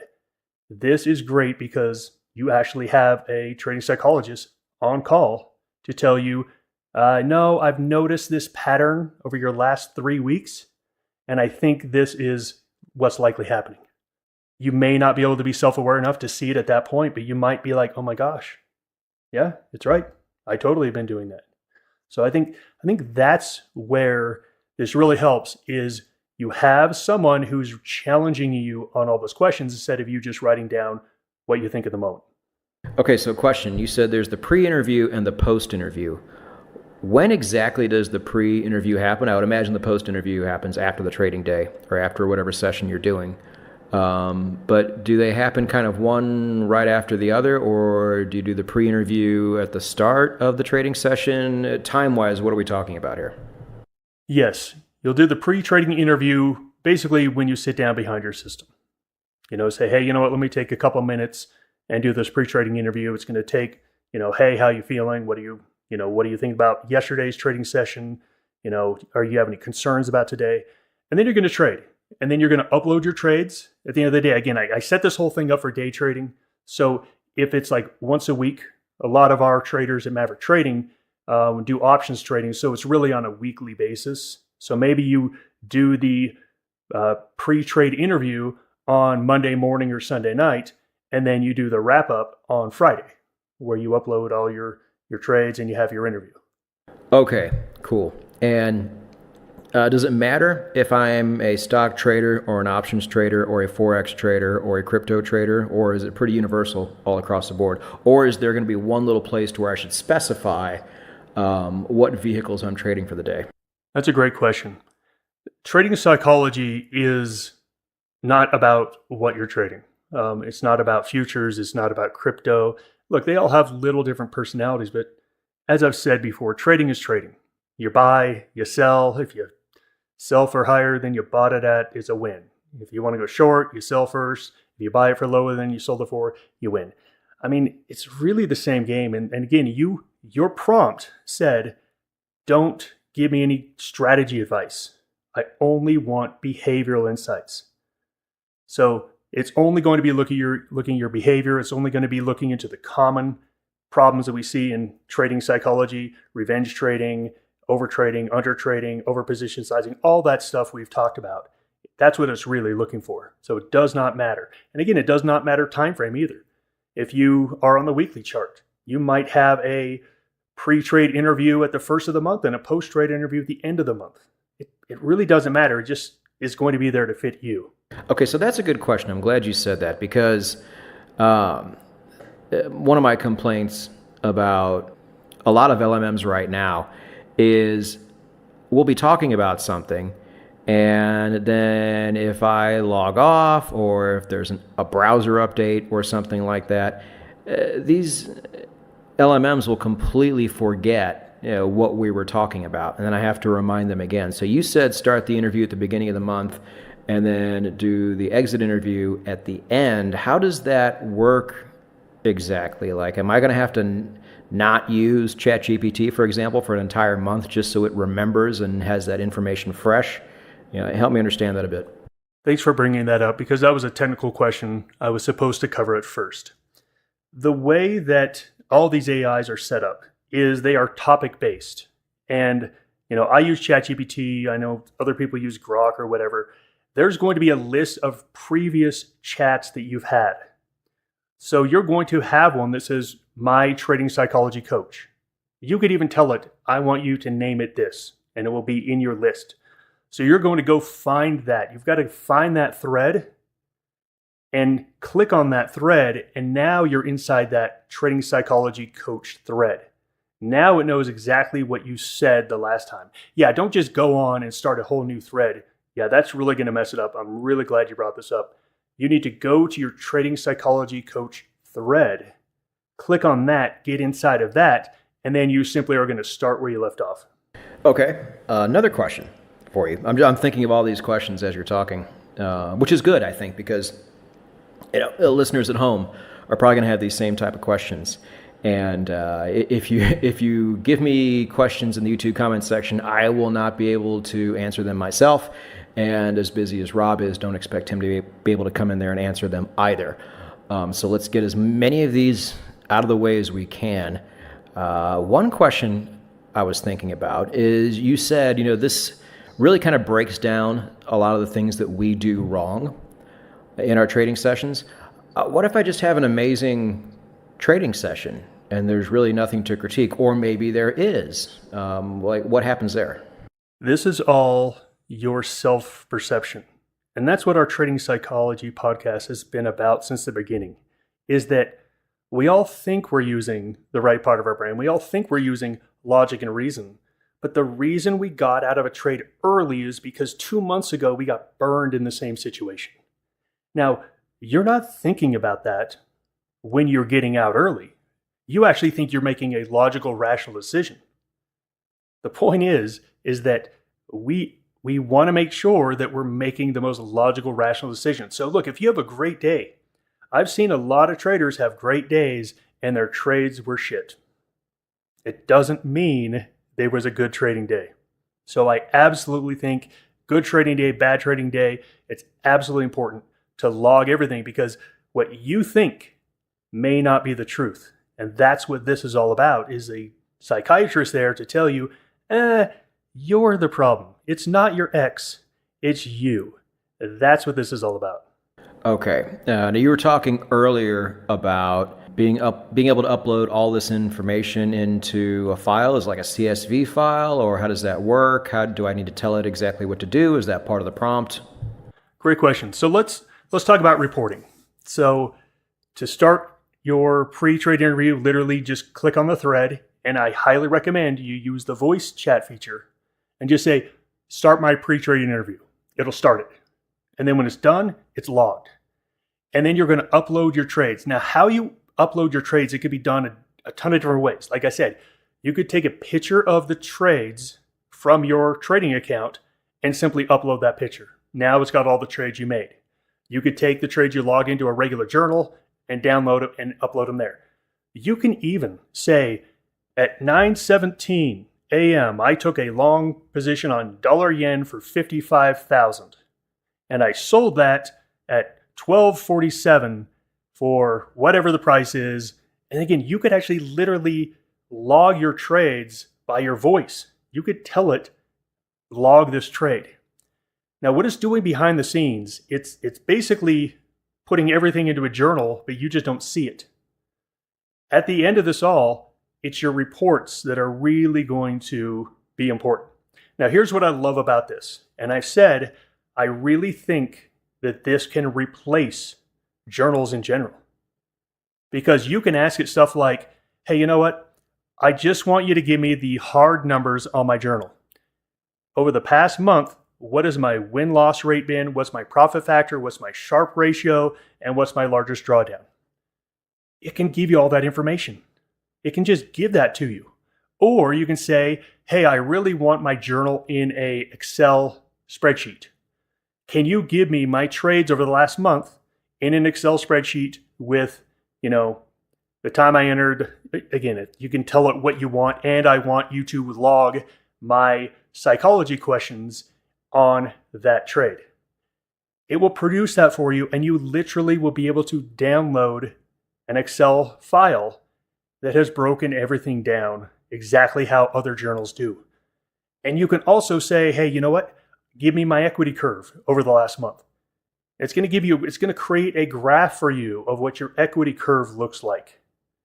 You're going to ask it show me my best trade. It's going to show you the best trade. This is really cool because you have basically, just by interacting with AI and giving it your trades and then giving it your feelings and your thoughts, everything is logged in a database to where you can just simply go grab the information. You just have to ask for it. So I just talked about using it as just getting your journal numbers. You could absolutely use this just to get your journal numbers. Or you can say, give me a monthly psychological performance report. Now, these are all things that it recommended that I ask for. So this is the great thing about AI. A lot of times if you don't know what to ask it. What should I ask you? What are some of the reports you can provide for me over the past month? It's going to list a whole bunch. And then you might get an idea of, hey, I really want you to take this report, but then add this. Can you do that for me? Absolutely. Here it is. So again, some of the recommendations that said a monthly psychological performance report, basically going to tell you, okay, this is what we saw. These are the things we think are bad. You can ask for a behavioral pattern report, and it's going to say, hey, it looks like over the past month, we've identified 3 trades that are potentially revenge trading. This is something that you may or may not have noticed, but this is something you want to look forward to in the future. You can ask for a monthly improvement plan.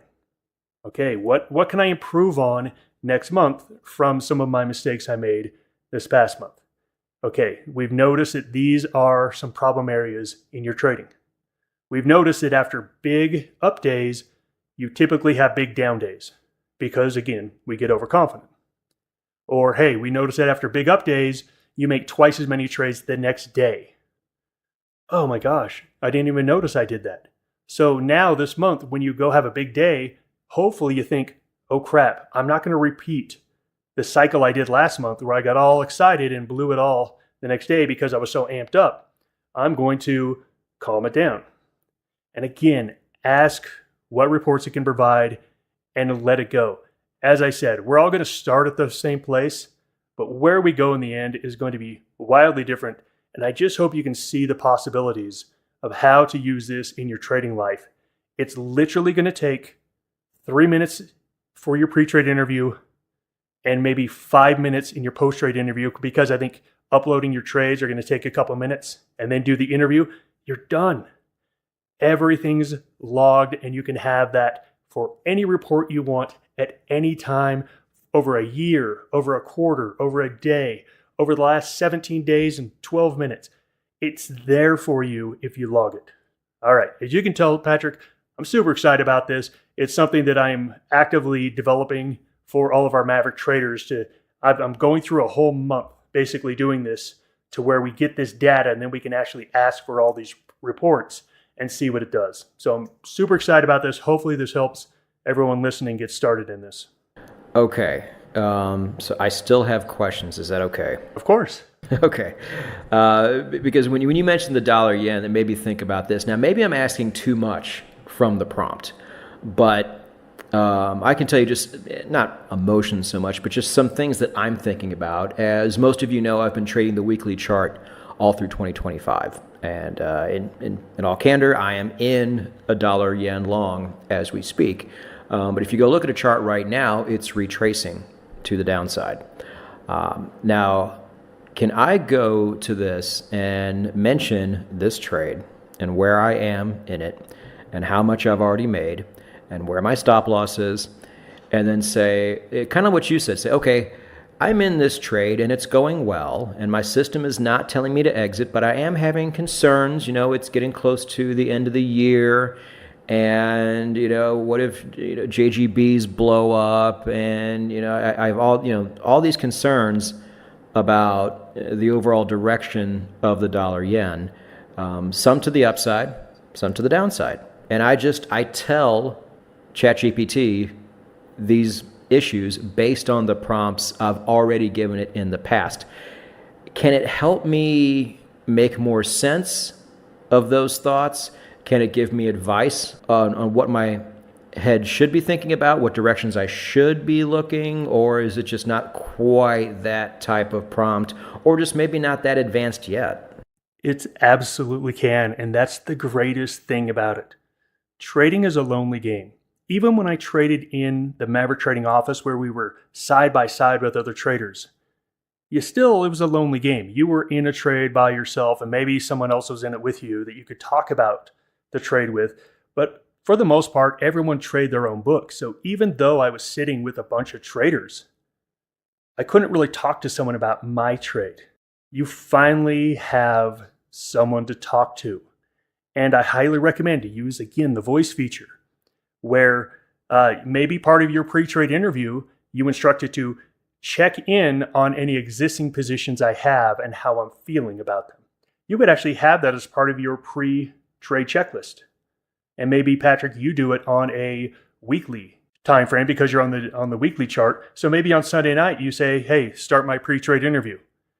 And you've already instructed it to ask about existing positions that you are in and how you are feeling about them. So you could actually prompt AI to be proactive, to where you don't even have to come to AI and say, hey, I've got this all these thoughts, please help me manage them. You can actually program it when you have your pre-trade meeting. It asks you, hey, Patrick, you're in the dollar yen trade. You've got a nice gain here. How are you thinking about this? You can program chat or any LLM to do exactly that. You're no longer completely alone. Look, I know it's a complete fake type of friend and a fake type of psychologist, but sometimes, when you are able to talk about things out loud, you just feel better about it. It's exactly that. You can talk out loud with someone and they definitely won't judge you. In fact, ChatGPT is like a little bitch. It will fall all over you unless you tell it to not be a yes man. Oh yeah, Gemini is the worst. I have to tell them, do not patronize, and they even forget over time. Like they're giving me compliments every time I ask a basic question. But yeah, I get that part. So okay, now that I guess we've really touched on the majority of the features. Towards the end, if you want to mention some features we maybe hadn't spoken about yet, that's fine. But at least we've gotten this far. Now I just really want to know, since I and the viewers have gotten a better idea of what this is and what it does, what is the procedure here? Because you give these prompts, but you also say to use the voice feature. Should we be cutting and pasting these prompts first and then using the voice feature for other things afterwards? What's the best way to approach this in your mind? Great question. Copy pasting the initial prompt is definitely going to be faster. But you could actually go to the prompt on your website. And if you're using your phone to do this, which I like to use my phone a lot for ChatGPT, go on my phone, hit the voice button, and literally read the prompt.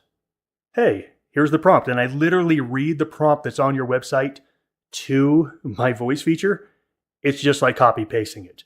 Look, copy pasting is way faster, and you don't have to use the voice feature. You can do all of it typing if you want. The reason I like the voice feature, because I think it's easier to express yourself, and this is me talking, and maybe this is not how everyone else works. It's much easier for me to express myself in speech than in type. I just feel like I'm able to get my feelings out better than typing. I feel typing is very rigid.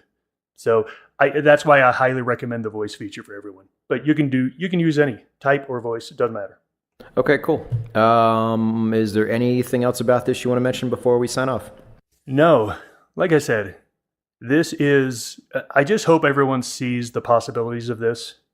And if you are struggling with trading psychology issues, this is just a really great way to, first of all, make sure that you're being self-aware.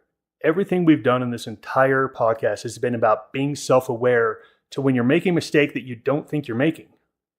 Like, oh, wait, I realize I'm making mistakes. I have a bias. I have, all this stuff.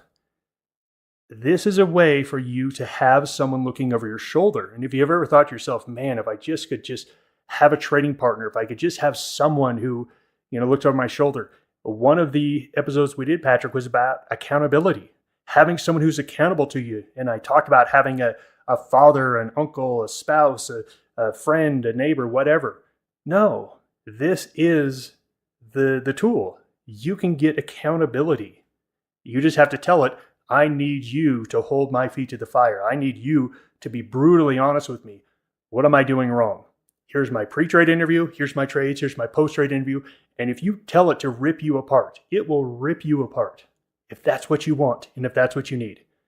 That's the beautiful thing about it, is that you get to create this relationship with this trading psychologist based on what you need and based on your personality. Where you end up is going to be wildly different than everyone else. But enjoy the journey and use it. It's a great tool. One final question.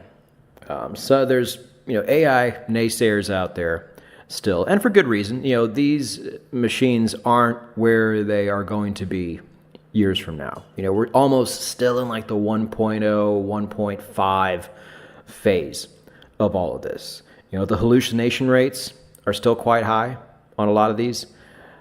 Should we just take everything this thing says back to us as the gospel truth? Or how seriously should we take this advice? I would imagine pretty seriously, because again, it's there to discover blind spots that we don't obviously notice ourselves. But at what point should we not put 100% faith in what this thing tells us? Is there ever a time, or is it really pretty close to where it needs to be already? Ooh, this is a very deep question. And it reminds me back to the podcast where I said, if I got in a time machine and went back to 25-year-old me, and I told them, hey, I'm me from the future, and I believed them at 25, oh, this is me from the future. And I told 25-year-old Rob, here's all the things you need to do. 25-year-old Rob would have told me to shut up, old man. He wouldn't have listened to me. So there's that aspect of we're going to be given advice, and sometimes the advice isn't the right advice, and it is up to us to determine, is that the best advice for us? But instead of being combative, be introspective and reflexive. And that's, again, 25-year-old Rob wasn't able to be introspective. I think this is a really non-threatening way for people to basically get a computer to tell them, hey, you're doing it wrong. And then you'd be like, let me think about it. That's much easier to react to than like a coach saying you're doing it wrong, because that gets our reflexes up. That gets our hackles up. Like we need to defend ourselves and why we did what we did. I just think it's a really nice thing. But no, we shouldn't just carte blanche be like, AI's right, I'm wrong. No, that's definitely not what this is about. This is about a journey of becoming better. And you don't become better in a day. You don't become better in a month. You become better over your life. And at the end of your life, you're still not great. You're still not where you could be. This is just a process, and just use this tool as that process. But yeah, whatever it says, just think about it. Be introspective and see, okay, maybe it's right, maybe it's wrong, but I'm going to be thinking about it. Yeah, the hope is that you find those eureka moments to where it does find something that you never really considered in the past. And because a lot of times you're not going to always learn that by listening to these podcast episodes, by the way. A lot of times you do, but we're not going to be able to uncover 100% of those blind spots like we spoke about before. So again, Rob has spent a lot of time putting this together for you. The very first link in the show notes will say, find the prompts here, and it will whisk you away to a page on nononsenseforex.com. On that page will be the YouTube video of this very interview. So somebody coming there for the first time actually knows what this is and what to do with it. But then below that, you will find the prompt itself, and copy, paste, have fun. And we really, really hope this helps you. I'm sure it's bound to at some point if you stick with it, just like anything else. So, Rob, do you have anything to say before we sign off today? I have one thing to say. The reporting is the gem in this. That's the gem.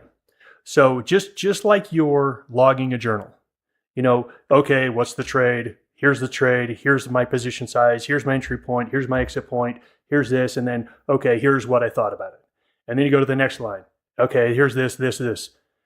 That's great, whatever. But the reason you're doing that is so you have a subset of data that you can actually analyze how well you're doing.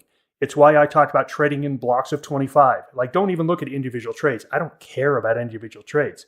How is your block of 25 trades? This is a great way to just log your life and log your thoughts, your trades, and everything.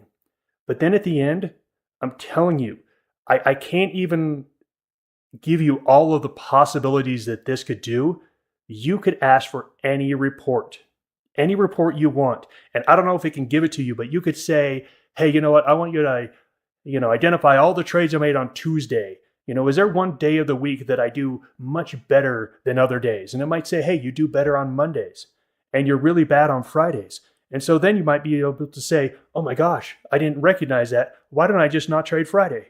I mean, the possibilities of this are endless, but you've got to log the data so that when you get to the reporting, you have your subset and then you can ask it whatever you want.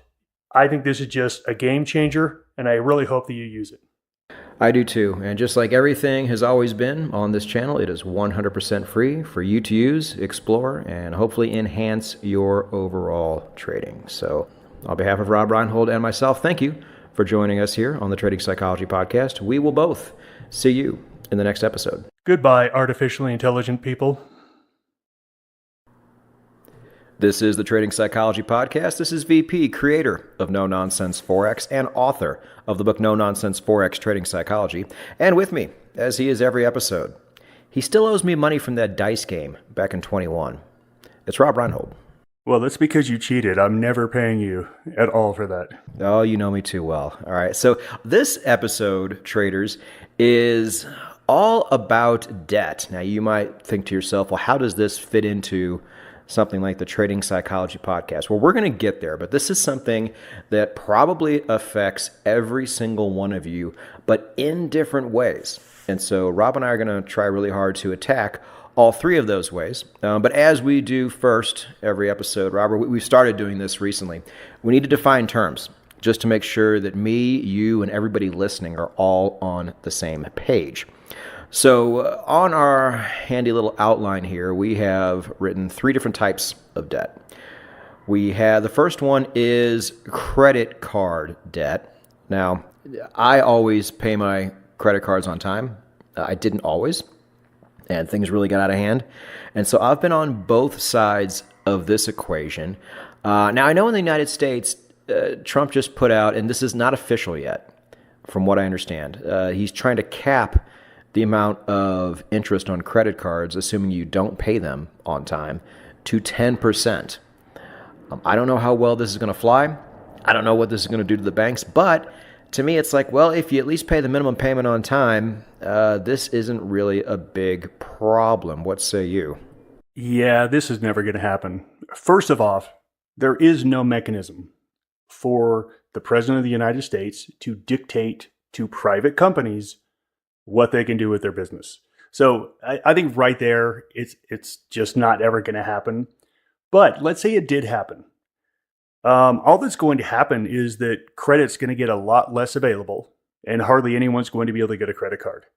And that's going to cause real problems because a big bulk of the U.S. spending is done by people holding revolving debt on credit cards. It's not going to be good for the economy. I know it's one of these things that sounds good and it sounds wonderful, but when you really get into it, and I read a couple of articles about this, it just have how bad of an idea it actually is. It will tighten up credit. It will make it to where the people that need credit the most, they're not going to be able to go to a credit card for it. So where do they have to go? Loan sharks and payday lenders that come out at like 30% a month. So it's a bad idea, in my opinion. Yeah, something like this, I'm almost positive would have to go through Congress anyway. But the point remains is that credit card debt in the U.S. and I think worldwide right now is at all-time highs. People always talk about how prosperous we are because the airports are always full. Turns out, I would be willing to bet that most of those people are just like, F it. I can't pay off anything, so we need to go on a vacation, so we're just going to use the credit card. And if things get higher, who cares? What's the difference between being $25,000 in credit card debt compared to $28,000?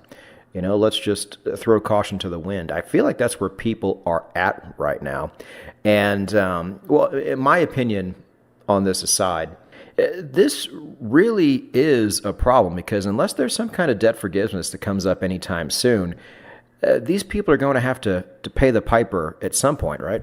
Well, that is what happens with debt. And as we get into this episode, a recurring theme is going to be that debt is simply an accelerant of your financial picture.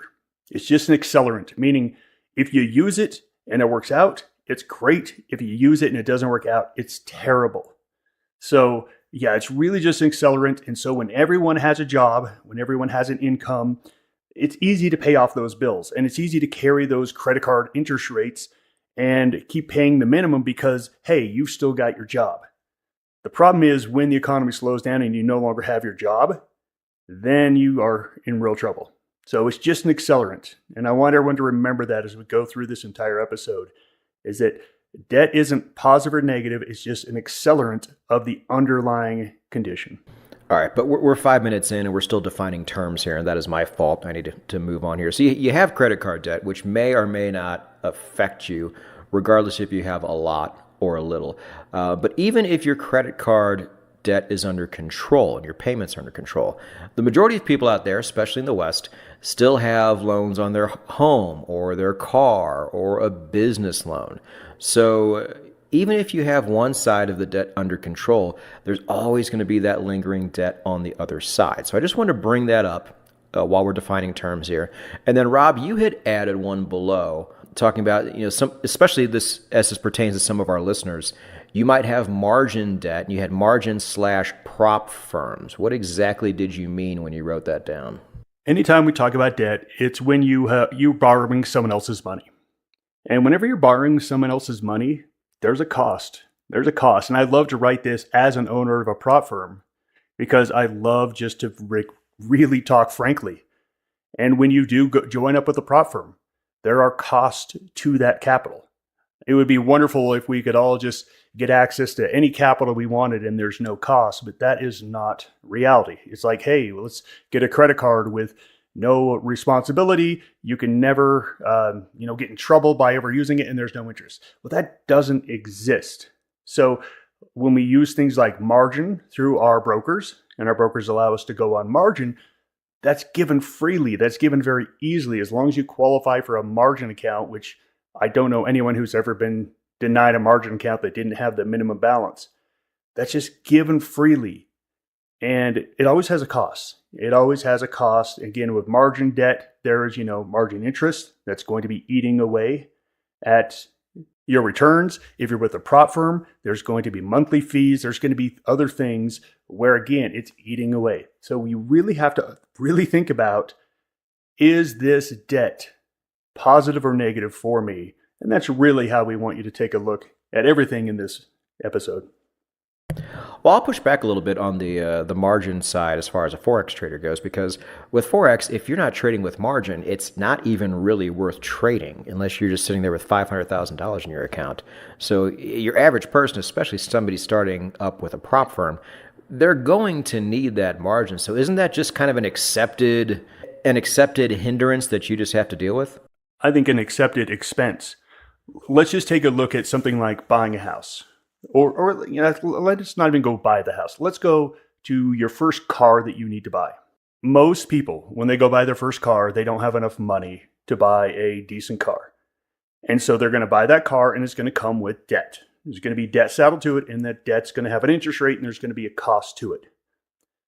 But do you need that car to get to work? Do you need that car to get to places to where you can then make way more money than that debt costs you? The answer is yes. So I think you need to take a look at debt as an expense. It's simply an expense of doing either business or doing things in your life. And the big question is it good or bad? What is it doing for you? Okay. So now that we're finally out of the defined terms portion of the podcast, I wanted to move on to the thing that I say a lot on my other podcast. And that is when I talk about compound interest. And I wish more people understood this. Your average person has no idea. But Einstein himself even said it. Compound interest is the greatest wonder of the world. What he left out is when it works in your favor. When it's working against you, which it does in the case of debt, it can be absolutely debilitating. Imagine if you had the biggest wonder of the world, but not on the right side of the equation, but on the left side of the equation, and you were constantly fighting this every day of your life, not including the fact that your fiat currency just never buys the same thing it bought the day before. I mean, that's really, really tough. And I want to illustrate that before we go forward, because I think you and I both might have different opinions on how to handle debt. But this to me, I think if more people really understood this, there would be a lot less people in debt, or a lot, at least that would be not as an alluring proposition for somebody right off the bat if they understood this math. You're exactly right. If you really understood the math, you would really work on getting to the right side of the equation. And in this podcast, we have talked so many times, and I know me especially, and I've tried to be really clear as, look, the game of money is really simple. Everyone needs to go out and work, unless you were born wealthy, which not a lot of us were. So the rest of us, we need to go out and work. You have to take some of that money and buy assets that go up in value. Then all of a sudden, you're getting the interest working in your favor. You're getting 8% a year here, 12% a year here, 15% a year here, and it's working for you. And at first, it seems small. But I agree, Patrick, when you said, I wish everyone understood this. I remember learning about this at school and putting it in the calculator and being like, oh, that's pretty cool. You don't really understand it until you've lived it.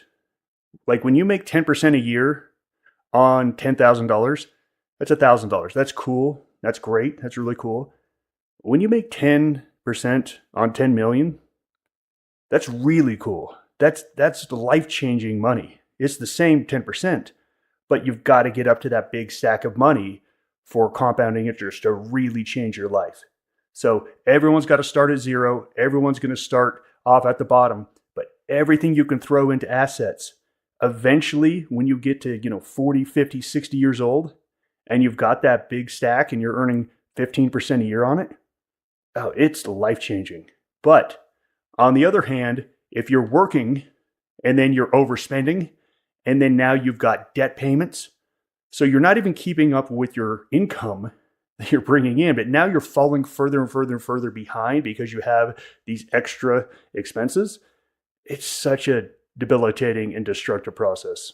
And what Rob says 100% correct. And because it's correct, if you're 22 years old listening to this podcast right now, for example, my advice to you right straight away would be, look, I know everybody says, oh, your 20s are where you're supposed to go broke and make a bunch of mistakes, ha ha ha. Well, seeing as how it sucks so bad when you're in debt and you're young, and it becomes completely amazing when you're older and you've got things figured out, why not do what you can to get to that point as soon as possible instead of just pissing away your entire 20s? What do you say to that argument, Rob? If you talk to any older person who is not where they want to be financially, and you ask them, do you have any advice for me in my 20s? I already know what advice they're going to give you. I wish I would have started saving earlier in my life. That's the only advice I'll give you. I promise you. So take that advice. Just start. Just start the process. Start the cycle. I know it starts small. I know it starts at the $100 here, $100 there. It grows over your life. All right. So there's other follow-up questions we can add to that, but I want to get to those just a bit later. Now, I know we're bouncing it back and forth a little bit here, but when it comes to the loan debt we talked about, like home, car, business, things that affect most Americans, Europeans. I know, like in the Middle East, it's not as much of a thing because of the usury laws they have in their religions and things like that. But for most people listening to this podcast, getting a loan for something that's normally going to be out of your price range up front, like a home, like a car, for people who start a business, I personally don't have any debt. That's my one biggest superpower. And I made sure I did that as early as I possibly could. And we'll talk about that in a moment. But for people who live in the normal world, like Rob Reinhold, like what are the percentage rates on things like a home loan and a car loan nowadays? What are most people contending with right now? I kind of want to get an idea of what we're up against here. I think right now the average for a car loan is like 8% a year. The average mortgage, 6% a year. Average credit card is 29%. So these are all really, expensive expenses. Now, look, I know not everyone can just go pay cash for a car, pay cash for a house. Your goal is to someday be able to do that. I have not had a car loan in 15, 20 years, and it's great. It's fantastic. And we drive our cars for a decade or more. And you know what? It's such a smaller expense than having to carry that. But in my early years, I absolutely had that debt, and it was just something that was cost of doing business. But your goal is to have no debt. That's absolutely a goal you should have. Well, and one of the biggest reasons for that is, this is a psychology podcast, is just the psychological strain it can put on every single day of your life. And I know this because I've been there myself.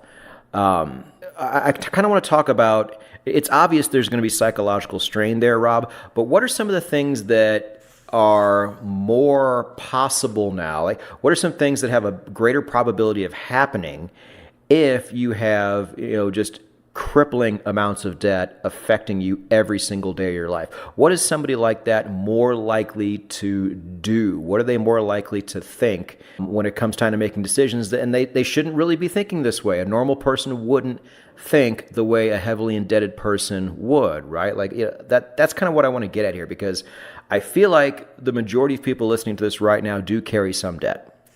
And as we often do on this show, we identify the problems first. We identify the symptoms so we can be aware of them, because if we're not aware of them, we can't fix them. So this is my roundabout way of asking you, Rob, somebody who's in debt, what might they do that a person with zero debt would generally not do? You already gave one example where you said that someone was, $25,000 into debt, and they say, well, why don't we go on that $3,000 vacation? Anyway, what's the difference between $25,000 of debt and $28,000 of debt? And so what happens is it puts you in this mindset that you'll never get out of it. So why try? Because you look at it, it seems it's like such a big hill to climb. And so then you never start. We've all been to a point in life where we have a big challenge in front of us, and we know it's going to be tough, and we know it's going to be a fight, and we know it's going to be a slog. And because of that, you delay actually taking action because it's just so overwhelming psychologically. And so I think what's going to happen is someone that is in debt, they're going to delay getting out of debt because they know how painful it's going to be. They know how uncomfortable it's going to be. Hopefully everyone knows about a guy named Dave Ramsey. I'm not saying I'm a huge Dave Ramsey fan, but anyone that I meet that talks to me about debt and wants to get out of debt, I say, go check out Dave Ramsey. Go do everything Dave Ramsey says. Do everything he says. And then after you get out of debt, then maybe don't do exactly what he says. He's not the greatest in investing advice, even though it's solid advice. It's solid advice. He's not telling you to do anything stupid, but you can do things better. But everything he says about getting out of debt is great. And every Friday, at least on his radio show, he has an episode where people who did it call up, tell the world their story, tell the world how they got out of debt, how much debt they got out of, and then they all yell freedom. It's awesome. I love that moment so much. And so I would say to anyone out there who is in debt and you're unhappy about it and you want to get out of it, which should be all of you if you're in debt, then take action. Do something. And I promise you, in a month from today, you'll feel a little bit better about your situation. And I promise you that a year from today, you're actually going to be pretty damn proud of what you've done. Start. The psychology behind this is that you get so far behind the eight ball that you say, why try? Or it seems like it's such a big deal that you delay the process. Just start now. Yeah, and before I know, Rob, you get a little ahead of me as far as the solutions portion here. I'm like, no, there's still some problems here that I want to really hammer home, because I can say this for a couple different ways. One is kind of the way you just talked about, to where you're like, you just have this like existential dread to where you're like, well, what's it matter? You know, I'm in mountains of debt or I'm in mountains and oceans of debt. There's no difference.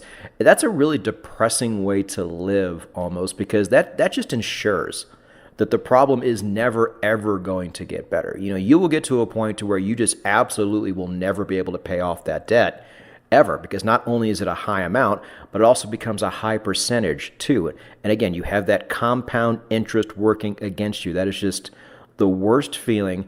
Now, I was in this situation myself, not because I had that level of irresponsibility, but because there just came a point in time where I was so indebted and I had that compound interest working against me every single month, to where I just simply couldn't pay my mortgage sometimes. So I would have to take out more credit card debt just to pay the mortgage. And this is something a lot of people do. They take out some debt over here just to pay for this other thing over there. And that is just a creditor's wet dream. I mean, they love when people do that, because in their minds, it's like, hey, it's not my problem. It's not me being irresponsible. You know, I'm providing a service they need. But in a way, it's a little bit predatory because they're going to be collecting even more percentage points off of somebody who's already past the point of no return. And like I lived in the most fun city in the world, in Las Vegas, for a long time. And for a lot of that time, I really didn't want to go out and do anything, because it just killed me to get myself deeper and deeper in debt. Like, what would my life be if I was just in this huge hole that I could never come out of for the rest of my life? You know, that type of strain, you know, how are you ever going to be successful with that hanging over your head? Now, I got a bit lucky because I was able to short sell my house. That was kind of a get out of jail free card. That's something the United States government did because they realized that a lot of people were giving predatory loans, which is one of the loans I had, and I was able to get out of it. I still don't know today. I think based on the money I made, you know, since that time, I would have been able to get out of it. But man, if it wasn't for things like that, even somebody who's been really responsible and who takes risks and who has successful businesses like me, that would have been really, really hard to get out of. You know, before we get to the solutions portion, I just want to kind of deeper explore. I just want to more deeply explore, you know, what allowing this to get out of hand, whether it's your fault or just simply not your fault, what that can do to a person, how that affects every single decision they make going forward. When you think about debt, it's almost impossible in life to get ahead without debt. Like, I don't think anyone can be born, you know, you leave your house at 18 and you never take out any debt for anything. I don't see how you ever get ahead. I mean, I think debt is an essential tool to get ahead in life. But there's definitely risks about it, which we've talked about and we'll keep talking about. But there's so many things that are wonderful with debt, like a school loan, like going to college. All the studies show that people that go to college end up making way more than their college cost them. Now, look, I know that a lot of these studies were done 20 years ago, and I know the math is different. I understand that. But when you look at studies look at everything. Now, someone who went to school and got a $200,000 loan for an art degree, yeah, they're probably not going to make that money back. But for the most part, something like a student loan is actually a really wonderful investment, and that debt is going to pay off huge. So as we talk about debt, we're going to spend a lot of time on the negatives of debt, but I really want to spend some time on the positives of debt, because I don't think the average person can ever get ahead in life without taking on debt, but you have to use it correctly. I don't see how anyone will ever buy a house without taking on debt. So again, it's all about using it correctly. And as I said, it's an accelerant. If you're doing the right things and doing good things and being responsible and being thoughtful, debt can actually be very positive in your growth. If you're doing destructive things, buying depreciating assets and buying crap that you don't need, debt can be very destructive. So I don't want to do this big scary thing about debt. Debt is wonderful, wonderful if you're doing the right things. And I wonder too, so this podcast also goes to YouTube. Any of my Middle Eastern or my Muslim listeners, if you want to go into the comment section and talk about what the debt situation is for most people there, because to my knowledge, it's very, very different because interest on debt is considered usury in a lot of Muslim cultures. So talk to us about if it exists or how essential it actually is in that culture. I would really like to know, because that's a total difference in culture right there, to where we think that it's absolutely necessary for life, to where you have other cultures that almost just don't do it at all. Do you have anything to say to that, Rob? I'm really hesitant to say anything on something I don't know a whole lot about, but I do know that they have just a different way of borrowing money over there. So if you wanted to borrow $100,000 and then pay $10,000 of interest, you can't do that. But what you can do is borrow $110,000 and the person gives you $100,000. So I know there's ways to get loans without interest, but I should just shut my mouth now. I don't really know what I'm talking about. Moving over to the ways debt can help you. Now, we want to be very, very careful here when we talk about this. There is a time and a place, and I don't know for your average person if there really is a time and a place to take on debt. But again, you guys have to understand, I'm very anti-debt, to where Rob actually sees the sunny side of it. In a lot of ways, I just don't even walk that path. So Rob, I'm going to turn most of this over to you because this is something you know more about. But there are ways, apart from just getting a loan for college or something like that, which we can have that debate whether in 2026 that's a good idea almost ever. Maybe there's a few, but there are other ways out there, and a lot of people talk about creative ways to leverage and arbitrage debt in your favor. Now, most of these people already have lots and lots and lots of money. I've noticed this with people who talk about this little strategy.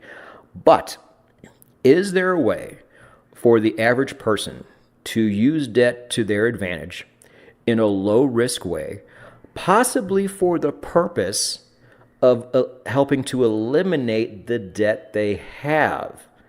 That's what's really interesting. Seeing as most people do have debt, would it make sense to take on more? But if the math is right, maybe use it to their advantage and help trim that negative debt down. You would know much more about this than I would. Oh, Patrick, you are opening up such a rabbit hole for people to go down. Let's go. I'm going to start off with just some basic ones, and then I'm going to get into some pretty complex things. Obviously, this isn't a podcast about how to do any of those things.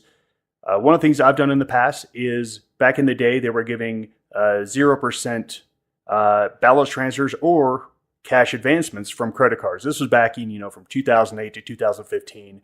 They would send you these checks literally every month in the mail, like, hey, just write this check out, and it's 0% for 18 months. Now, look, it had like a 3% fee in the beginning. So if you were borrowing $30,000, that's going to cost you $900. But that's going to be $900 over 18 months. So you have to figure out, okay, what is that as far as expense? And then I would make some hard money loans. Someone says, hey, I need, $30,000 for my business. And I say, okay, you've got to secure it. I need to, get a lien on some of your assets. And I would do that. And then they'd pay me back and I would make a profit. So things like that. What you really need to look at is just something called ROI. ROI, return on investment. If there's a positive ROI, good job. If it's not, bad job. Okay, well, again, you just described rich people stuff. Your average person doesn't have $30K just to give to somebody who needs it. No, but that money came off of a credit card. Okay, so that 0% credit card, does that still exist in modern day? Is this applicable advice for 2026, or is this something that's no longer around? It's not as generous. I've seen some like 2.9% or 4.9%, or hey, you can do it for 6 months. They're still out there. You could absolutely still find those. Okay. So I've also seen things like what Michael Saylor did with Bitcoin was very interesting. And people have also done this with precious metals too. Given the fact that fiat is so trash, especially long term, we know that long term it always loses its value over time. And then there are money alternatives which do nothing but gain over time. Michael Saylor is really good with this, spending a bunch of his useless fiat and getting a bunch of Bitcoin, especially early on. And that's why he became one of the reasons why he became so rich and really accelerated his wealth over time. And so this is something you can do at a very, very low rate. And this is something that your average person nowadays, with all the instruments available, they can do this themselves. Would this be something you recommend your average person do? Because for me, the reason I've never really gone this route is a lot of the options that are out there just seem uncomfortable to me because I don't know a lot about it. It seems like I really don't want to cut my teeth and make a bunch of mistakes on something that I just don't know a lot about. But I can certainly spend money and buy gold and spend money and buy Bitcoin and have that type of arbitrage. Or I can borrow against the Bitcoin I have. That's another type of arbitrage out there. I'm not sure how much you actually know about this. Maybe you've never really done this yourself. But people have asked me over time if they should do something like this because I always tell people never get a loan to trade. You're only going to make it worse because of all the psychological factors you have working against you.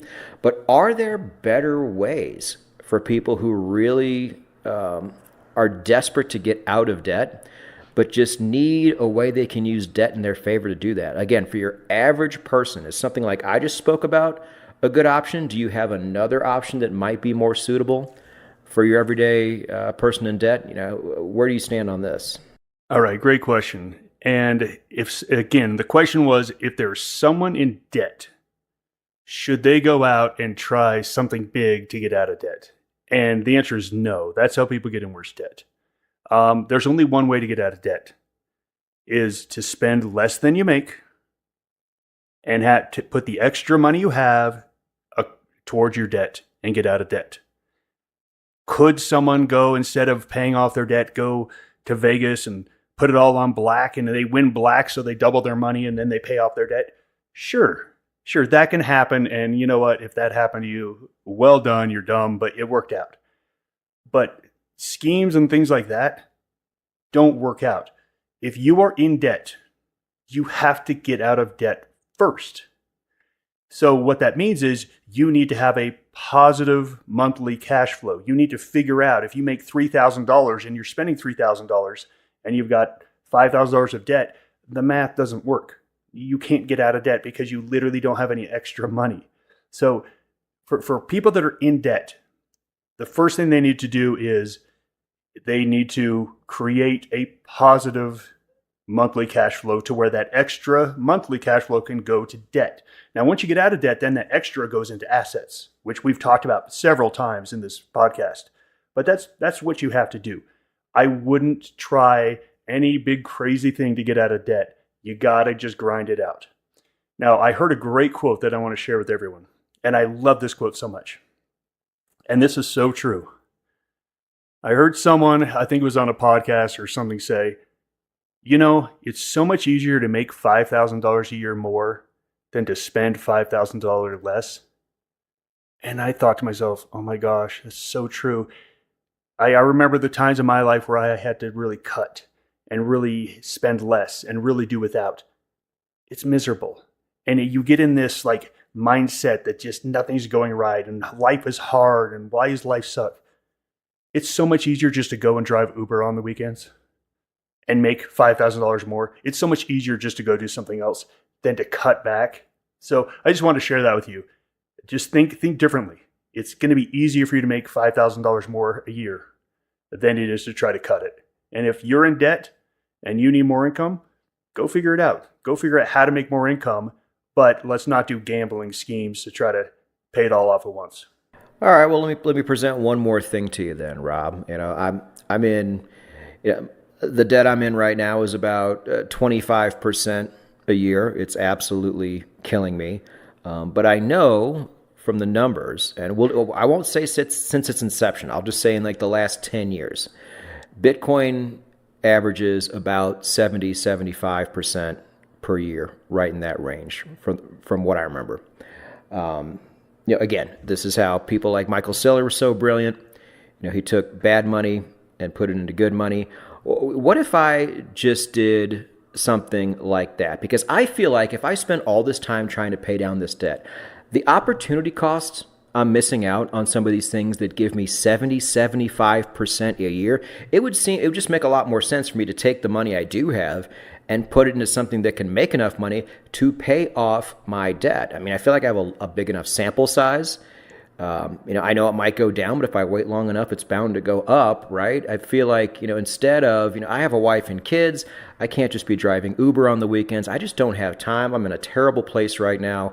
It's affecting my trading because I'm always tempted to over leverage. Why don't I just take advantage of opportunities like this? They're in front of me right now. We live in the greatest period of time in the world when it comes to making money. I feel like I should be taking these chances now instead of doing it the old school way. It seems like the math just maths. Can you provide a counter argument that's greater than math itself? Yes. And let me tell you why it's not going to matter. Because if you're in debt, what it means is you haven't figured out how to manage money. And you haven't figured out how to have an income that's greater than your expenses. So let's say you go out and you leverage, you take out a home equity loan, you leverage Bitcoin, and you end up making an extra $100,000 off of that. And then you take that money and you pay off your bills. In 5 years, you're going to be in the exact same place. The exact same place because you didn't fix the actual issue of why you're in debt was that you don't have enough income to pay for your expenses. Either you don't make enough money or you spend too much money. It's one of the two. And if you don't fix that, I don't care. You might get lucky. Go put it all on black. You might get lucky. You'll be in the exact same place 5 years from now unless you fix why you're in debt.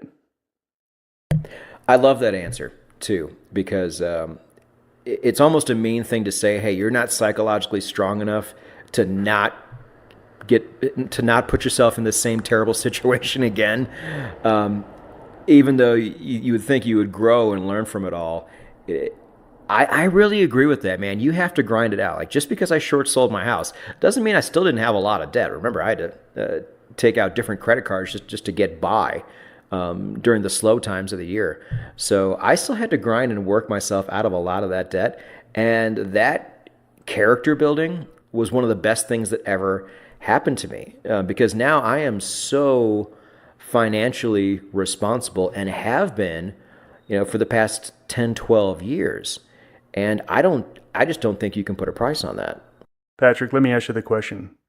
Without going through that tough period, would you be where you were today, thriving? Not to this degree. No, because I would have taken more L's. Anybody that knows my material since the beginning of time, since I started my YouTube channel, knows that reducing the amount of L's just puts the math so much in your favor. And I don't know if I would have learned that had I had not learned what it's like to be in debt and what it's like to have yourself out of debt, and just the difference that makes on every dollar you earn going forward. Every single person has to learn that lesson. I had to learn it. I had to learn that lesson. I got behind the eight ball as a young age, and I'm like, oh crap, this is serious. I need to figure out how to actually control spending. Once I did that, it's been fairly easy, but it wasn't easy at first. Every single person has to go through that process and figure that out before you can really go out there and take risks. Because even if you hit it big, it's not going to matter. You'll be in the same place. Figure out the cash flow game where you make more than you spend and you put the extra in investments. Just figure that out. Once you do that, then you can start to do some cool stuff. And let's talk about ways to use debt to grow faster. Here's one that I was thinking about when you said, hey, why don't I just go buy Bitcoin? Why don't I just go buy Bitcoin? Okay, how about this? How about this?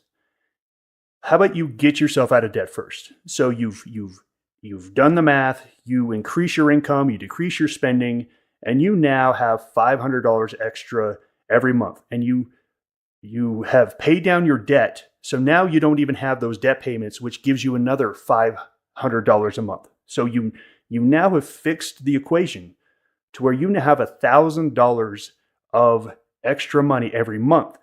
Now, if you look at that and you say, okay, well, I'm going to put that $1,000 into gold or silver or Bitcoin. You know what? It's going to be slow. It's going to be slow. Here's a way to kickstart that. Why don't you go buy $12,000 worth of gold? And again, how are you going to do that? Well, you can do it on a credit card. I buy gold from coin shops with my credit card, and they always say, hey, it's going to cost you 3%. And I'm like, charge me for it. I don't care. Put that on a credit card, buy $12,000 worth of gold, and over the next year, you pay $1,000 a month. Now, of course, if you can get like, hey, this credit card has 2.9% for the first year, of course, you're going to do everything you can to minimize that debt expense. But let's say their credit card says, hey, for the first 12 months, it's only 4% interest. Great. Get that credit card, buy $12,000 worth of gold, make $1,000 payments every month. What that does is that speeds up the math, because you now have a $12,000 asset earning a rate of return. Whereas before, that first month, you only had a $1,000 asset earning a rate of return. At the end of the year, if you do the math of where you were, if you would have bought $12,000 on day one and got the return versus you bought $1,000 of gold every single month, the returns are much, much larger. So there's great ways to use debt to get ahead, and you just have to think about the return on investment. All right, so slow down there just a little bit here, Rob, as I want to officially, I guess, we've already talked about a couple ways, but officially transition into the solutions portion of the podcast. One of the key things you said there, Rob, was after you already pay off all of your debt. So my biggest question, as somebody who is very debt averse to somebody who is more accepting of debt, my question to you is, should the very first thing every single one of our listeners should be focusing on right now is paying down their debt? After your basic expenses are taken care of, should that be your very next focus? Not so much on the making money part, but a focus on getting rid of that negative compound interest that is going to just continually be an albatross around your neck up until the time comes where you get rid of it. So the first thing to do, even before that one, Patrick, is you got to fix your cash flow picture. Like I said, you got in debt because you spent more than you made. Now, when I say spent more than made, a lot of people say, oh, someone's out there buying all these designer handbags they can't afford. I'm not talking about that. I'm talking about life. Like, hey, your car went out and you now have to drop $800 for a repair that you weren't expecting. Like, shit happens. I get it. And it's tough.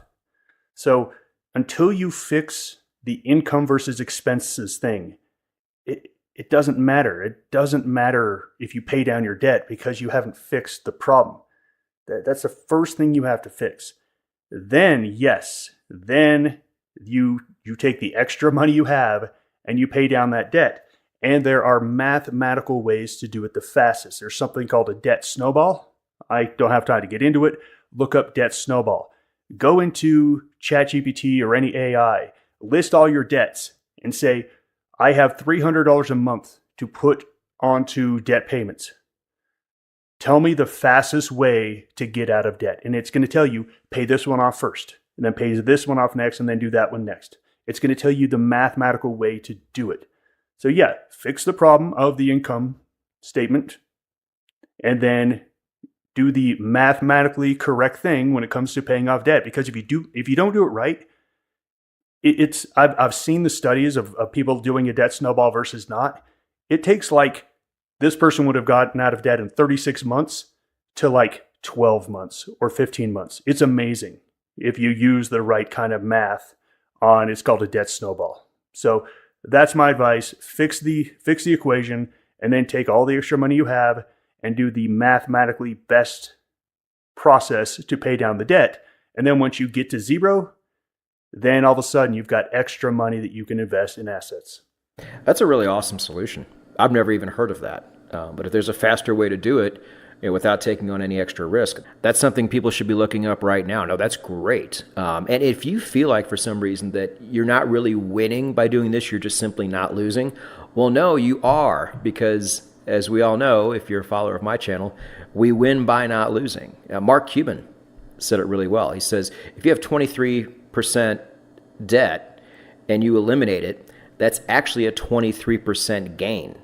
And that's not just a one-time gain. That's every single year, because you no longer have that 23% working against you. Again, I cannot stress this enough. Compound interest working for you is tremendous. Compound interest working against you is horrific. And the sooner you can get that off the books, the better you are. Now, if you have something like a home loan or a car loan, you're always going to have some percentage working against you, and that's fine. The next step is like Rob said. Figure out ways to have it work in your favor to more than offset the stuff that's working against you.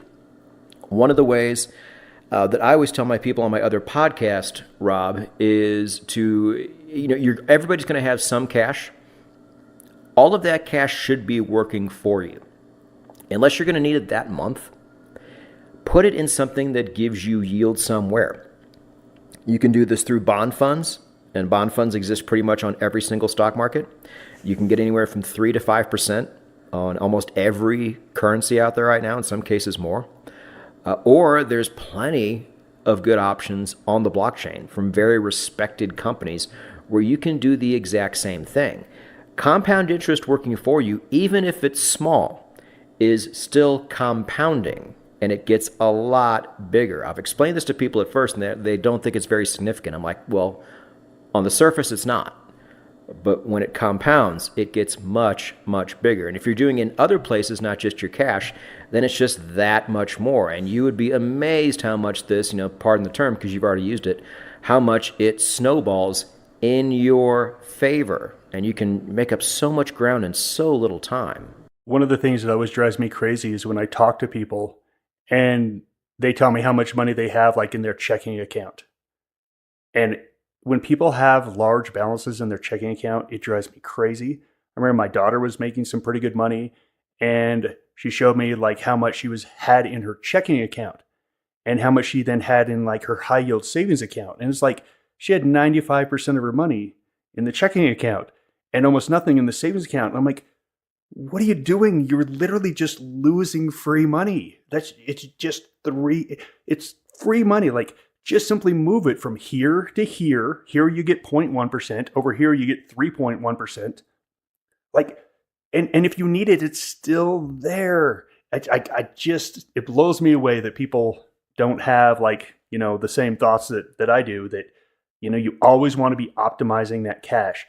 You should have the bare minimum of what you need in a checking account. And actually, I don't even think you need that, because if you've got a credit card with zero balance on it, you've got spending power. If you have an emergency come up and you got to fix your car, you got to do something, it's right there. It's right there. You should be having all your cash working for you all the time, period. It drives me crazy, so I'm going to stop my rant. I'm over.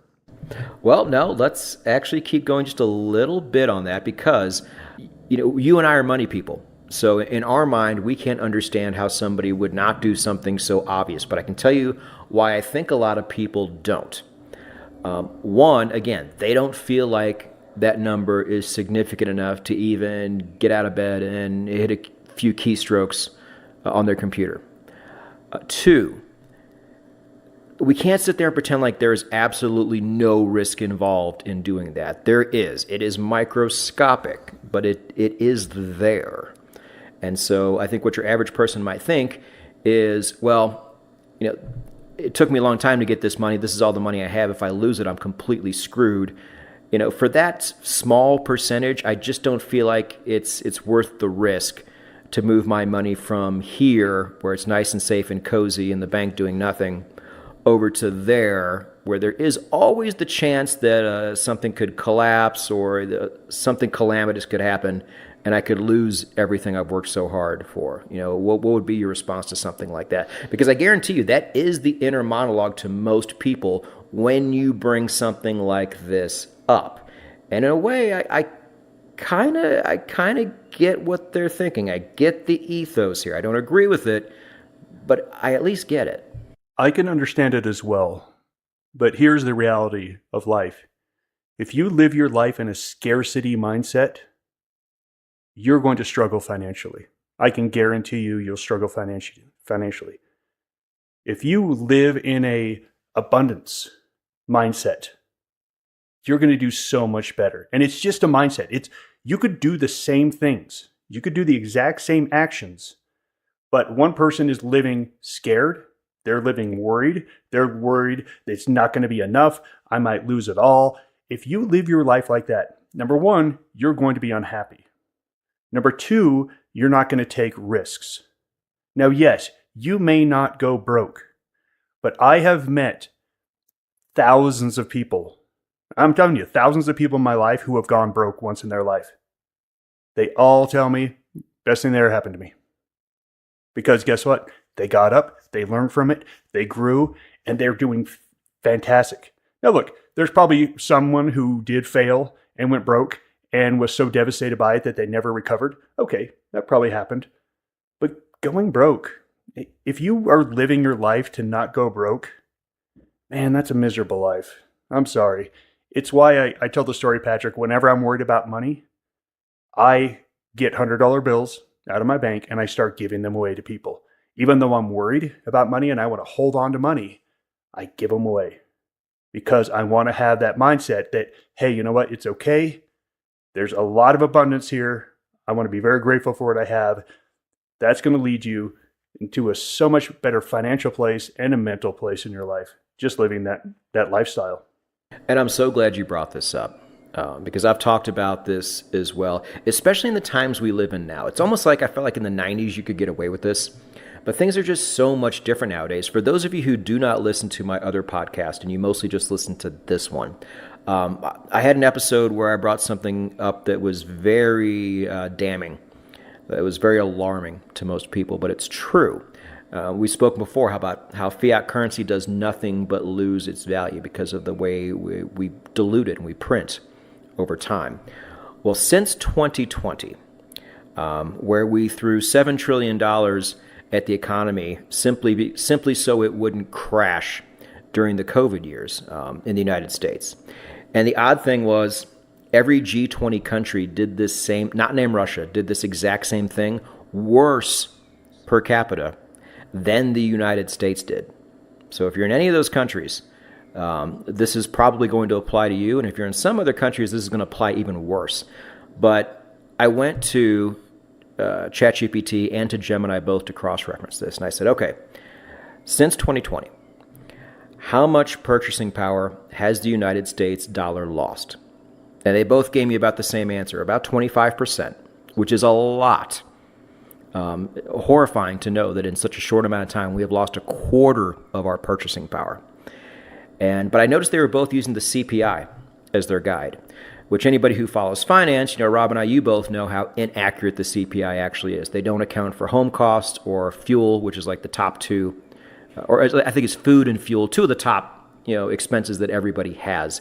They just don't even count that. They massage those numbers over time to make the end number look better. So I said, okay, I know of this guy named John Williams in Australia who owns a company called Shadow Stats.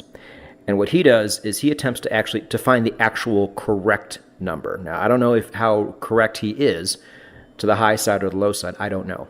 But I said, eliminate the CPI from your equation and substitute John Williams's numbers in. Now how much have we lost since the year 2020? And the answer came more to 65%. Horrifying. And it makes a lot of sense. I don't know about you, Rob, but on social media back in 2019, I didn't see anybody talking about how expensive everything is and how they can't pay their bills and how they can't buy a house and all this. But I see it all the time now. So it wouldn't surprise me one bit if those numbers were correct. The the point I want to make with this, and it ties to your point, is nowadays, even though we were raised to think otherwise for some reason, the riskiest thing you can possibly do is to not take any risk at all. So like we said earlier, the first thing you need to do is to get rid of that debt. You cannot have compound interest working against you. That's absurd. It doesn't matter what you do from that point on. That must be step number one. But from there, don't be so risk averse that you don't take chances and you don't understand the percentage points mean a lot going forward, because the absolute worst thing you can do is to curl up into a ball and squirrel your money away, because little do you know, you're losing it, and you're losing it at a high rate almost every single day nowadays in 2026. You're so right. I mean, if you want to guarantee that you lose, don't stay in ahead of the inflation curve. You'll fall further and further behind, and that's just another compound interest working against you. As things get more and more expensive, if your income isn't going up by at least that amount, you're screwed. You're screwed. How are you possibly going to survive if your income isn't going up enough to cover the rising cost of inflation? You can't fall behind that curve at all. You can't. This, as Patrick said, the compounding interest working against you is devastating. You'll never make it. So to wrap it all up, I know this is probably the longest episode we ever did, but it was worth it because, well, one, we haven't talked to you guys in a while. We haven't done a show in a while, so it's long overdue. And then two, if you don't get this right, the other 98 episodes we did almost don't even matter.